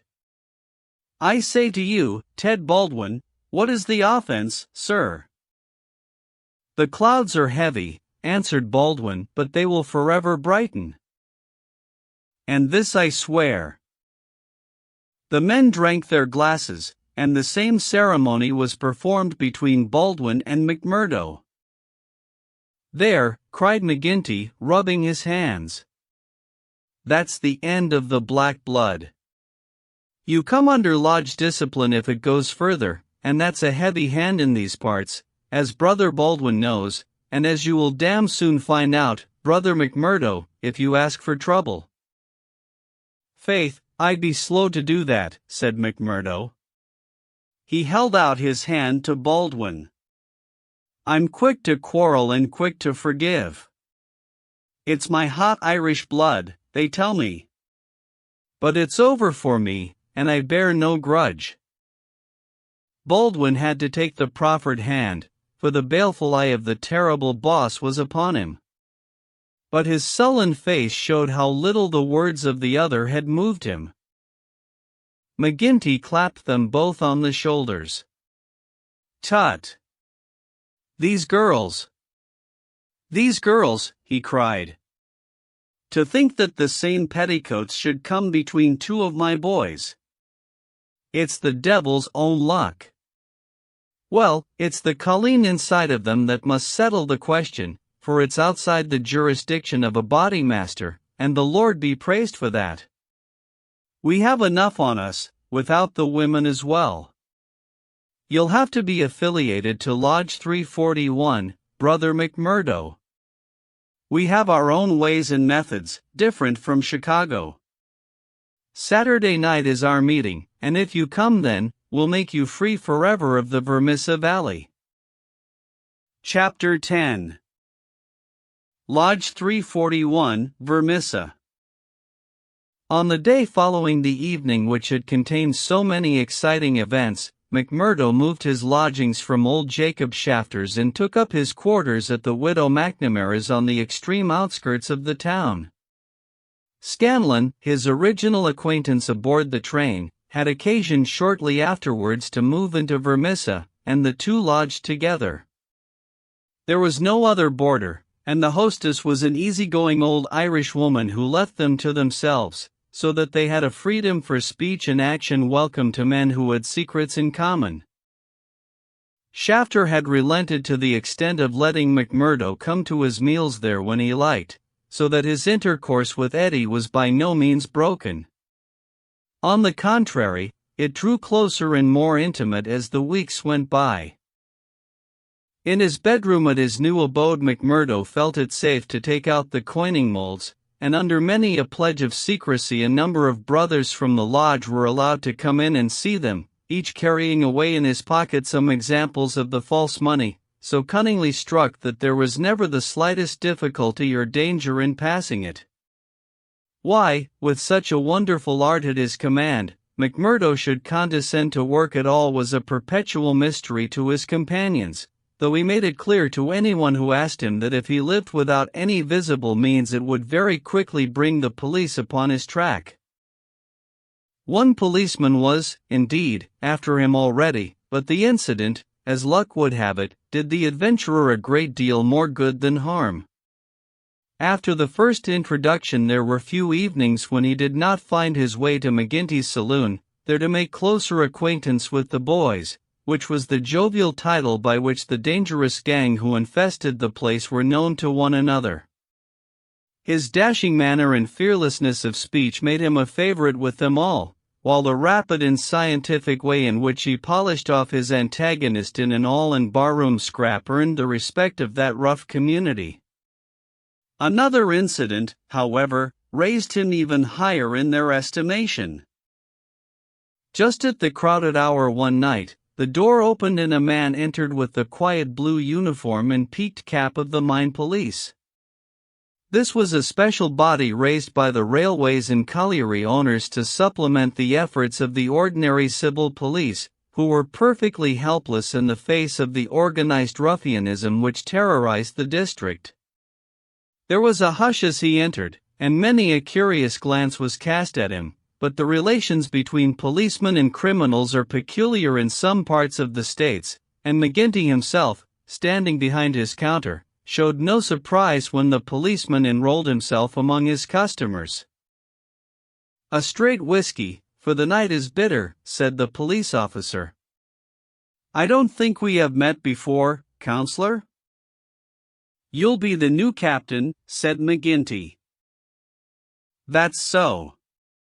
We're looking to you, counselor, and to the other leading citizens, to help us in upholding law and order in this township." "Captain Marvin is my name." "We'd do better without you, Captain Marvin," said McGinty, coldly.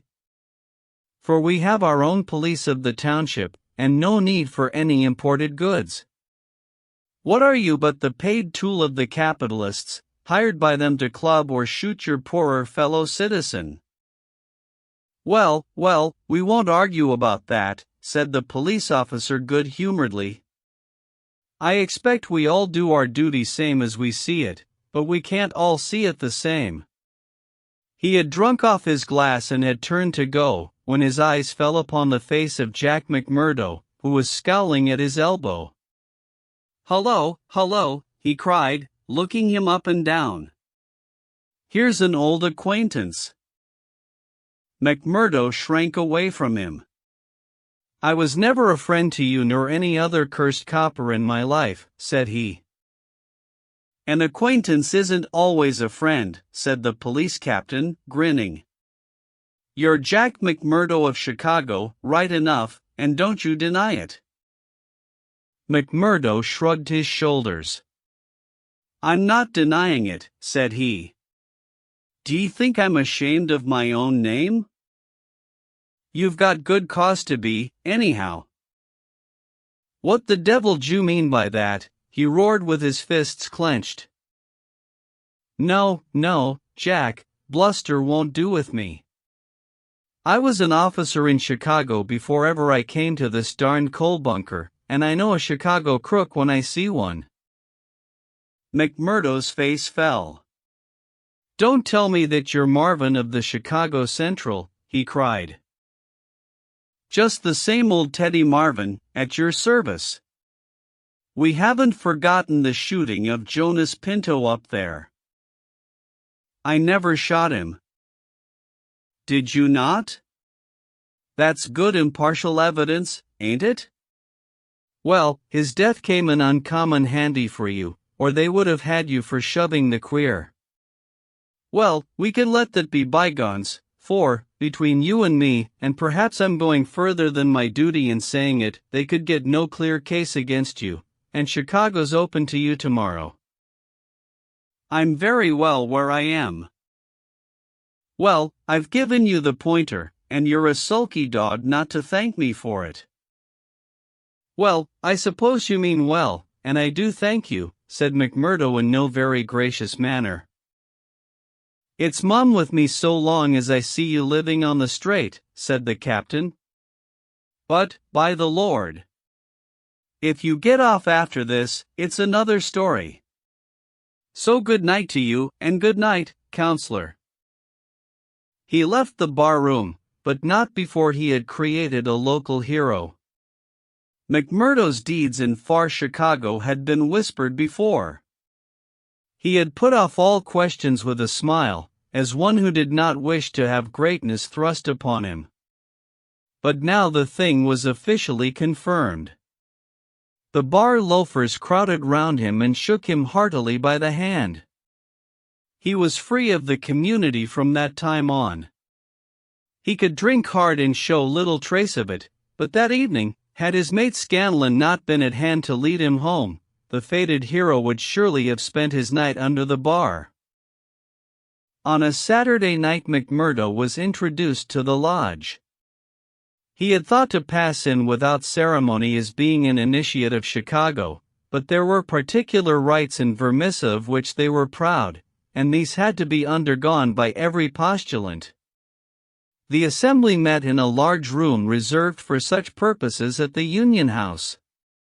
Some 60 members assembled at Vermissa, but that by no means represented the full strength of the organization, for there were several other lodges in the valley, and others across the mountains on each side, who exchanged members when any serious business was afoot, so that a crime might be done by men who were strangers to the locality. Altogether there were not less than 500 scattered over the coal district. In the bare assembly room the men were gathered round a long table. At the side was a second one laden with bottles and glasses, on which some members of the company were already turning their eyes.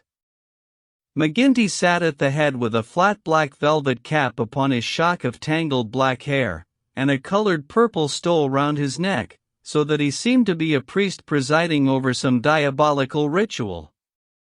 To right and left of him were the higher lodge officials, the cruel, handsome face of Ted Baldwin among them. Each of these wore some scarf or medallion as emblem of his office. They were, for the most part, men of mature age, but the rest of the company consisted of young fellows from 18 to 25, the ready and capable agents who carried out the commands of their seniors. Among the older men were many whose features showed the tigerish, lawless souls within, but looking at the rank and file it was difficult to believe that these eager and open-faced young fellows were in very truth a dangerous gang of murderers, whose minds had suffered such complete moral perversion that they took a horrible pride in their proficiency at the business, and looked with deepest respect at the man who had the reputation of making what they called a clean job. To their contorted natures it had become a spirited and chivalrous thing to volunteer for service against some man who had never injured them, and whom in many cases they had never seen in their lives. The crime committed, they quarreled as to who had actually struck the fatal blow, and amused one another in the company by describing the cries and contortions of the murdered man. At first they had shown some secrecy in their arrangements, but at the time which this narrative describes their proceedings were extraordinarily open, for the repeated failure of the law had proved to them that, on the one hand, no one would dare to witness against them, and on the other they had an unlimited number of stanch witnesses upon whom they could call, and a well-filled treasure chest from which they could draw the funds to engage the best legal talent in the state. In 10 long years of outrage there had been no single conviction, and the only danger that ever threatened the Scourers lay in the victim himself, who, however outnumbered and taken by surprise, might and occasionally did leave his mark upon his assailants. McMurdo had been warned that some ordeal lay before him, but no one would tell him in what it consisted. He was led now into an outer room by 2 solemn brothers. Through the plank partition he could hear the murmur of many voices from the assembly within. Once or twice he caught the sound of his own name, and he knew that they were discussing his candidacy. Then there entered an inner guard with a green and gold sash across his chest. "The bodymaster orders that he shall be trussed, blinded, and entered," said he. The 3 of them removed his coat, turned up the sleeve of his right arm, and finally passed a rope round above the elbows and made it fast.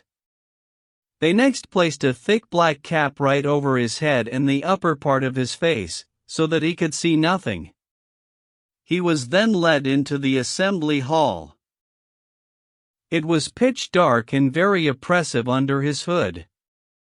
He heard the rustle and murmur of the people round him, and then the voice of McGinty sounded dull and distant through the covering of his ears. "John McMurdo," said the voice, "are you already a member of the ancient order of freemen?" He bowed in assent. "Is your lodge number 29, Chicago?" He bowed again. "Dark nights are unpleasant," said the voice. "Yes, for strangers to travel," he answered. "The clouds are heavy." "Yes, a storm is approaching." "Are the brethren satisfied?" asked the bodymaster. There was a general murmur of assent. "We know, brother, by your sign and by your countersign that you are indeed one of us," said McGinty. "We would have you know, however, that in this county and in other counties of these parts we have certain rights, and also certain duties of our own which call for good men. Are you ready to be tested?" "I am."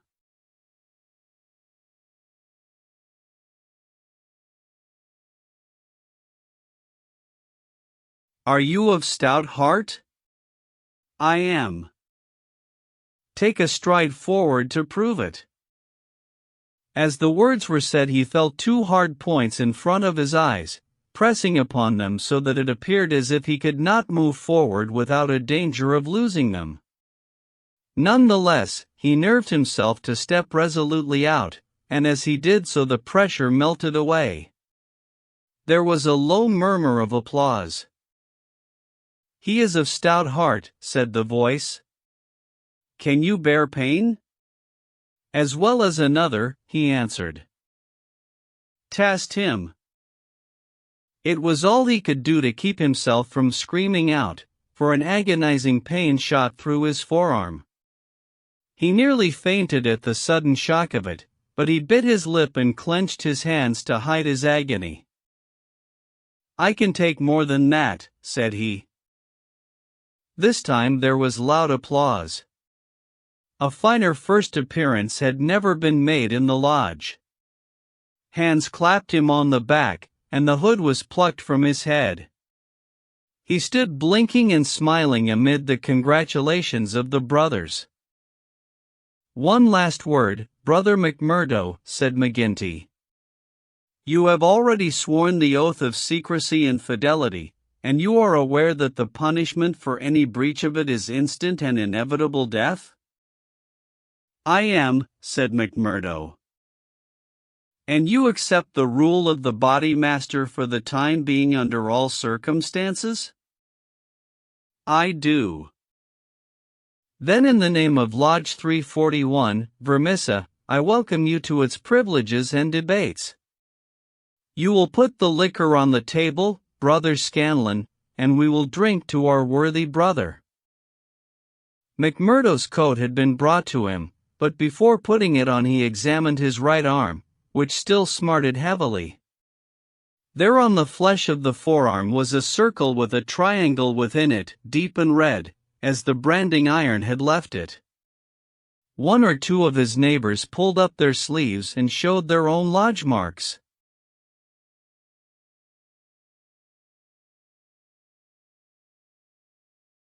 "We've all had it," said one, "but not all as brave as you over it." "Tut! It was nothing," said he, "but it burned and ached all the same."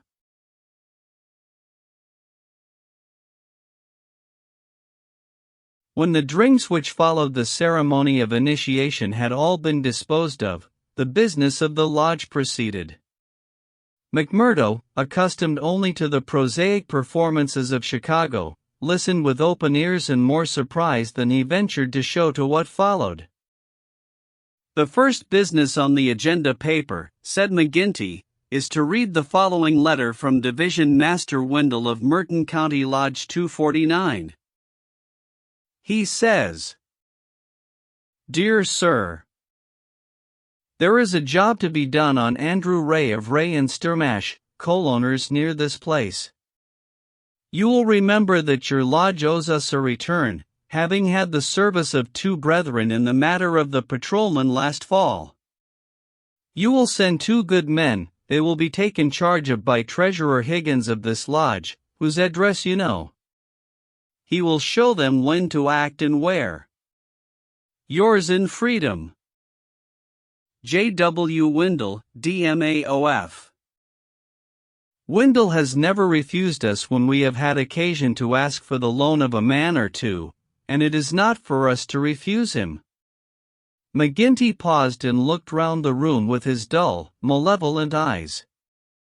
Who will volunteer for the job? Several young fellows held up their hands. The bodymaster looked at them with an approving smile.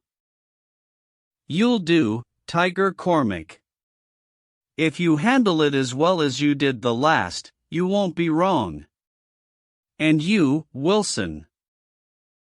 I've no pistol, said the volunteer, a mere boy in his teens. It's your first, is it not? Well, you have to be blooded sometime. It will be a great start for you.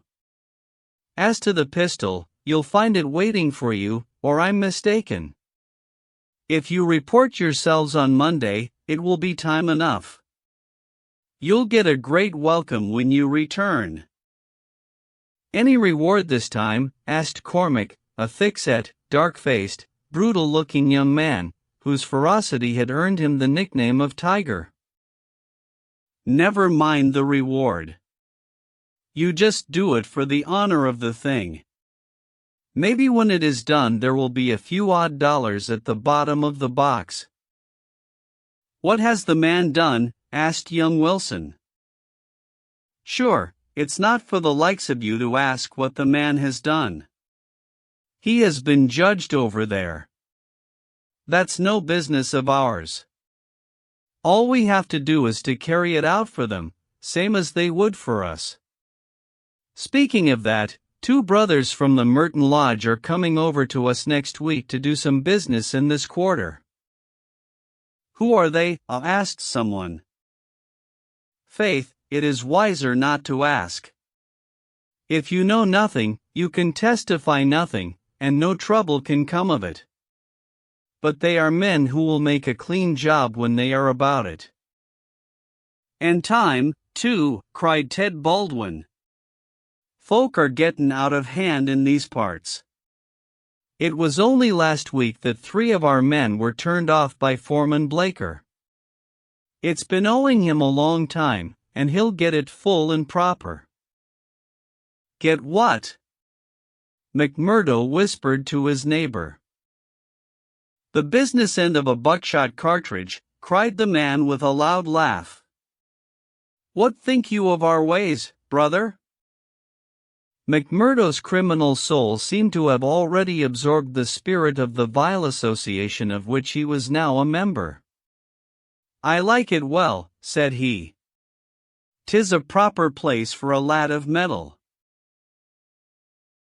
'Tis our new brother, sir, who finds our ways to his taste. McMurdo rose to his feet for an instant. I would say, worshipful master, that if a man should be wanted I should take it as an honor to be chosen to help the lodge. There was great applause at this. It was felt that a new sun was pushing its rim above the horizon. To some of the elders it seemed that the progress was a little too rapid. I would move, said the secretary, Haraway, a vulture-faced old graybeard who sat near the chairman, that Brother McMurdo should wait until it is the good pleasure of the lodge to employ him. Sure, that was what I meant. I'm in your hands, said McMurdo. Your time will come, brother, said the chairman. We have marked you down as a willing man, and we believe that you will do good work in these parts. There is a small matter tonight in which you may take a hand if it so please you. I will wait for something that is worthwhile. You can come tonight, anyhow, and it will help you to know what we stand for in this community. I will make the announcement later. Meanwhile, he glanced at his agenda paper. I have 1 or 2 more points to bring before the meeting. First of all, I will ask the treasurer as to our bank balance. There is the pension to Jim Carnaway's widow. He was struck down doing the work of the lodge, and it is for us to see that she is not the loser.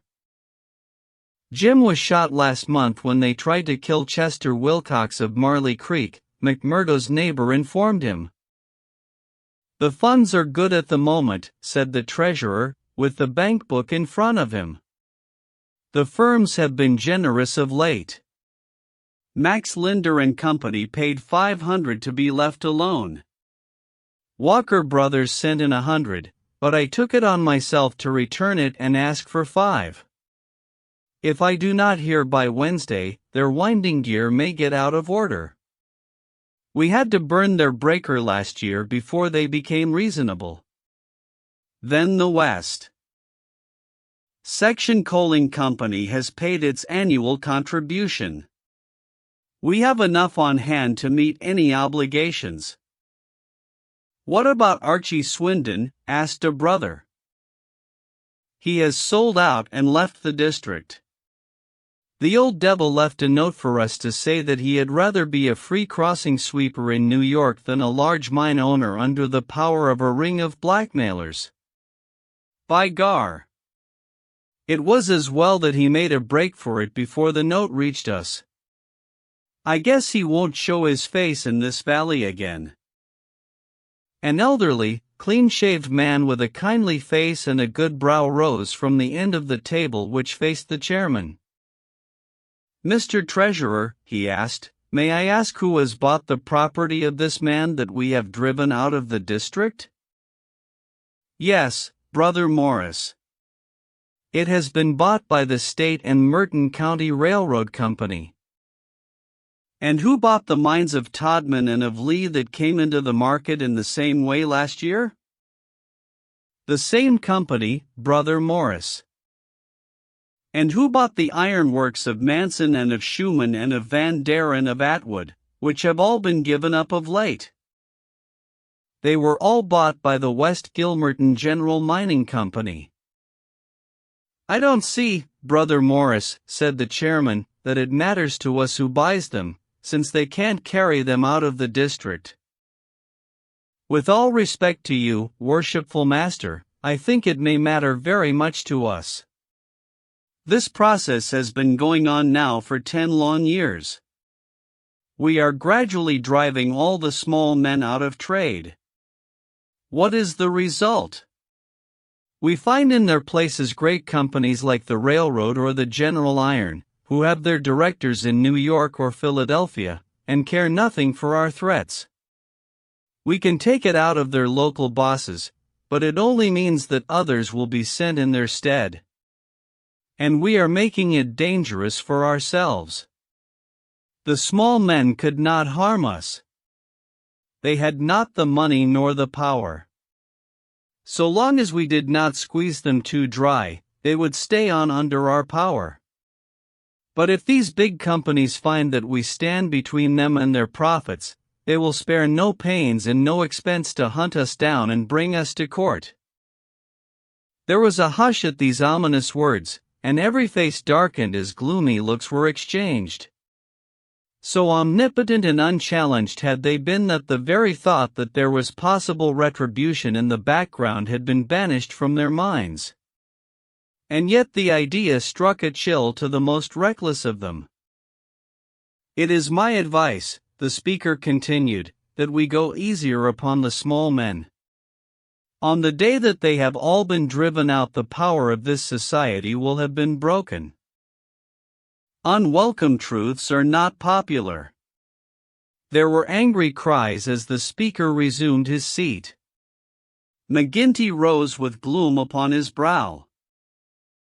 "Brother Morris," said he, "you were always a croaker. So long as the members of this lodge stand together, there is no power in the United States that can touch them. Sure, have we not tried it often enough in the law courts? I expect the big companies will find it easier to pay than to fight, same as the little companies do. And now, brethren," McGinty took off his black velvet cap and his stole as he spoke, "this lodge has finished its business for the evening, save for one small matter which may be mentioned when we are parting. The time has now come for fraternal refreshment and for harmony." Strange indeed is human nature. Here were these men, to whom murder was familiar, who again and again had struck down the father of the family, some man against whom they had no personal feeling, without one thought of compunction or of compassion for his weeping wife or helpless children, and yet the tender or pathetic in music could move them to tears. McMurdo had a fine tenor voice, and if he had failed to gain the goodwill of the lodge before, it could no longer have been withheld after he had thrilled them with "I'm Sitting on the Stile," "Mary," and "On the Banks of Allan Water." In his very first night the new recruit had made himself one of the most popular of the brethren, marked already for advancement and high office. There were other qualities needed, however, besides those of good fellowship, to make a worthy freeman, and of these he was given an example before the evening was over. The whiskey bottle had passed round many times, and the men were flushed and ripe for mischief when their bodymaster rose once more to address them. "Boys," said he, "there's one man in this town that wants trimming up, and it's for you to see that he gets it. I'm speaking of James Stanger, of the Herald. You've seen how he's been opening his mouth against us again?" There was a murmur of assent, with many a muttered oath. McGinty took a slip of paper from his waistcoat pocket. "Law and order. That's how he heads it. Reign of terror in the coal and iron district. 12 years have now elapsed since the first assassinations which proved the existence of a criminal organization in our midst. From that day these outrages have never ceased, until now they have reached a pitch which makes us the opprobrium of the civilized world.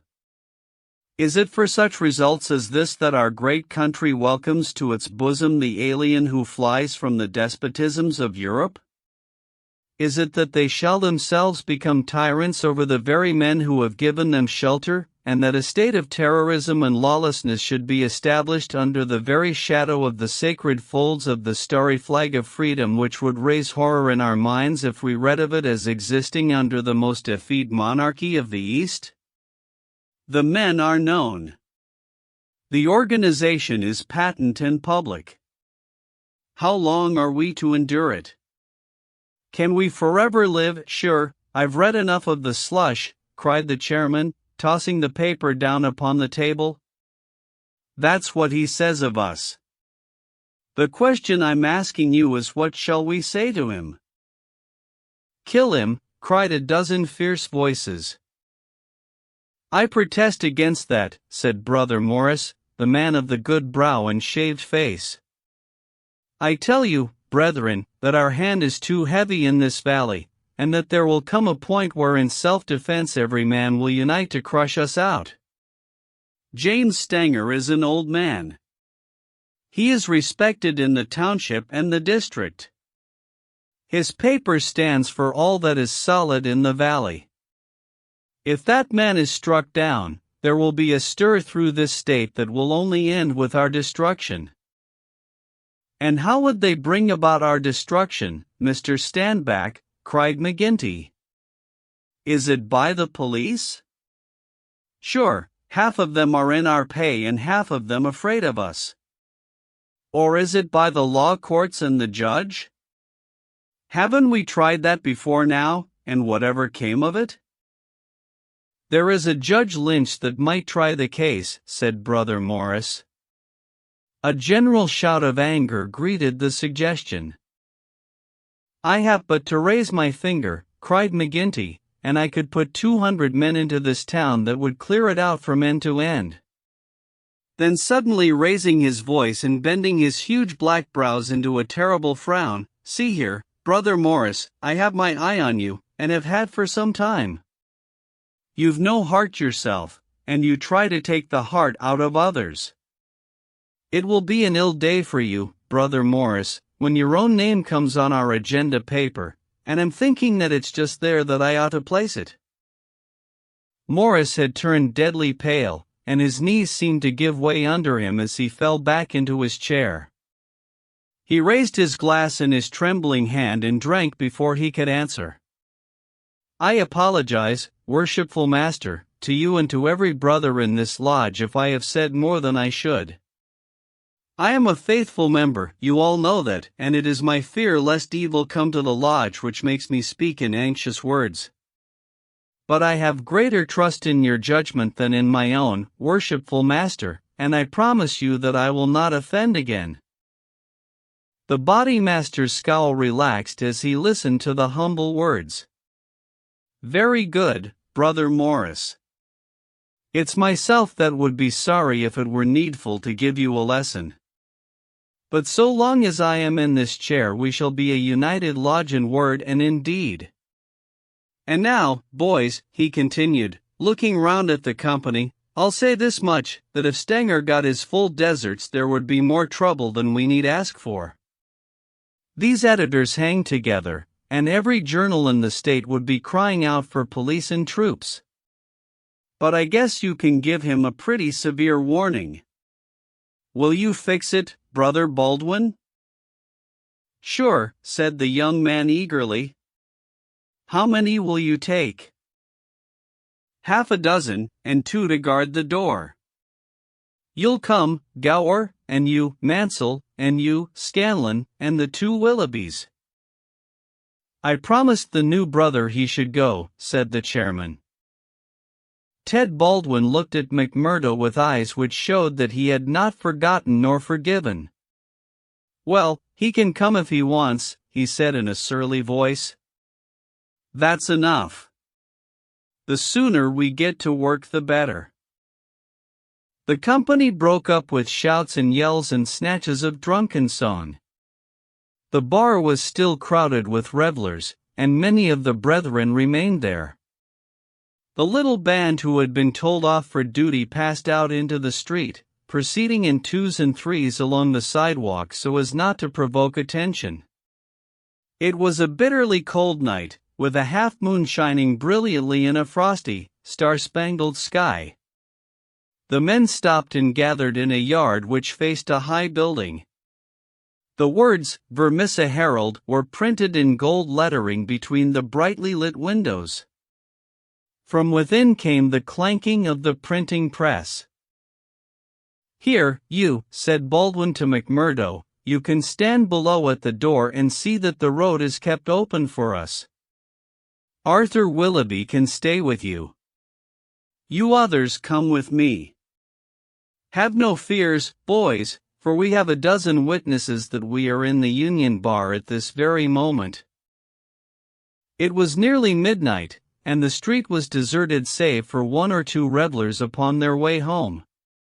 The party crossed the road, and, pushing open the door of the newspaper office, Baldwin and his men rushed in and up the stair which faced them. McMurdo and another remained below. From the room above came a shout, a cry for help, and then the sound of trampling feet and of falling chairs. An instant later a gray-haired man rushed out on the landing. He was seized before he could get farther, and his spectacles came tinkling down to McMurdo's feet. There was a thud and a groan. He was on his face, and half a dozen sticks were clattering together as they fell upon him. He writhed, and his long, thin limbs quivered under the blows. The others ceased at last, but Baldwin, his cruel face set in an infernal smile, was hacking at the man's head, which he vainly endeavored to defend with his arms. His white hair was dabbled with patches of blood. Baldwin was still stooping over his victim, putting in a short, vicious blow whenever he could see a part exposed, when McMurdo dashed up the stair and pushed him back. "You'll kill the man," said he. "Drop it." Baldwin looked at him in amazement. "Curse you," he cried. "Who are you to interfere, you that are new to the lodge? Stand back." He raised his stick, but McMurdo had whipped his pistol out of his pocket. "Stand back yourself," he cried. "I'll blow your face in if you lay a hand on me. As to the lodge, wasn't it the order of the body master that the man was not to be killed, and what are you doing but killing him?" "It's truth he says," remarked one of the men. "By gar! You'd best hurry yourselves," cried the man below. "The windows are all lighting up, and you'll have the whole town here inside of 5 minutes." There was indeed the sound of shouting in the street, and a little group of compositors and pressmen was forming in the hall below and nerving itself to action. Leaving the limp and motionless body of the editor at the head of the stair, the criminals rushed down and made their way swiftly along the street. Having reached the Union House, some of them mixed with the crowd in McGinty's saloon, whispering across the bar to the boss that the job had been well carried through. Others, and among them McMurdo, broke away into side streets, and so by devious paths to their own homes. Chapter 11. The Valley of Fear. When McMurdo awoke next morning, he had good reason to remember his initiation into the lodge. His head ached with the effect of the drink, and his arm, where he had been branded, was hot and swollen. Having his own peculiar source of income, he was irregular in his attendance at his work, so he had a late breakfast, and remained at home for the morning writing a long letter to a friend. Afterwards he read the Daily Herald. In a special column put in at the last moment he read, "Outrage at the Herald office. Editors seriously injured." It was a short account of the facts with which he was himself more familiar than the writer could have been. It ended with the statement, "The matter is now in the hands of the police, but it can hardly be hoped that their exertions will be attended by any better results than in the past. Some of the men were recognized, and there is hope that a conviction may be obtained." The source of the outrage was, it need hardly be said, that infamous society which has held this community in bondage for so long a period, and against which the Herald has taken so uncompromising a stand. Mr. Stanger's many friends will rejoice to hear that, though he has been cruelly and brutally beaten, and though he has sustained severe injuries about the head, there is no immediate danger to his life. Below, it stated that a guard of coal and iron police, armed with Winchester rifles, had been requisitioned for the defense of the office. McMurdo had laid down the paper, and was lighting his pipe with a hand which was shaky from the excesses of the previous evening, when there was a knock outside, and his landlady brought to him a note which had just been handed in by a lad. It was unsigned, and ran thus: "I should wish to speak to you, but would rather not do so in your house. You will find me beside the flagstaff upon Miller Hill. If you will come there now, I have something which it is important for you to hear and for me to say." McMurdo read the note twice with the utmost surprise, for he could not imagine what it meant or who was the author of it. Had it been in a feminine hand, he might have imagined that it was the beginning of one of those adventures which had been familiar enough in his past life. But it was the writing of a man, and of a well-educated one, too. Finally, after some hesitation, he determined to see the matter through. Miller Hill is an ill-kept public park in the very center of the town. In summer it is a favorite resort of the people, but in winter it is desolate enough. From the top of it one has a view not only of the whole straggling, grimy town, but of the winding valley beneath, with its scattered mines and factories blackening the snow on each side of it, and of the wooded and white-capped ranges flanking it. McMurdo strolled up the winding path hedged in with evergreens until he reached the deserted restaurant which forms the center of summer gaiety. Beside it was a bare flagstaff, and underneath it a man, his hat drawn down and the collar of his overcoat turned up. When he turned his face, McMurdo saw that it was Brother Morris, he who had incurred the anger of the bodymaster the night before. The lodge sign was given and exchanged as they met. "I wanted to have a word with you, Mr. McMurdo," said the older man, speaking with a hesitation which showed that he was on delicate ground. "It was kind of you to come. Why did you not put your name to the note?" "One has to be cautious, mister. One never knows in times like these how a thing may come back to one. One never knows either who to trust or who not to trust. Surely one may trust brothers of the lodge." "No, no, not always," cried Morris with vehemence. "Whatever we say, even what we think, seems to go back to that man McGinty." "Look here," said McMurdo sternly. "It was only last night, as you know well, that I swore good faith to our bodymaster." "Would you be asking me to break my oath?"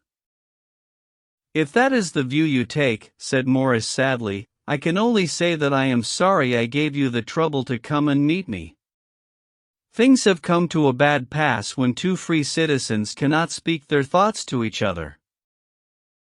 McMurdo, who had been watching his companion very narrowly, relaxed somewhat in his bearing. "Sure, I spoke for myself only," said he.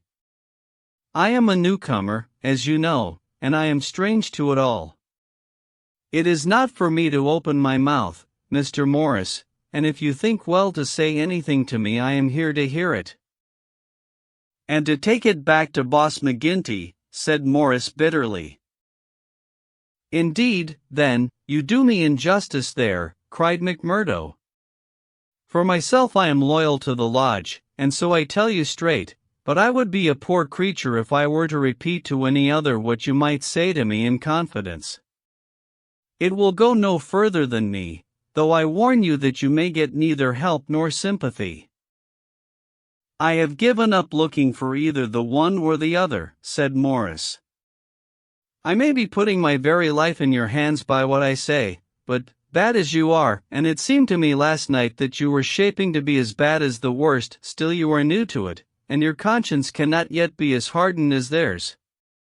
That was why I thought to speak with you." "Well, what have you to say?" "If you give me away, may a curse be on you."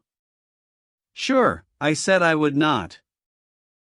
"I would ask you, then, when you joined the Freemen's Society in Chicago and swore vows of charity and fidelity, did ever it cross your mind that you might find it would lead you to crime?"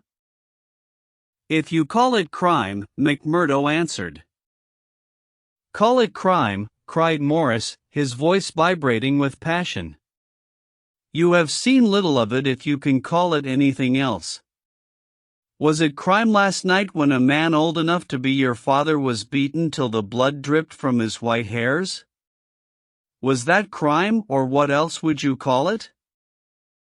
"There are some would say it was war," said McMurdo, "a war of two classes with all in, so that each struck as best it could." "Well, did you think of such a thing when you joined the Freemen's Society at Chicago?" "No, I'm bound to say I did not."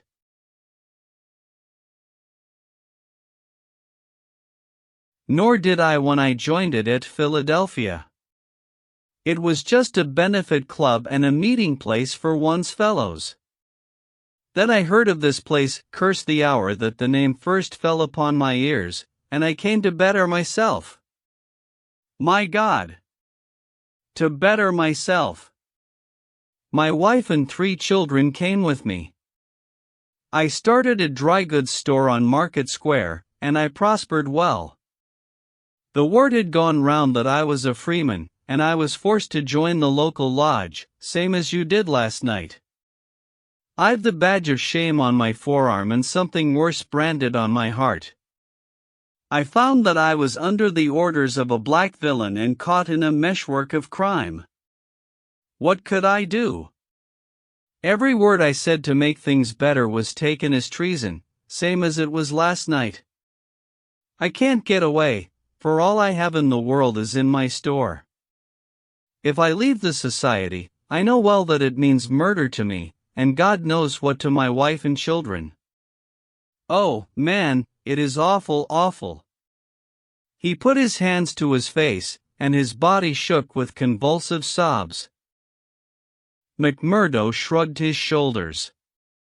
You were too soft for the job, said he. You are the wrong sort for such work. I had a conscience and a religion, but they made me a criminal among them.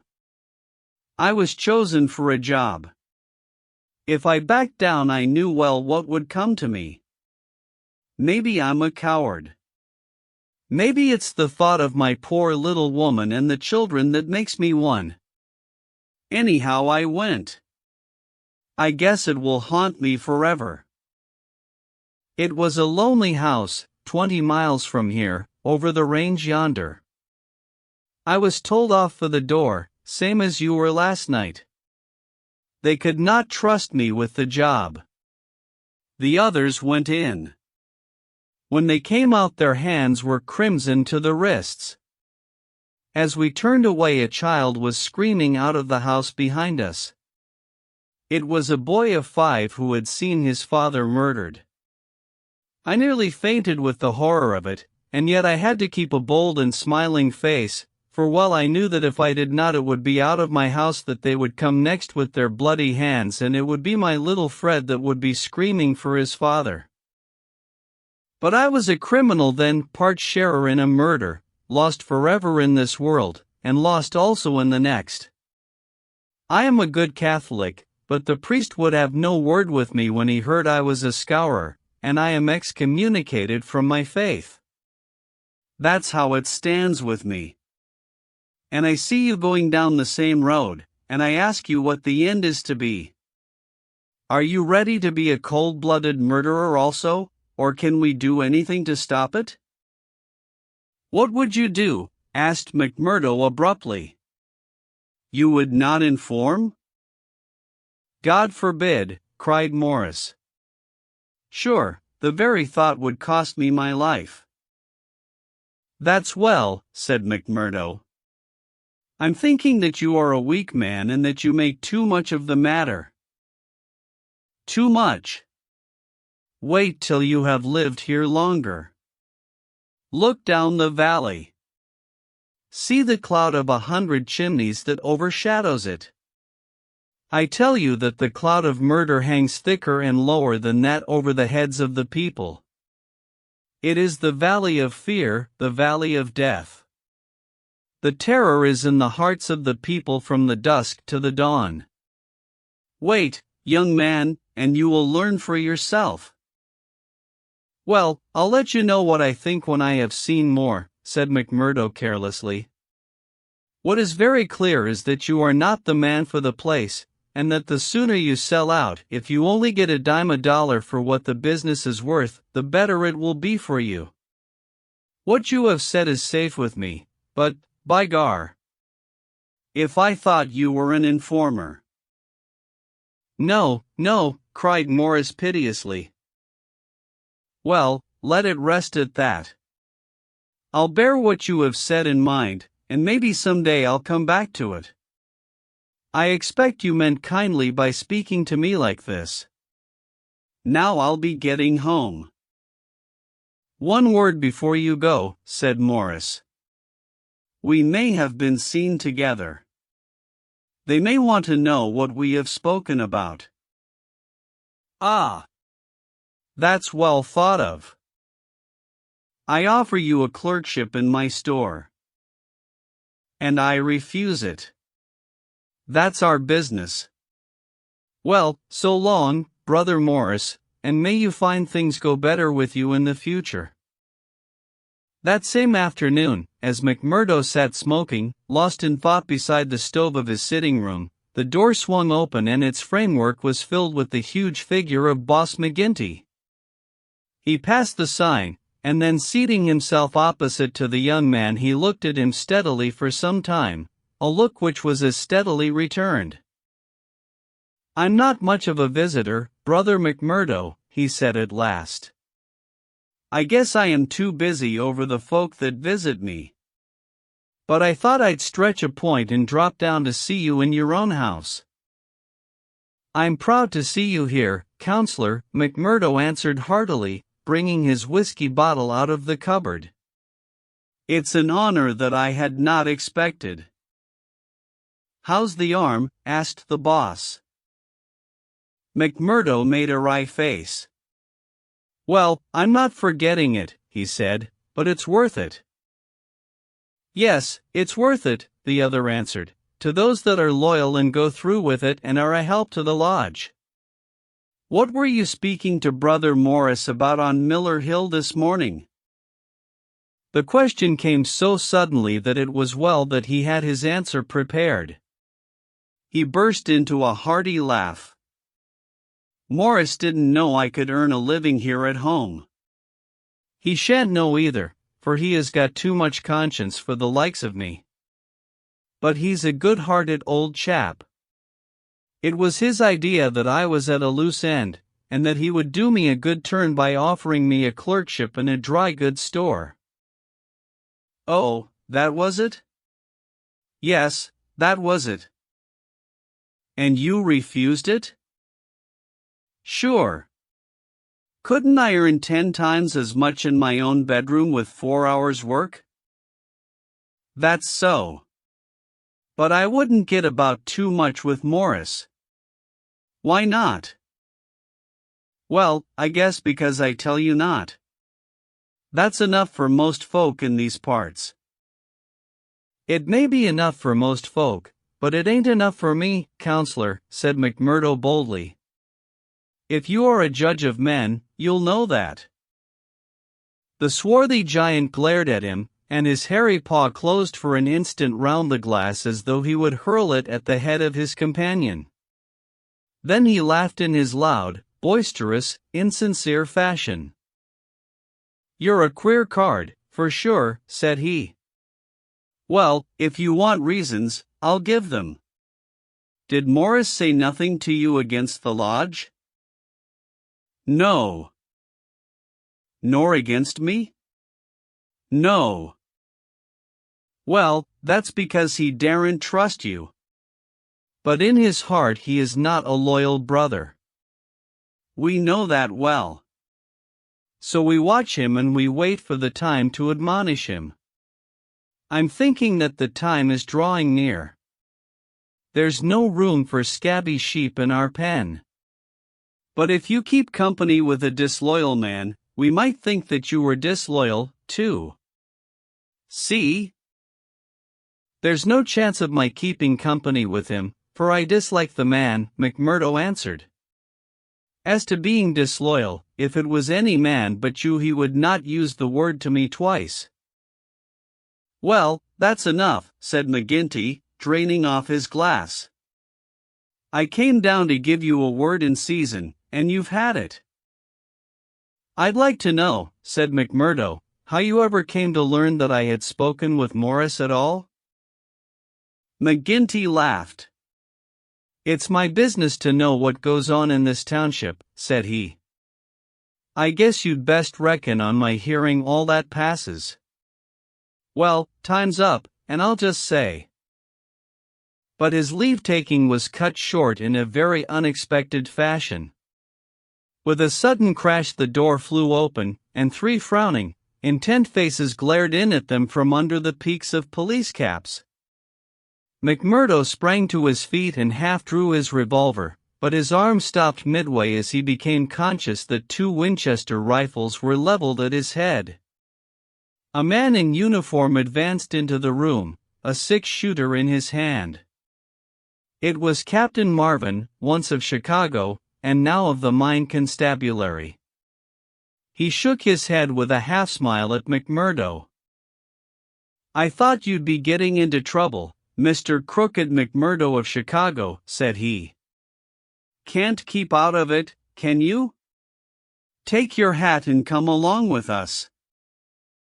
"I guess you'll pay for this, Captain Marvin," said McGinty. "Who are you, I'd like to know, to break into a house in this fashion and molest honest, law-abiding men?" "You're standing out in this deal, Counselor McGinty," said the police captain. "We are not out after you, but after this man McMurdo. It is for you to help, not to hinder us in our duty." "He's a friend of mine, and I'll answer for his conduct," said the boss. "By all accounts, Mr. McGinty, you may have to answer for your own conduct some of these days," the captain answered. "This man McMurdo was a crook before ever he came here, and he's a crook still. Cover him, patrolman, while I disarm him." "There's my pistol," said McMurdo coolly. "Maybe, Captain Marvin, if you and I were alone and face to face you would not take me so easily." "Where's your warrant?" asked McGinty. "By gar! A man might as well live in Russia as in Vermissa while folk like you are running the police. It's a capitalist outrage, and you'll hear more of it, I reckon." "You do what you think is your duty the best way you can, Counselor." "We'll look after ours." "What am I accused of?" asked McMurdo. "Of being concerned in the beating of old Editor Stanger at the Herald office. It wasn't your fault that it isn't a murder charge." "Well, if that's all you have against him," cried McGinty with a laugh, "you can save yourself a deal of trouble by dropping it right now. This man was with me in my saloon playing poker up to midnight, and I can bring a dozen to prove it." "That's your affair, and I guess you can settle it in court tomorrow. Meanwhile, come on, McMurdo, and come quietly if you don't want a gun across your head. You stand wide, Mr. McGinty, for I warn you I will stand no resistance when I am on duty." So determined was the appearance of the captain that both McMurdo and his boss were forced to accept the situation. The latter managed to have a few whispered words with the prisoner before they parted. "What about," he jerked his thumb upward to signify the coining plant. "All right," whispered McMurdo, who had devised a safe hiding place under the floor. "I'll bid you goodbye," said the boss, shaking hands. "I'll see Riley the lawyer and take the defense upon myself." "Take my word for it that they won't be able to hold you." "I wouldn't bet on that. Guard the prisoner, you two, and shoot him if he tries any games. I'll search the house before I leave." Marvin did so, but apparently found no trace of the concealed plant. When he had descended, he and his men escorted McMurdo to headquarters. Darkness had fallen, and a keen blizzard was blowing so that the streets were nearly deserted, but a few loiterers followed the group, and emboldened by invisibility shouted imprecations at the prisoner. "Lynch the cursed scourer," they cried. "Lynch him!" They laughed and jeered as he was pushed into the police station. After a short, formal examination from the inspector in charge, he was put into the common cell. Here he found Baldwin and 3 other criminals of the night before, all arrested that afternoon and waiting their trial next morning. But even within this inner fortress of the law, the long arm of the freeman was able to extend. Late at night there came a jailer with a straw bundle for their bedding, out of which he extracted 2 bottles of whiskey, some glasses, and a pack of cards. They spent a hilarious night, without an anxious thought as to the ordeal of the morning. Nor had they cause, as the result was to show. The magistrate could not possibly, on the evidence, have held them for a higher court. On the one hand, the compositors and pressmen were forced to admit that the light was uncertain, that they were themselves much perturbed, and that it was difficult for them to swear to the identity of the assailants, although they believed that the accused were among them. Cross-examined by the clever attorney who had been engaged by McGinty, they were even more nebulous in their evidence. The injured man had already deposed that he was so taken by surprise by the suddenness of the attack that he could state nothing beyond the fact that the first man who struck him wore a mustache. He added that he knew them to be scourers, since no one else in the community could possibly have any enmity to him, and he had long been threatened on account of his outspoken editorials. On the other hand, it was clearly shown by the united and unfaltering evidence of 6 citizens, including that high municipal official, Councillor McGinty, that the men had been at a card party at the Union House until an hour very much later than the commission of the outrage. Needless to say that they were discharged with something very near to an apology from the bench for the inconvenience to which they had been put, together with an implied censure of Captain Marvin and the police for their officious zeal. The verdict was greeted with loud applause by a court in which McMurdo saw many familiar faces. Brothers of the lodge smiled and waved. But there were others who sat with compressed lips and brooding eyes as the men filed out of the dock. One of them, a little, dark-bearded, resolute fellow, put the thoughts of himself and comrades into words as the ex-prisoners passed him. "You damned murderers," he said. "We'll fix you yet." Chapter 12. The Darkest Hour. If anything had been needed to give an impetus to Jack McMurdo's popularity among his fellows, it would have been his arrest and acquittal. That a man on the very night of joining the lodge should have done something which brought him before the magistrate was a new record in the annals of the society. Already he had earned the reputation of a good boon companion, a cheery reveller, and withal a man of high temper, who would not take an insult even from the all-powerful boss himself. But in addition to this, he impressed his comrades with the idea that among them all there was not one whose brain was so ready to devise a bloodthirsty scheme, or whose hand would be more capable of carrying it out. "He'll be the boy for the clean job," said the oldsters to one another, and waited their time until they could set him to his work. McGinty had instruments enough already, but he recognized that this was a supremely able one. He felt like a man holding a fierce bloodhound in leash. There were curs to do the smaller work, but someday he would slip this creature upon its prey. A few members of the lodge, Ted Baldwin among them, resented the rapid rise of the stranger and hated him for it, but they kept clear of him, for he was as ready to fight as to laugh. But if he gained favor with his fellows, there was another quarter, one which had become even more vital to him, in which he lost it.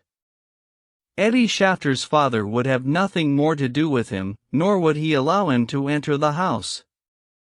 Eddie herself was too deeply in love to give him up altogether, and yet her own good sense warned her of what would come from a marriage with a man who was regarded as a criminal. One morning after a sleepless night she determined to see him, possibly for the last time, and make one strong endeavor to draw him from those evil influences which were sucking him down. She went to his house, as he had often begged her to do, and made her way into the room which he used as his sitting room. He was seated at a table, with his back turned and a letter in front of him. A sudden spirit of girlish mischief came over her. She was still only 19. He had not heard her when she pushed open the door. Now she tiptoed forward and laid her hand lightly upon his bended shoulders. If she had expected to startle him, she certainly succeeded, but only in turn to be startled herself. With a tiger spring he turned on her, and his right hand was feeling for her throat. At the same instant with the other hand he crumpled up the paper that lay before him. For an instant he stood glaring. Then astonishment and joy took the place of the ferocity which had convulsed his features, a ferocity which had sent her shrinking back in horror as from something which had never before intruded into her gentle life. "It's you," said he, mopping his brow. "And to think that you should come to me, heart of my heart, and I should find nothing better to do than to want to strangle you. Come then, darling," and he held out his arms, "let me make it up to you." But she had not recovered from that sudden glimpse of guilty fear which she had read in the man's face. All her woman's instinct told her that it was not the mere fright of a man who was startled. Guilt, that was it, guilt and fear. "What's come over you, Jack?" she cried. "Why were you so scared of me?" "Oh, Jack, if your conscience was at ease, you would not have looked at me like that." "Sure, I was thinking of other things, and when you came tripping so lightly on those fairy feet of yours." No, it was more than that, Jack." Then a sudden suspicion seized her. "Let me see that letter you were writing." "Ah, Eddie, I couldn't do that." Her suspicions became certainties. "It's to another woman," she cried. "I know it. Why else should you hold it from me?" "Was it to your wife that you were writing?" "How am I to know that you are not a married man, you, a stranger, that nobody knows?" "I am not married, Eddie. See now, I swear it. You're the only one woman on earth to me. By the cross of Christ I swear it." He was so white with passionate earnestness that she could not but believe him. "Well, then," she cried, "why will you not show me the letter?" "I'll tell you, Akushla," said he. "I'm under oath not to show it, and just as I wouldn't break my word to you, so I would keep it to those who hold my promise. It's the business of the lodge, and even to you it's secret. And if I was scared when a hand fell on me, can't you understand it when it might have been the hand of a detective?" She felt that he was telling the truth. He gathered her into his arms and kissed away her fears and doubts. "Sit here by me, then. It's a queer throne for such a queen, but it's the best your poor lover can find. He'll do better for you some of these days, I'm thinking. Now your mind is easy once again, is it not?" "How can it ever be at ease, Jack, when I know that you are a criminal among criminals, when I never know the day that I may hear you are in court for murder? McMurdo the Scourer, that's what one of our boarders called you yesterday. It went through my heart like a knife." Sure, hard words break no bones. But they were true. "Well, dear, it's not so bad as you think. We are but poor men that are trying in our own way to get our rights." Eddie threw her arms round her lover's neck. "Give it up, Jack. For my sake, for God's sake, give it up. It was to ask you that I came here today. Oh, Jack, see, I beg it of you on my bended knees. Kneeling here before you, I implore you to give it up." He raised her and soothed her with her head against his breast.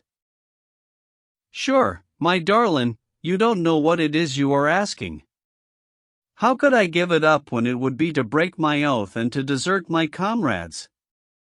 If you could see how things stand with me, you could never ask it of me. Besides, if I wanted to, how could I do it? You don't suppose that the lodge would let a man go free with all its secrets?" "I've thought of that, Jack. I've planned it all. Father has saved some money. He is weary of this place where the fear of these people darkens our lives. He is ready to go. We would fly together to Philadelphia or New York, or we would be safe from them." McMurdo laughed. The lodge has a long arm. Do you think it could not stretch from here to Philadelphia or New York? Well, then, to the west, or to England, or to Germany, where father came from, anywhere to get away from this valley of fear. McMurdo thought of old brother Morris. Sure, it is the second time I have heard the valley so named, said he. The shadow does indeed seem to lie heavy on some of you. It darkens every moment of our lives. Do you suppose that Ted Baldwin has ever forgiven us? If it were not that he fears you, what do you suppose our chances would be?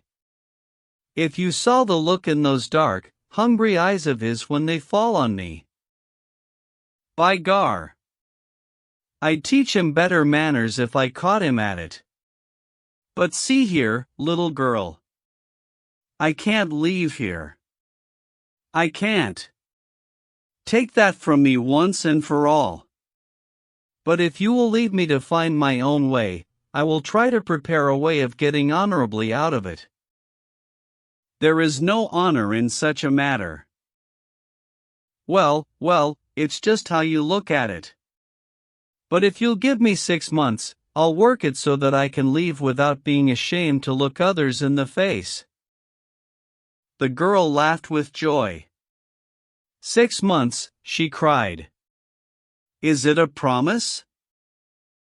Well, it may be 7 or 8. But within a year at the furthest we will leave the valley behind us. It was the most that Eddie could obtain, and yet it was something. There was this distant light to illuminate the gloom of the immediate future. She returned to her father's house more light-hearted than she had ever been since Jack McMurdo had come into her life. It might be thought that as a member, all the doings of the society would be told to him, but he was soon to discover that the organization was wider and more complex than the simple lodge. Even Boss McGinty was ignorant as to many things, for there was an official named the county delegate, living at Hobson's Patch farther down the line, who had power over several different lodges which he wielded in a sudden and arbitrary way. Only once did McMurdo see him, a sly, little gray-haired rat of a man, with a slinking gait and a sidelong glance which was charged with malice. Evans Pott was his name, and even the great boss of Vermissa felt towards him something of the repulsion and fear which the huge Danton may have felt for the puny but dangerous Robespierre. One day Scanlon, who was McMurdo's fellow boarder, received a note from McGinty enclosing one from Evans Pott, which informed him that he was sending over 2 good men, Lawler and Andrews, who had instructions to act in the neighborhood, though it was best for the cause that no particulars as to their objects should be given. Would the body master see to it that suitable arrangements be made for their lodgings and comfort until the time for action should arrive? McGinty added that it was impossible for anyone to remain secret at the Union House, and that, therefore, he would be obliged if McMurdo and Scanlon would put the strangers up for a few days in their boarding house. The same evening the 2 men arrived, each carrying his gripsack. Lawler was an elderly man, shrewd, silent, and self-contained, clad in an old black frock coat, which with his soft felt hat and ragged, grizzled beard gave him a general resemblance to an itinerant preacher. His companion Andrews was little more than a boy, frank-faced and cheerful, with the breezy manner of one who was out for a holiday and means to enjoy every minute of it.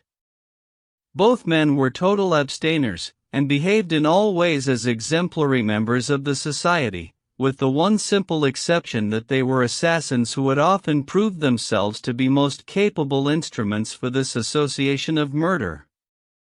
Lawler had already carried out 14 commissions of the kind, and Andrews 3. They were, as McMurdo found, quite ready to converse about their deeds in the past, which they recounted with the half-bashful pride of men who had done good and unselfish service for the community. They were reticent, however, as to the immediate job in hand. "They chose us because neither I nor the boy here drink," Lawler explained. They can count on us saying no more than we should. You must not take it amiss, but it is the orders of the county delegate that we obey. Sure, we are all in it together, said Scanlon, McMurdo's mate, as the four sat together at supper. That's true enough, and we'll talk till the cows come home of the killing of Charlie Williams or of Simon Bird, or any other job in the past. But till the work is done we say nothing. There are half a dozen about here that I have a word to say to, said McMurdo, with an oath. I suppose it isn't Jack Knox of Ironhill that you are after. I'd go some way to see him get his deserts. No, it's not him yet. Or Herman Strauss? No, nor him either. Well, if you won't tell us we can't make you, but I'd be glad to know. Lawler smiled and shook his head. He was not to be drawn. In spite of the reticence of their guests, Scanlon and McMurdo were quite determined to be present at what they called the fun. When, therefore, at an early hour one morning McMurdo heard them creeping down the stairs, he awakened Scanlon, and the two hurried on their clothes. When they were dressed they found that the others had stolen out, leaving the door open behind them. It was not yet dawn, and by the light of the lamps they could see the two men some distance down the street. They followed them warily, treading noiselessly in the deep snow. The boarding house was near the edge of the town, and soon they were at the crossroads which is beyond its boundary. Here three men were waiting, with whom Lawler and Andrews held a short, eager conversation. Then they all moved on together. It was clearly some notable job which needed numbers. At this point there are several trails which lead to various mines. The strangers took that which led to the Crow Hill, a huge business which was in strong hands, which had been able, thanks to their energetic and fearless New England manager, Josiah H. Dunn, to keep some order and discipline during the long reign of terror. Day was breaking now, and a line of workmen were slowly making their way, singly and in groups, along the blackened path. McMurdo and Scanlon strolled on with the others, keeping in sight of the men whom they followed. A thick mist lay over them, and from the heart of it there came the sudden scream of a steam whistle. It was the 10-minute signal before the cages descended and the day's labor began. When they reached the open space round the mine shaft there were 100 miners waiting, stamping their feet and blowing on their fingers, for it was bitterly cold. The strangers stood in a little group under the shadow of the engine house. Scanlon and McMurdo climbed a heap of slag from which the whole scene lay before them. They saw the mine engineer, a great bearded Scotchman named Menzies, come out of the engine house and blow his whistle for the cages to be lowered. At the same instant a tall, loose-framed young man with a clean-shaved, earnest face advanced eagerly towards the pithead. As he came forward his eyes fell upon the group, silent and motionless, under the engine house. The men had drawn down their hats and turned up their collars to screen their faces. For a moment the presentiment of death laid its cold hand upon the manager's heart. At the next he had shaken it off and saw only his duty towards intrusive strangers. "Who are you?" he asked as he advanced. "What are you loitering there for?" There was no answer, but the lad Andrews stepped forward and shot him in the stomach. The 100 waiting miners stood as motionless and helpless as if they were paralyzed. The manager clapped his two hands to the wound and doubled himself up. Then he staggered away, but another of the assassins fired, and he went down sidewise, kicking and clawing among a heap of clinkers. Menzies, the Scotchman, gave a roar of rage at the sight and rushed with an iron spanner at the murderers, but was met by 2 balls in the face which dropped him dead at their very feet. There was a surge forward of some of the miners, and an inarticulate cry of pity and of anger, But a couple of the strangers emptied their 6-shooters over the heads of the crowd, and they broke and scattered, some of them rushing wildly back to their homes in Vermissa. When a few of the bravest had rallied, and there was a return to the mine, the murderous gang had vanished in the mists of morning, without a single witness being able to swear to the identity of these men who in front of 100 spectators had wrought this double crime. Scanlon and McMurdo made their way back, Scanlon somewhat subdued, for it was the first murder job that he had seen with his own eyes, and it appeared less funny than he had been led to believe. The horrible screams of the dead manager's wife pursued them as they hurried to the town. McMurdo was absorbed and silent, but he showed no sympathy for the weakening of his companion. "Sure, it is like a war," he repeated. "What is it but a war between us and them, and we hit back where we best can." There was high revel in the lodge room at the Union House that night, not only over the killing of the manager and engineer of the Crow Hill mine, which would bring this organization into line with the other blackmailed and terror-stricken companies of the district, but also over a distant triumph which had been wrought by the hands of the lodge itself. It would appear that when the county delegate had sent over 5 good men to strike a blow in Vermissa, he had demanded that in return 3 Vermissa men should be secretly selected and sent across to kill William Hales, of Stake Royal, one of the best-known and most popular mine owners in the Gilmerton district, a man who was believed not to have an enemy in the world, for he was in all ways a model employer. He had insisted, however, upon efficiency in the work, and had, therefore, paid off certain drunken and idle employees who were members of the all-powerful society. Coffin notices hung outside his door had not weakened his resolution, and so in a free, civilized country he found himself condemned to death. The execution had now been duly carried out. Ted Baldwin, who sprawled now on the seat of honor beside the bodymaster, had been chief of the party. His flushed face and glazed, bloodshot eyes told of sleeplessness and drink. He and his 2 comrades had spent the night before among the mountains. They were unkempt and weather-stained. But no heroes, returning from a forlorn hope, could have had a warmer welcome from their comrades. The story was told and retold amid cries of delight and shouts of laughter. They had waited for their man as he drove home at nightfall, taking their station at the top of a steep hill, where his horse must be at a walk. He was so furred to keep out the cold that he could not lay his hand on his pistol. They had pulled him out and shot him again and again. None of them knew the man, but there is eternal drama in a killing, and they had shown the scourers of Gilmerton that the Vermissa men were to be relied upon. There had been one contretemps, for a man and his wife had driven up while they were still emptying their revolvers into the silent body. It had been suggested that they should shoot them both, but they were harmless folk who were not connected with the mines, so they were sternly bidden to drive on and keep silent, lest a worse thing befall them. And so the blood-mottled figure had been left as a warning to all such hard-hearted employers, and the 3 noble avengers had hurried off into the mountains where unbroken nature comes down to the very edge of the furnaces and the slag heaps. Here they were, safe and sound, their work well done, and the plaudits of their companions in their ears. It had been a great day for the scourers.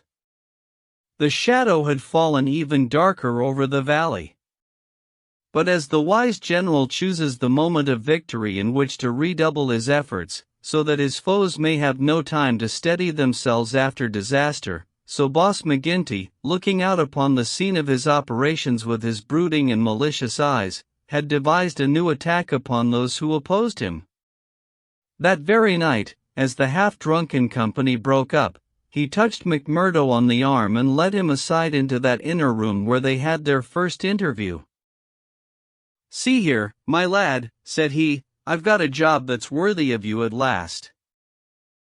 You'll have the doing of it in your own hands." "Proud I am to hear it," McMurdo answered. You can take 2 men with you, Manders and Riley. They have been warned for service. We'll never be right in this district until Chester Wilcox has been settled, and you'll have the thanks of every lodge in the coalfields if you can down him. I'll do my best, anyhow. Who is he, and where shall I find him? McGinty took his eternal half-chewed, half-smoked cigar from the corner of his mouth, and proceeded to draw a rough diagram on a page torn from his notebook. He's the chief foreman of the Iron Dike Company. He's a hard citizen, an old color sergeant of the war, all scars and grizzle. We've had 2 tries at him, but had no luck, and Jim Carnaway lost his life over it. Now it's for you to take it over. That's the house all alone at the Iron Dike Crossroad, same as you see here on the map, without another within earshot. It's no goodbye day.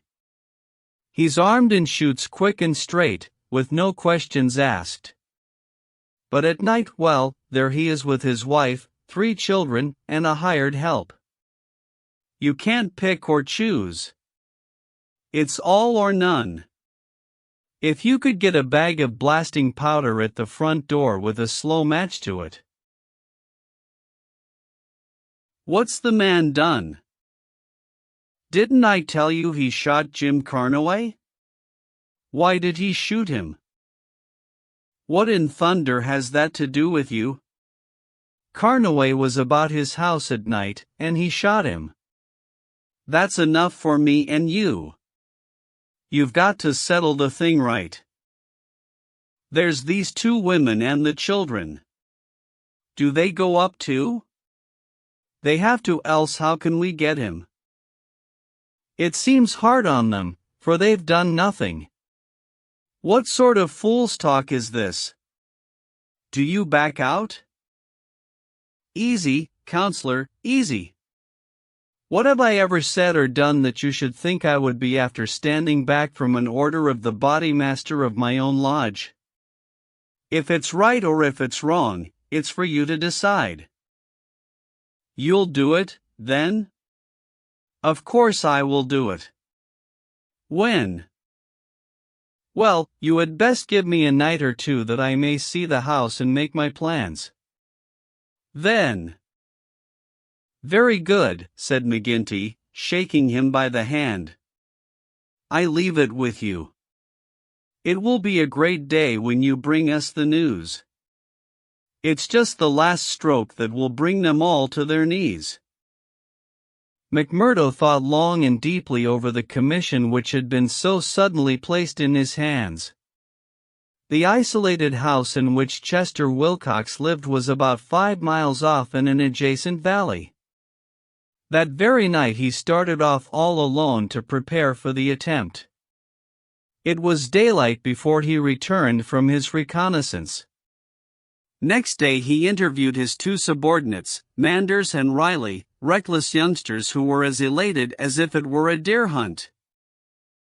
2 nights later they met outside the town, all 3 armed, and one of them carrying a sack stuffed with the powder which was used in the quarries. It was 2 in the morning before they came to the lonely house. The night was a windy one, with broken clouds drifting swiftly across the face of a 3/4 moon. They had been warned to be on their guard against bloodhounds, so they moved forward cautiously, with their pistols cocked in their hands. But there was no sound save the howling of the wind, and no movement but the swaying branches above them. McMurdo listened at the door of the lonely house, but all was still within. Then he leaned the powder bag against it, ripped a hole in it with his knife, and attached the fuse. When it was well alight he and his 2 companions took to their heels, and were some distance off, safe and snug in a sheltering ditch, before the shattering roar of the explosion, with the low, deep rumble of the collapsing building, told them that their work was done. No cleaner job had ever been carried out in the blood-stained annals of the society. But alas, that work so well organized and boldly carried out should all have gone for nothing. Warned by the fate of the various victims, and knowing that he was marked down for destruction, Chester Wilcox had moved himself and his family only the day before to some safer and less-known quarters, where a guard of police should watch over them. It was an empty house which had been torn down by the gunpowder, and the grim old color sergeant of the war was still teaching discipline to the miners of Iron Dike. "Leave him to me," said McMurdo. "He's my man, and I'll get him sure if I have to wait a year for him." A vote of thanks and confidence was passed in full lodge, and so for the time the matter ended. When a few weeks later it was reported in the papers that Wilcox had been shot at from an ambuscade, it was an open secret that McMurdo was still at work upon his unfinished job. Such were the methods of the Society of Freemen, and such were the deeds of the Scourers by which they spread their rule of fear over the great and rich district which was for so long a period haunted by their terrible presence. Why should these pages be stained by further crimes? Have I not said enough to show the men and their methods? These deeds are written in history, and there are records wherein one may read the details of them.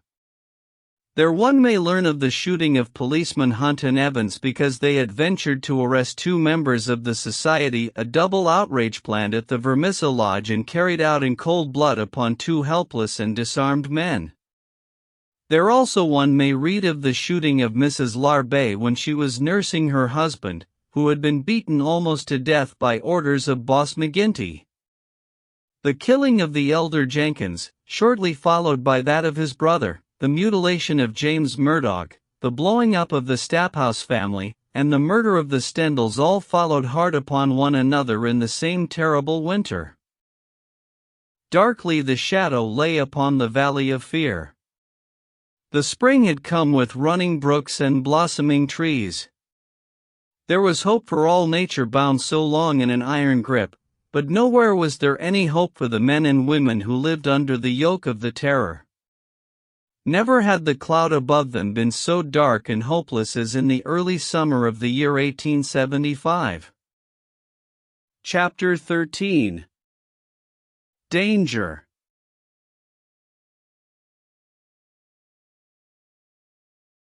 It was the height of the Reign of Terror. McMurdo, who had already been appointed inner deacon, with every prospect of someday succeeding McGinty as bodymaster, was now so necessary to the counsels of his comrades that nothing was done without his help and advice. The more popular he became, however, with the freemen, the blacker were the scowls which greeted him as he passed along the streets of Vermissa. In spite of their terror, the citizens were taking heart to band themselves together against their oppressors. Rumors had reached the lodge of secret gatherings in the Herald office and of distribution of firearms among the law-abiding people. But McGinty and his men were undisturbed by such reports. They were numerous, resolute, and well-armed. Their opponents were scattered and powerless. It would all end, as it had done in the past, in aimless talk and possibly in impotent arrests. So said McGinty, McMurdo, and all the bolder spirits. It was a Saturday evening in May. Saturday was always the lodge night, and McMurdo was leaving his house to attend it when Morris, the weaker brother of the order, came to see him. His brow was creased with care, and his kindly face was drawn and haggard. "Can I speak with you freely, Mr. McMurdo?" "Sure. I can't forget that I spoke my heart to you once, and that you kept it to yourself, even though the boss himself came to ask you about it. What else could I do if you trusted me? It wasn't that I agreed with what you said. I know that well. But you are the one that I can speak to and be safe. I've a secret here." He put his hand to his breast, "and it is just burning the life out of me. I wish it had come to any one of you but me. If I tell it, it will mean murder, for sure. If I don't, it may bring the end of us all. God help me, but I am near out of my wits over it." McMurdo looked at the man earnestly. He was trembling in every limb. He poured some whiskey into a glass and handed it to him. "That's the physic for the likes of you," said he. "Now let me hear of it." Morris drank, and his white face took a tinge of color. "I can tell it to you all in one sentence," said he. "There's a detective on our trail." McMurdo stared at him in astonishment. "Why, man, you're crazy," he said. "Isn't the place full of police and detectives, and what harm did they ever do us?" No, it's no man of the district. As you say, we know them, and it is little that they can do." "But you've heard of Pinkertons?"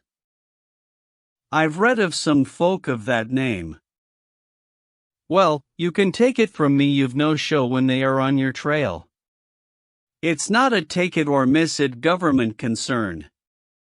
It's a dead earnest business proposition that's out for results and keeps out till by hook or crook it gets them. If a Pinkerton man is deep in this business, we are all destroyed. We must kill him." "Ah, it's the first thought that came to you. So it will be up at the lodge." "Didn't I say to you that it would end in murder?" "Sure, what is murder? Isn't it common enough in these parts?" "It is, indeed, but it's not for me to point out the man that is to be murdered. I'd never rest easy again." "And yet it's our own necks that may be at stake." "In God's name, what shall I do?" He rocked to and fro in his agony of indecision. But his words had moved McMurdo deeply. It was easy to see that he shared the other's opinion as to the danger, and the need for meeting it. He gripped Morris's shoulder and shook him in his earnestness. "See here, man," he cried, and he almost screeched the words in his excitement, "you won't gain anything by sitting keening like an old wife at a wake. Let's have the facts. Who is the fellow? Where is he? How did you hear of him? Why did you come to me?" "I came to you, for you are the one man that would advise me. I told you that I had a store in the East before I came here. I left good friends behind me, and one of them is in the telegraph service. Here's a letter that I had from him yesterday. It's this part from the top of the page. You can read it yourself." This was what McMurdo read. "How are the Scourers getting on in your parts? We read plenty of them in the papers. Between you and me, I expect to hear news from you before long. 5 big corporations and the 2 railroads have taken the thing up in dead earnest. They mean it, and you can bet they'll get there. They are right deep down into it. Pinkerton has taken hold under their orders, and his best man, Bertie Edwards, is operating. The thing has got to be stopped right now. Now read the postscript. Of course, what I give you is what I learned in business, so it goes no further. It's a queer cipher that you handle by the yard every day and can get no meaning from." McMurdo sat in silence for some time, with the letter in his listless hands. The mist had lifted for a moment, and there was the abyss before him. "Does anyone else know of this?" he asked. "I have told no one else." "But this man, your friend, has he any other person that he would be likely to write to?" "Well, I dare say he knows 1 or 2 more." "Of the lodge?" "It's likely enough. I was asking because it is likely that he may have given some description of this fellow Bertie Edwards, then we could get on his trail." "Well, it's possible. But I should not think he knew him. He is just telling me the news that came to him by way of business. How would he know this Pinkerton man? McMurdo gave a violent start. By gar, he cried, I've got him. What a fool I was not to know it. Lord, but we're in luck.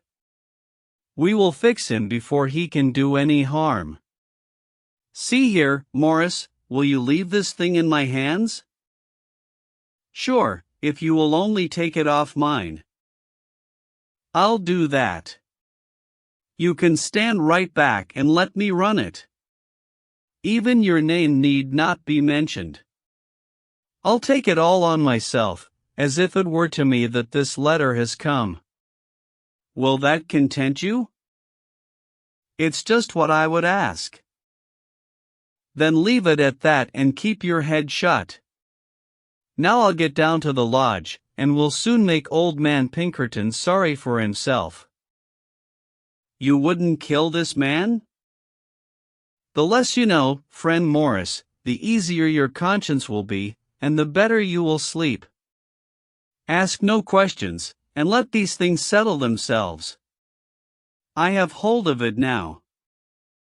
Morris shook his head sadly as he left. I feel that his blood is on my hands, he groaned. Self-protection is no murder, anyhow, said McMurdo, smiling grimly. It's him or us. I guess this man would destroy us all if we left him long in the valley. Why, Brother Morris, we'll have to elect you bodymaster yet, for you surely saved the lodge. And yet it was clear from his actions that he thought more seriously of this new intrusion than his words would show.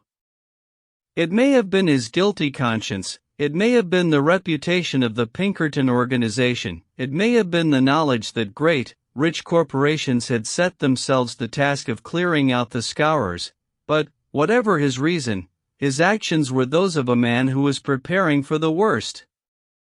Every paper which would incriminate him was destroyed before he left the house. After that he gave a long sigh of satisfaction, for it seemed to him that he was safe. And yet the danger must still have pressed somewhat upon him, for on his way to the lodge he stopped at old man Shafter's. The house was forbidden him, but when he tapped at the window Eddie came out to him. The dancing Irish deviltry had gone from her lover's eyes. She read his danger in his earnest face. Something has happened, she cried. Oh, Jack, you are in danger. Sure, it is not very bad, my sweetheart. And yet it may be wise that we make a move before it is worse. Make a move? I promised you once that I would go someday. I think the time is coming. I had news tonight, bad news, and I see trouble coming. The police? Well, a Pinkerton. But, sure, you wouldn't know what that is, acushla, nor what it may mean to the likes of me. I'm too deep in this thing, and I may have to get out of it quick. You said you would come with me if I went. Oh, Jack, it would be the saving of you. I'm an honest man in some things, Eddie. I wouldn't hurt a hair of your bonny head for all that the world can give, nor ever pull you down 1 inch from the golden throne above the clouds where I always see you. Would you trust me? She put her hand in his without a word. Well, then, listen to what I say, and do as I order you, for indeed it's the only way for us. Things are going to happen in this valley. I feel it in my bones. There may be many of us that will have to look out for ourselves. I'm one, anyhow. If I go, by day or night, it's you that must come with me. I'd come after you, Jack. No, no, you shall come with me. If this valley is close to me and I can never come back, how can I leave you behind, and me perhaps in hiding from the police with never a chance of a message. It's with me you must come. I know a good woman in the place I come from, and it's there I'd leave you till we can get married. Will you come? Yes, Jack, I will come. God bless you for your trust in me. It's a fiend out of hell that I should be if I abused it. Now, mark you, Eddie, it will be just a word to you, and when it reaches you, you will drop everything and come right down to the waiting room at the depot and stay there till I come for you. Day or night, I'll come at the word, Jack.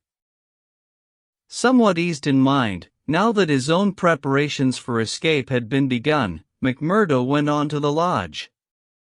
It had already assembled, and only by complicated signs and countersigns could he pass through the outer guard and inner guard who close-tiled it. A buzz of pleasure and welcome greeted him as he entered. The long room was crowded, and through the haze of tobacco smoke he saw the tangled black mane of the bodymaster, the cruel, unfriendly features of Baldwin, the vulture face of Haraway, the secretary, and a dozen more who were among the leaders of the lodge. He rejoiced that they should all be there to take counsel over his news. "Indeed, it's glad we are to see you, brother," cried the chairman. "There's business here that wants a Solomon in judgment to set it right." "It's Lander and Egan," explained his neighbor as he took his seat. "They both claim the head money given by the lodge for the shooting of old man Crab over at Stylestown, and who's to say which fired the bullet?" McMurdo rose in his place and raised his hand. The expression of his face froze the attention of the audience. There was a dead hush of expectation. "Worshipful master," he said, in a solemn voice, "I claim urgency." "Brother McMurdo claims urgency," said McGinty. "It's a claim that by the rules of this lodge takes precedence." "Now, brother, we attend you." McMurdo took the letter from his pocket. "Worshipful master and brethren," he said, "I am the bearer of ill news this day, but it is better that it should be known and discussed than that a blow should fall upon us without warning which would destroy us all. I have information that the most powerful and richest organizations in this state have bound themselves together for our destruction, and that at this very moment there is a Pinkerton detective, one Bertie Edwards, at work in the valley collecting the evidence which may put a rope round the necks of many of us, and send every man in this room into a felon's cell. That is the situation for the discussion of which I have made a claim of urgency." There was a dead silence in the room. It was broken by the chairman. "What is your evidence for this, Brother McMurdo?" he asked. "It is in this letter which has come into my hands," said McMurdo. He read the passage aloud. "It is a matter of honor with me that I can give no further particulars about the letter, nor put it into your hands, but I assure you that there is nothing else in it which can affect the interests of the lodge. I put the case before you as it has reached me." "Let me say, Mr. Chairman," said one of the older brethren, "that I have heard of Bertie Edwards, and that he has the name of being the best man in the Pinkerton service." "Does anyone know him by sight?" asked McGinty. "Yes," said McMurdo, "I do."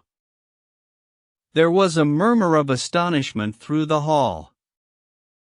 "I believe we hold him in the hollow of our hands," he continued with an exulting smile upon his face. "If we act quickly and wisely, we can cut this thing short. If I have your confidence and your help, it is little that we have to fear." "What have we to fear, anyhow?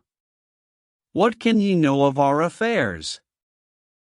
"You might say so if all were as stanch as you, counselor. But this man has all the millions of the capitalists at his back. Do you think there is no weaker brother among all our lodges that could not be bought? He will get at our secrets, maybe has got them already. There's only one sure cure. That he never leaves the valley, said Baldwin. McMurdo nodded. Good for you, Brother Baldwin, he said. You and I have had our differences, but you have said the true word tonight.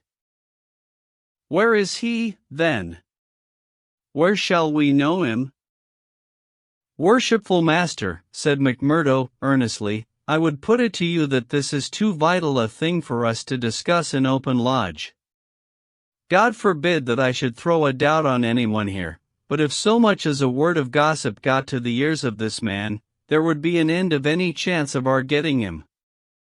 I would ask the lodge to choose a trustee committee, Mr. Chairman, yourself, if I might suggest it, and Brother Baldwin here, and 5 more. Then I can talk freely of what I know and of what I advise should be done. The proposition was at once adopted, and the committee chosen. Besides the chairman and Baldwin, there were the vulture-faced secretary, Haraway, Tiger Cormac, the brutal young assassin, Carter, the treasurer, and the brothers Willoughby, fearless and desperate men who would stick at nothing. The usual revelry of the lodge was short and subdued, for there was a cloud upon the men's spirits, and many there for the first time began to see the cloud of avenging law drifting up in that serene sky under which they had dwelt so long. The horrors they had dealt out to others had been so much a part of their settled lives that the thought of retribution had become a remote one, and so seemed the more startling now that it came so closely upon them. They broke up early and left their leaders to their counsel. Now, McMurdo, said McGinty when they were alone. The 7 men sat frozen in their seats. I said just now that I knew Bertie Edwards, McMurdo explained. I need not tell you that he is not here under that name. He's a brave man, but not a crazy one. He passes under the name of Steve Wilson, and he is lodging at Hobson's Patch. How do you know this? Because I fell into talk with him. I thought little of it at the time, nor would have given it a second thought but for this letter, but now I'm sure it's the man. I met him on the cars when I went down the line on Wednesday, a hard case if ever there was one. He said he was a reporter. I believed it for the moment. Wanted to know all he could about the Scourers and what he called the outrages for a New York paper. Asked me every kind of question so as to get something. You bet I was giving nothing away. I'd pay for it and pay well, said he, if I could get some stuff that would suit my editor. I said what I thought would please him best, and he handed me a $20 bill for my information. There's 10 times that for you, said he, if you can find me all that I want. What did you tell him, then? Any stuff I could make up. How do you know he wasn't a newspaper man? I'll tell you. He got out at Hobson's Patch, and so did I. I chanced into the telegraph bureau, and he was leaving it. See here, said the operator after he'd gone out, I guess we should charge double rates for this. I guess you should, said I. He had filled the form with stuff that might have been Chinese, for all we could make of it. He fires a sheet of this off every day, said the clerk. Yes, said I, it's special news for his paper, and he's scared that the others should tap it. That was what the operator thought and what I thought at the time, but I think differently now. By gar! I believe you are right, said McGinty. But what do you allow that we should do about it? Why not go right down now and fix him, someone suggested. Aye, the sooner the better. I'd start this next minute if I knew where we could find him, said McMurdo. He's in Hobson's Patch, but I don't know the house. I've got a plan, though, if you'll only take my advice. Well, what is it? I'll go to the patch tomorrow morning. I'll find him through the operator. He can locate him, I guess. Well, then I'll tell him that I'm a freeman myself. I'll offer him all the secrets of the lodge for a price. You bet he'll tumble to it. I'll tell him the papers are at my house, and that it's as much as my life would be worth to let him come while folk were about. He'll see that that's horse sense. Let him come at 10 o'clock at night, and he shall see everything. That will fetch him sure. Well, you can plan the rest for yourselves. Widow McNamara's is a lonely house. She's as true as steel and as deaf as a post. There's only Scanlon and me in the house. If I get his promise, and I'll let you know if I do, I'd have the whole 7 of you come to me by 9 o'clock. We'll get him in. If ever he gets out alive, well, he can talk of Bertie Edwards's luck for the rest of his days. There's going to be a vacancy at Pinkerton's, or I'm mistaken. Leave it at that, McMurdo. At 9 tomorrow we'll be with you. You once get the door shut behind him, and you can leave the rest with us. Chapter 14. The Trapping of Bertie Edwards. As McMurdo had said, the house in which he lived was a lonely one and very well suited for such a crime as they had planned. It was on the extreme fringe of the town and stood well back from the road. In any other case the conspirators would have simply called out their man, as they had many a time before, and emptied their pistols into his body, but in this instance it was very necessary to find out how much he knew, how he knew it, and what had been passed on to his employers. It was possible that they were already too late and that the work had been done. If that was indeed so, they could at least have their revenge upon the man who had done it. But they were hopeful that nothing of great importance had yet come to the detective's knowledge, as otherwise, they argued, he would not have troubled to write down and forward such trivial information as McMurdo claimed to have given him. However, all this they would learn from his own lips. Once in their power, they would find a way to make him speak. It was not the first time that they had handled an unwilling witness. McMurdo went to Hobson's Patch as agreed.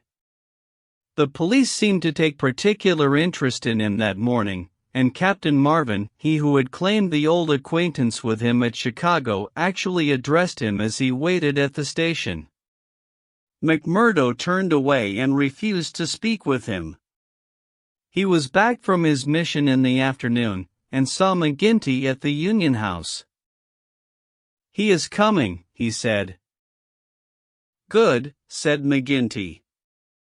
The giant was in his shirt sleeves, with chains and seals gleaming athwart his ample waistcoat and a diamond twinkling through the fringe of his bristling beard.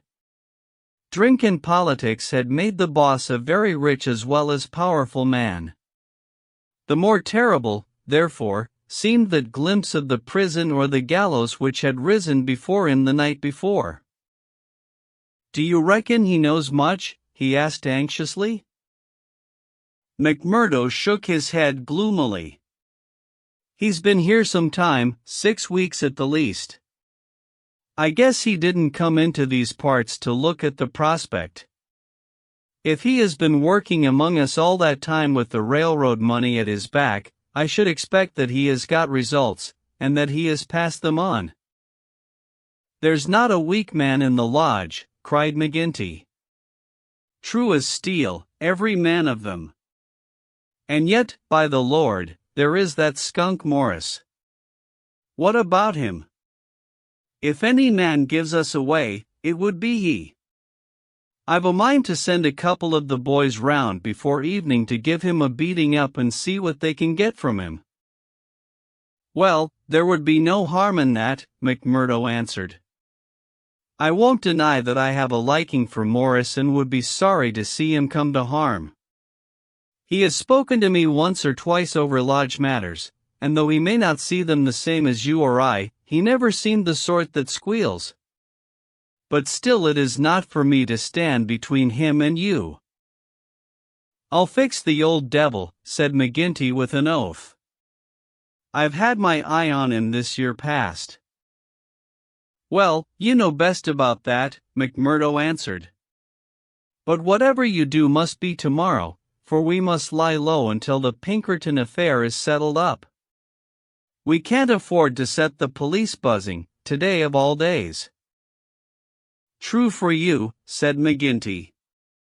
And we'll learn from Bertie Edwards himself where he got his news if we have to cut his heart out first. Did he seem to scent a trap? McMurdo laughed. I guess I took him on his weak point, he said. If he could get on a good trail of the Scourers, he's ready to follow it into hell. I took his money, McMurdo grinned as he produced a wad of dollar notes, and as much more when he has seen all my papers. What papers? Well, there are no papers. But I filled him up about constitutions and books of rules and forms of membership. He expects to get right down to the end of everything before he leaves. Faith, he's right there, said McGinty grimly. Didn't he ask you why you didn't bring him the papers? As if I would carry such things, and me a suspected man, and Captain Marvin after speaking to me this very day at the depot.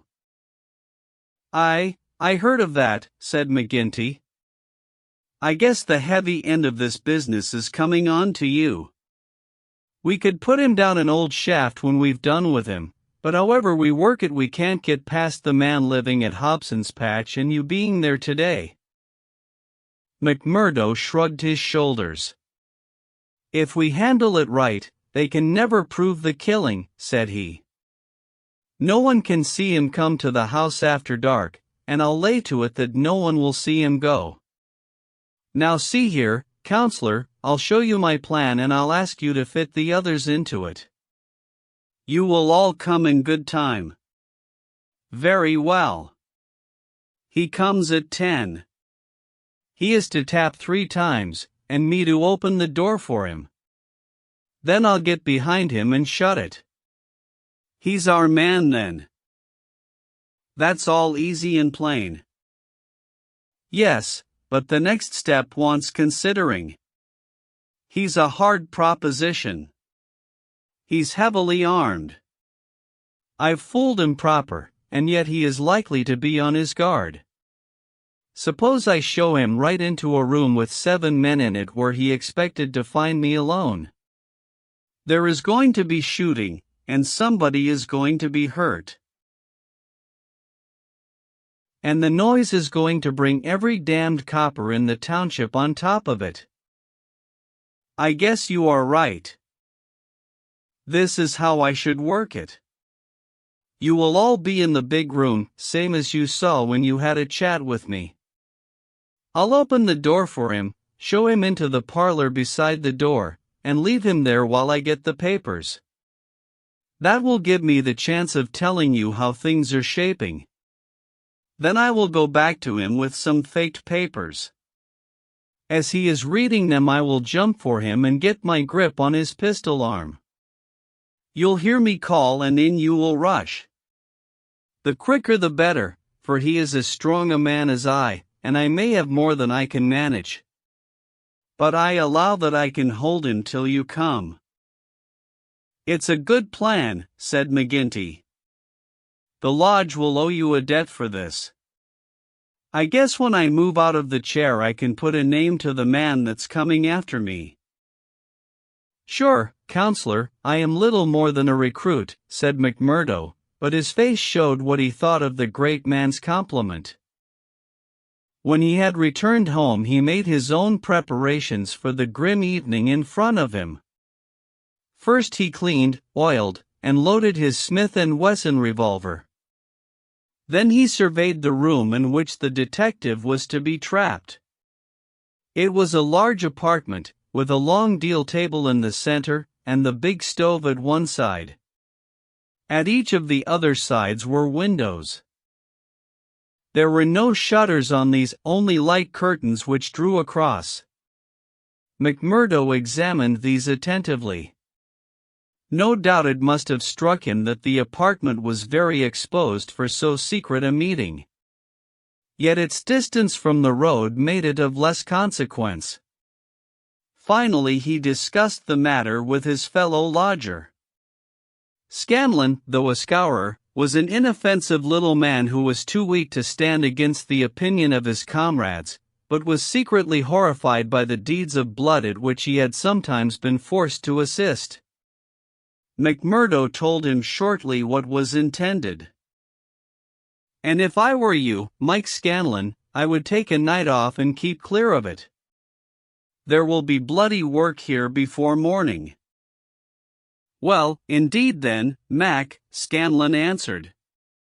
"It's not the will but the nerve that is wanting in me. When I saw Manager Dunn go down at the colliery yonder, it was just more than I could stand. I'm not made for it, same as you or McGinty.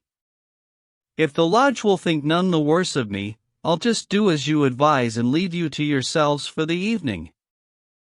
The men came in good time as arranged. They were outwardly respectable citizens, well clad and cleanly, but a judge of faces would have read little hope for Bertie Edwards in those hard mouths and remorseless eyes. There was not a man in the room whose hands had not been reddened a dozen times before. They were as hardened to human murder as a butcher to sheep. Foremost, of course, both in appearance and in guilt, was the formidable boss. Haraway, the secretary, was a lean, bitter man with a long, scraggy neck and nervous, jerky limbs, a man of incorruptible fidelity where the finances of the order were concerned, and with no notion of justice or honesty to anyone beyond. The treasurer, Carter, was a middle-aged man, with an impassive, rather sulky expression, and a yellow parchment skin. He was a capable organizer, and the actual details of nearly every outrage had sprung from his plotting brain. The two Willoughbys were men of action, tall, lithe young fellows with determined faces, while their companion, Tiger Cormac, a heavy, dark youth, was feared even by his own comrades for the ferocity of his disposition. These were the men who assembled that night under the roof of McMurdo for the killing of the Pinkerton detective. Their host had placed whiskey upon the table, and they had hastened to prime themselves for the work before them. Baldwin and Cormac were already half drunk, and the liquor had brought out all their ferocity. Cormac placed his hands on the stove for an instant. It had been lighted, for the nights were still cold. "That will do," said he, with an oath. "Aye," said Baldwin, catching his meaning. "If he is strapped to that, we will have the truth out of him." "We'll have the truth out of him, never fear," said McMurdo. He had nerves of steel, this man, for though the whole weight of the affair was on him, his manner was as cool and unconcerned as ever.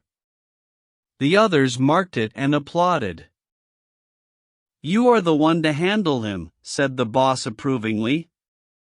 "Not a warning will he get till your hand is on his throat. It's a pity there are no shutters to your windows."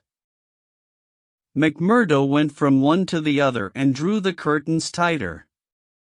"Sure, no one can spy upon us now. It's close upon the hour. Maybe he won't come. Maybe he'll get a sniff of danger," said the secretary. "He'll come, never fear," McMurdo answered. "He is as eager to come as you can be to see him." "Hark to that!" They all sat like wax figures, some with their glasses arrested halfway to their lips. 3 loud knocks had sounded at the door. "Hush!" McMurdo raised his hand in caution. An exulting glance went round the circle, and hands were laid upon their weapons.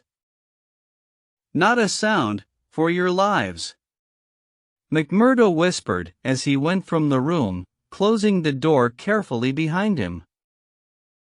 With strained ears the murderers waited. They counted the steps of their comrade down the passage. Then they heard him open the outer door. There were a few words as of greeting. Then they were aware of a strange step inside and of an unfamiliar voice. An instant later came the slam of the door and the turning of the key in the lock. Their prey was safe within the trap. Tiger Cormac laughed horribly, and Boss McGinty clapped his great hand across his mouth. "Be quiet, you fool," he whispered. "You'll be the undoing of us yet." There was a mutter of conversation from the next room. It seemed interminable. Then the door opened, and McMurdo appeared, his finger upon his lip. He came to the end of the table and looked round at them. A subtle change had come over him.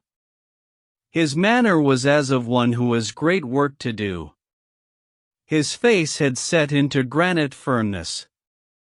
His eyes shone with a fierce excitement behind his spectacles. He had become a visible leader of men. They stared at him with eager interest, but he said nothing. Still with the same singular gaze he looked from man to man. "Well," cried Boss McGinty at last. "Is he here? Is Bertie Edwards here?" "Yes," McMurdo answered slowly. "Bertie Edwards is here. I am Bertie Edwards." There were 10 seconds after that brief speech during which the room might have been empty, so profound was the silence. The hissing of a kettle upon the stove rose sharp and strident to the ear. 7 white faces, all turned upward to this man who dominated them, were set motionless with utter terror. Then, with a sudden shivering of glass, a bristle of glistening rifle barrels broke through each window, while the curtains were torn from their hangings. At the sight Boss McGinty gave the roar of a wounded bear and plunged for the half-open door. A leveled revolver met him there with the stern blue eyes of Captain Marvin of the Mine Police gleaming behind the sights. The boss recoiled and fell back into his chair. "You're safer there, counselor," said the man whom they had known as McMurdo. "And you, Baldwin, if you don't take your hand off your pistol, you'll cheat the hangman yet. Pull it out, or by the Lord that made me, there, that will do. There are 40 armed men round this house, and you can figure it out for yourself what chance you have. Take their guns, Marvin." There was no possible resistance under the menace of those rifles. The men were disarmed. Sulky, sheepish, and amazed, they still sat round the table. "I'd like to say a word to you before we separate," said the man who had trapped them. "I guess we may not meet again until you see me on the stand in the courthouse. I'll give you something to think over betwixt now and then. You know me now for what I am. At last I can put my cards on the table. I am Bertie Edwards, of Pinkerton's. I was chosen to break up your gang. I had a hard and dangerous game to play. Not a soul, not one soul, not my nearest and dearest, knew that I was playing it. Only Captain Marvin here and my employers knew that. But it's over tonight, thank God, and I am the winner." The 7 pale, rigid faces looked up at him. There was unappeasable hatred in their eyes. He read the relentless threat. "Maybe you think that the game is not over yet. Well, I take my chance of that. Anyhow, some of you will take no further hand, and there are 60 more besides yourselves that will see a jail this night. I'll tell you this, that when I was put upon this job I never believed there was such a society as yours. I thought it was paper talk, and that I would prove it so. They told me it was to do with the freemen, so I went to Chicago and was made one. Then I was surer than ever that it was just paper talk, for I found no harm in the society, but a deal of good. Still, I had to carry out my job, and I came to the coal valleys. When I reached this place I learned that I was wrong and that it wasn't a dime novel after all. So I stayed to look after it. I never killed a man in Chicago. I never minted $1 in my life. Those I gave you were as good as any others, but I never spent money better. But I knew the way into your good wishes, and so I pretended to you that the law was after me. It all worked just as I thought. So I joined your infernal lodge, and I took my share in your councils. Maybe they will say that I was as bad as you. They can say what they like, so long as I get you. But what is the truth? The night I joined you beat up old man Stanger. I could not warn him, for there was no time, but I held your hand, Baldwin, when you would have killed him. If ever I have suggested things, so as to keep my place among you, they were things which I knew I could prevent. I could not save Dunn and Menzies, for I did not know enough, but I will see that their murderers are hanged. I gave Chester Wilcox warning, so that when I blew his house and he and his folk were in hiding. There was many a crime that I could not stop, but if you look back and think how often your man came home the other road, or was down in town when you went for him, or stayed indoors when you thought he would come out, you'll see my work. You blasted traitor, hissed McGinty through his closed teeth. I, John McGinty, you may call me that if it eases your smart. You and your like have been the enemy of God and man in these parts. It took a man to get between you and the poor devils of men and women that you held under your grip. There was just one way of doing it, and I did it. You call me a traitor, but I guess there's many 1,000 will call me a deliverer that went down into hell to save them. I've had 3 months of it. I wouldn't have 3 such months again if they let me loose in the treasury at Washington for it.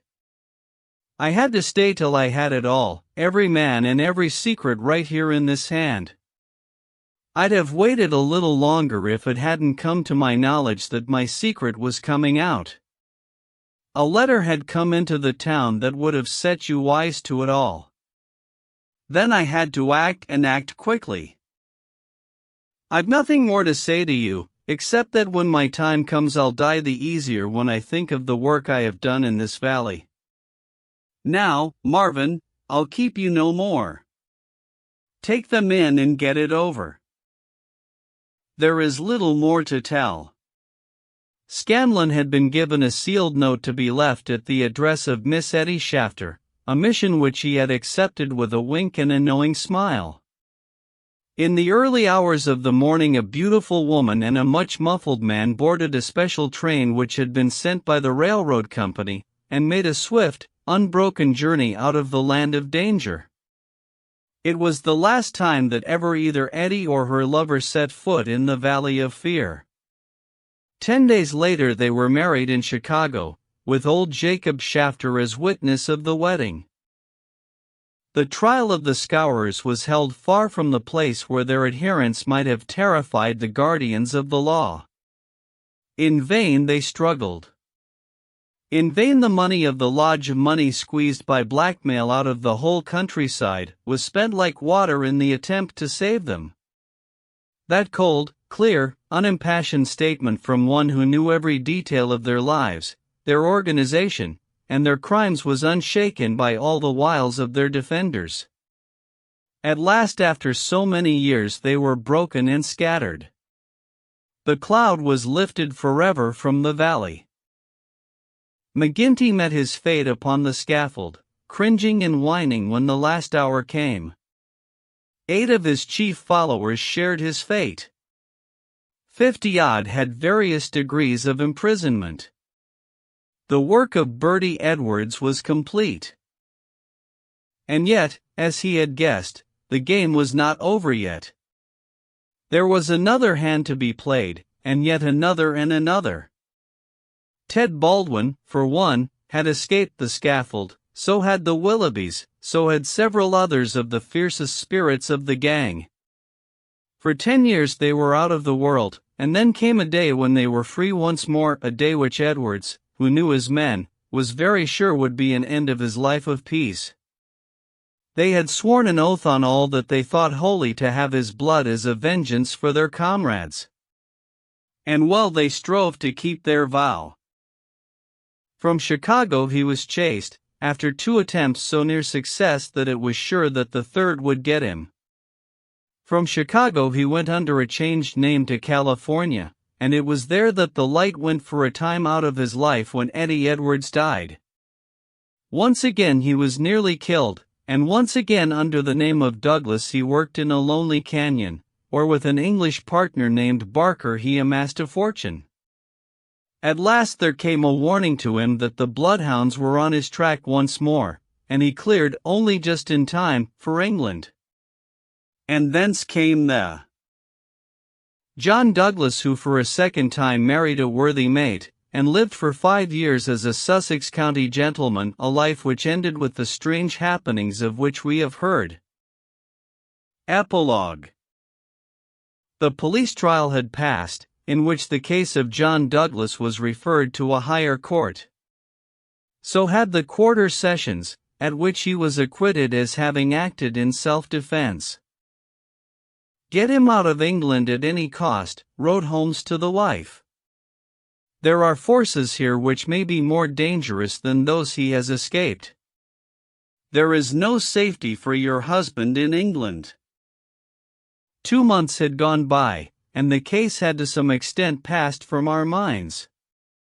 Then one morning there came an enigmatic note slipped into our letter box.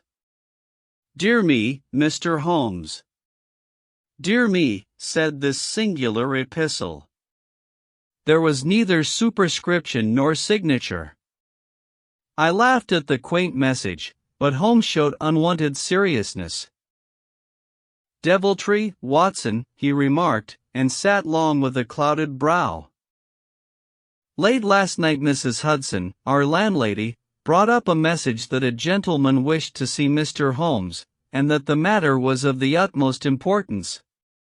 Close at the heels of his messenger came Cecil Barker, our friend of the moated manor house. His face was drawn and haggard. "I've had bad news, terrible news, Mr. Holmes," said he. "I feared as much," said Holmes. "You have not had a cable, have you?" "I have had a note from someone who has. It's poor Douglas. They tell me his name is Edwards, but he will always be Jack Douglas of Bonito Canyon to me. I told you that they started together for South Africa in the Palmyra 3 weeks ago." "Exactly. The ship reached Cape Town last night. I received this cable from Mrs. Douglas this morning. Jack has been lost overboard in gale off St. Helena. No one knows how accident occurred. Ivy Douglas." "Ah. It came like that, did it?" said Holmes thoughtfully. "Well, I've no doubt it was well stage managed." "You mean that you think there was no accident?" "None in the world." "He was murdered?" "Surely." "So I think also. These infernal scourers, this cursed vindictive nest of criminals." "No, no, my good sir," said Holmes. "There is a master hand here. It is no case of sawed-off shotguns and clumsy six-shooters. You can tell an old master by the sweep of his brush. I can tell a Moriarty when I see one. This crime is from London, not from America." "But for what motive?" "Because it is done by a man who cannot afford to fail, one whose whole unique position depends upon the fact that all he does must succeed. A great brain and a huge organization have been turned to the extinction of one man. It is crushing the nut with the hammer, an absurd extravagance of energy, but the nut is very effectually crushed all the same. How came this man to have anything to do with it? I can only say that the first word that ever came to us of the business was from one of his lieutenants.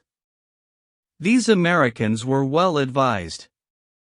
Having an English job to do, they took into partnership, as any foreign criminal could do, this great consultant in crime.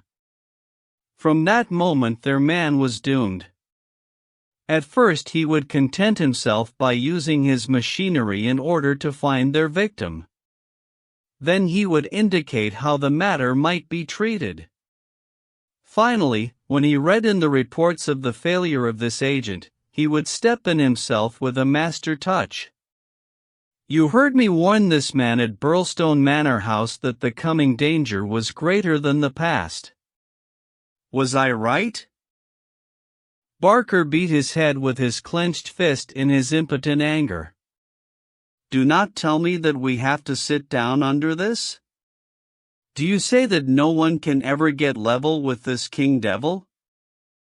No, I don't say that, said Holmes, and his eyes seemed to be looking far into the future. I don't say that he can't be beat. But you must give me time, you must give me time. We all sat in silence for some minutes while those fateful eyes still strained to pierce the veil. Finest. This audiobook was produced by Pigeon Publishing House. Dedicated to the preservation of timeless literature. Copyright 2025, Pigeon Publishing House. All rights reserved to the narration and audio production. Pigeon Publishing House is an independent label dedicated to public domain works. Public domain text used with attribution. Unauthorized reproduction or distribution of this recording is prohibited. Pigeon Publishing House presented The Valley of Fear. Author, Arthur Conan Doyle. Thank you for listening to this audiobook. We hope you enjoyed it.